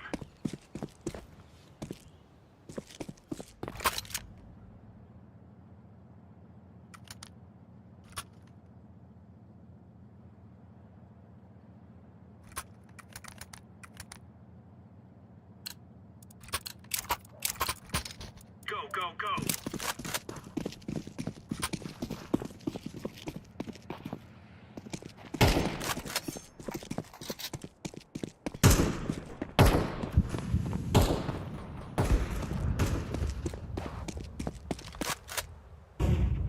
Throwing flashbang. Smoke.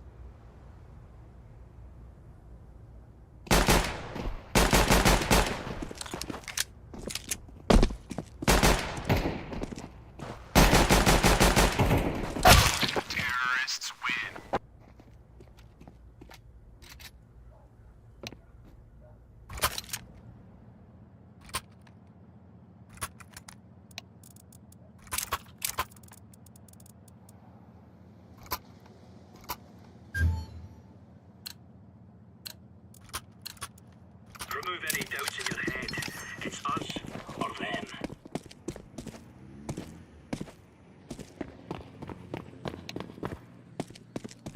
Grenade.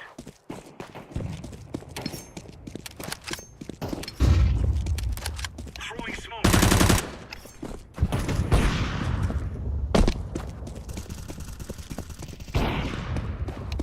El diablazo, pero encima más huevo, ¿cómo juega? Nada huevo, nada.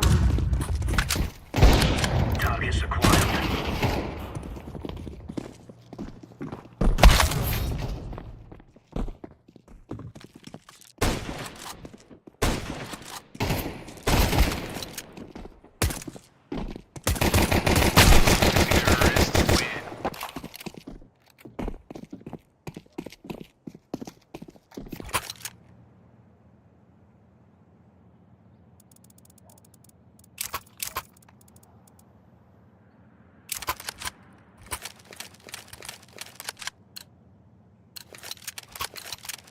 Move it, son.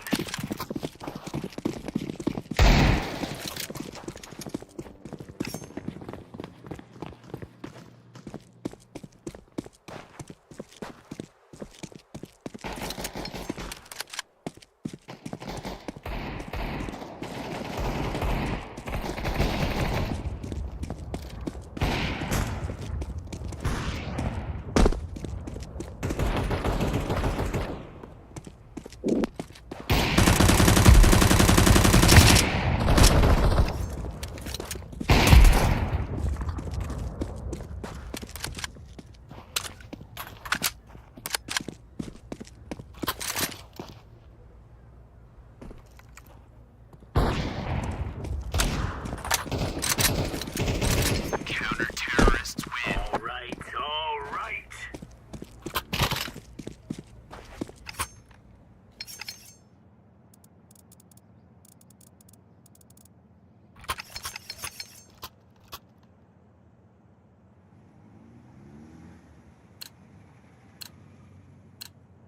Let's give it to the boys.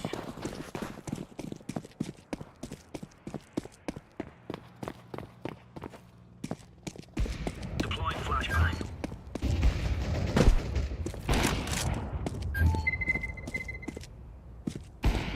Flashbang.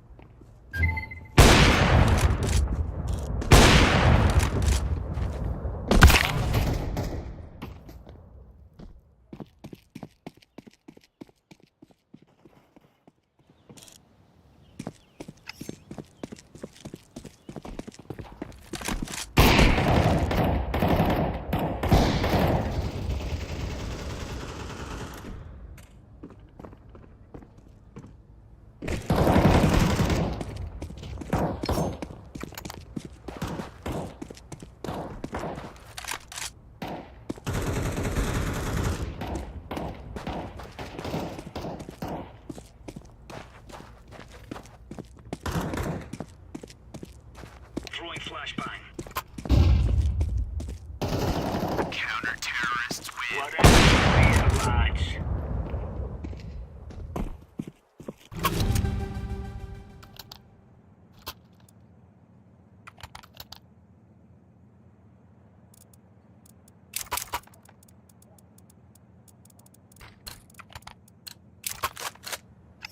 Gear up. We aren't going on a windy walk here. Throwing a grenade.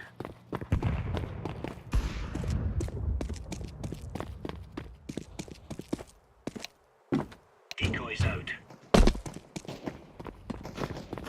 Deploying flashbang.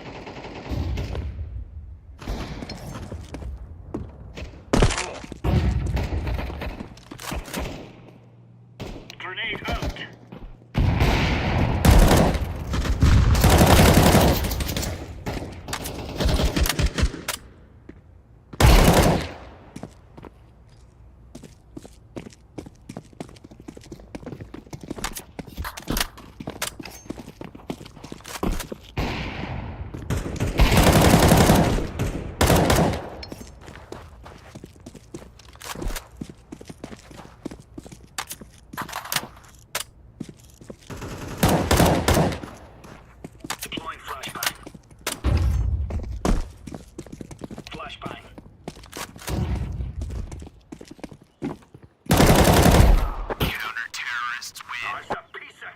Suez.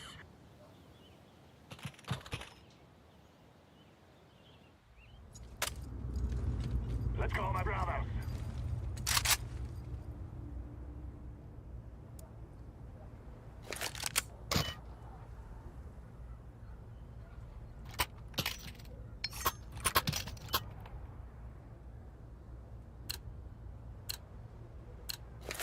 Now is the time.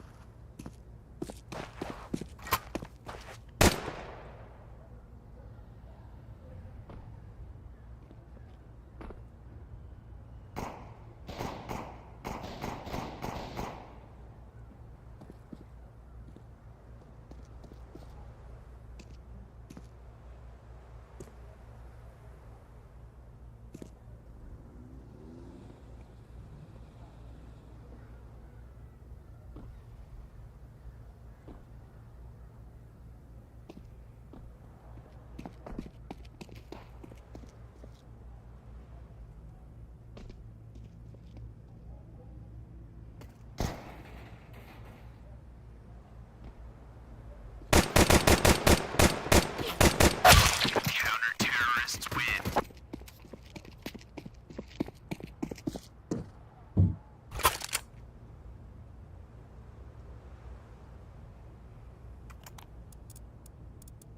Hey.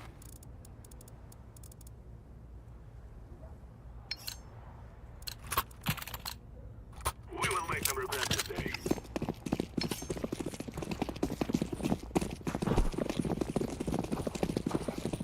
I throw the flashback. Grenade!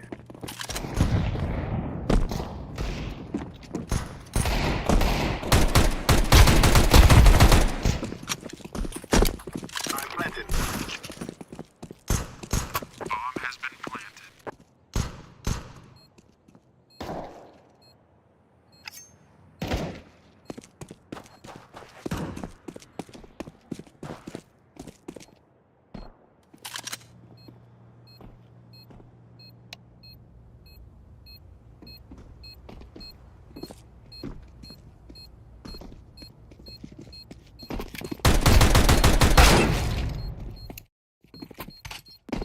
Kick me, kick me.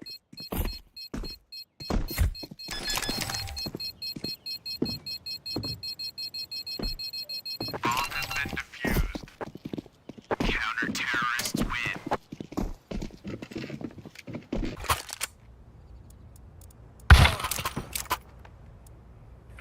Kick me, kick me, kick me.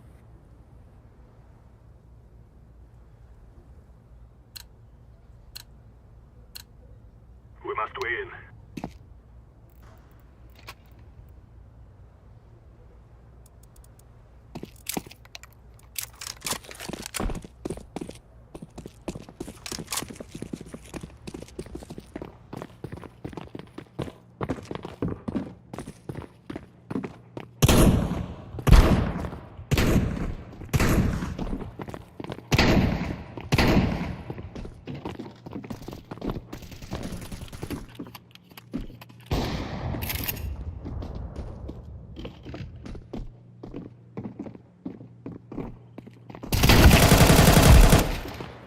Ah, fuck.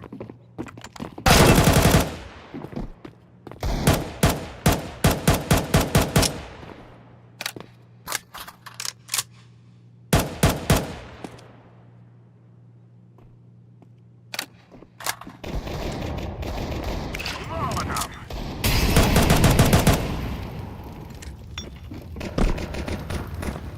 Throw in the flashbang!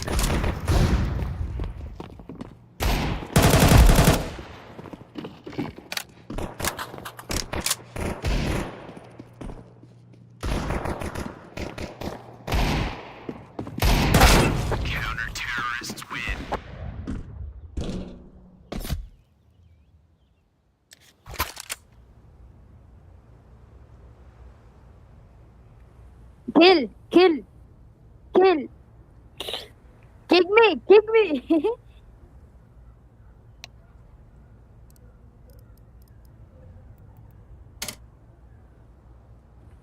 F1.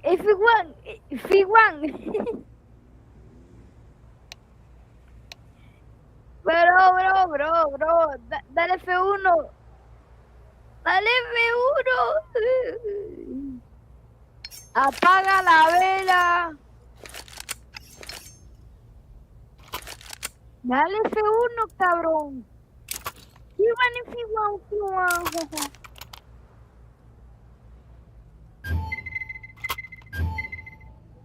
F1. F1, bro.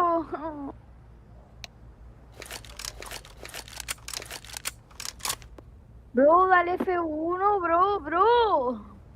Joder, perra, bastardo.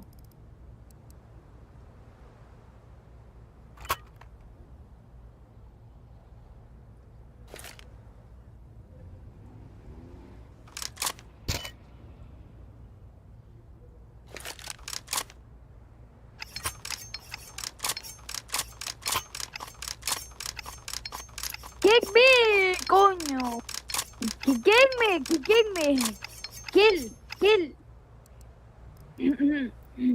Kill. Mira, kick me. Kickeame. Bro, kick me. Kickeame, cabrón. Esta bola de hacker de mierda.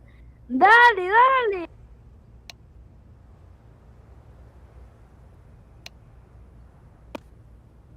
Bro, quiquéame, por favor.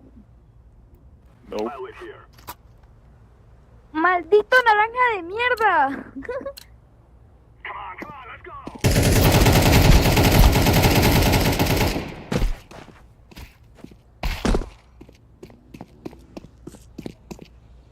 ¿Y tú qué me ves? Pinche morado.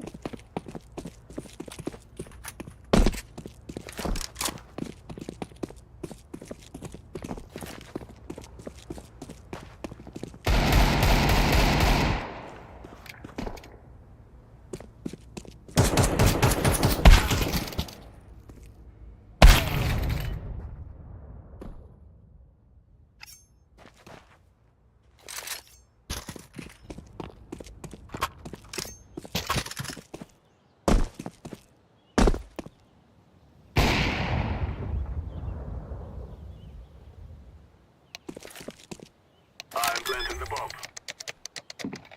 Bomb has been planted.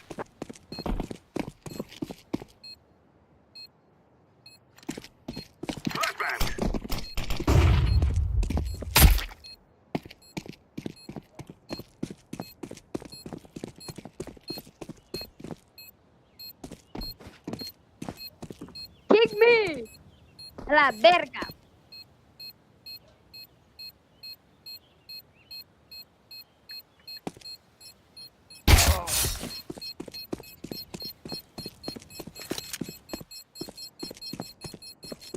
They cannot stop us now. Terrorists win. Kick me. Exacto, sí, F1. ¡Hijo de perra!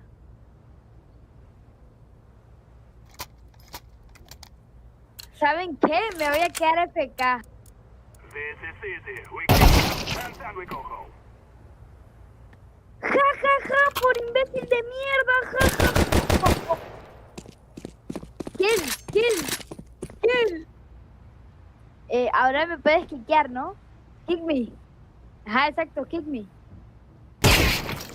¡Joder, perra!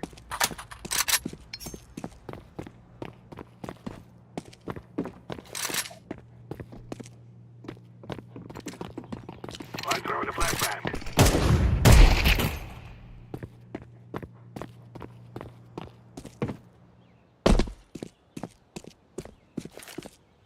Planted. Bomb has been planted.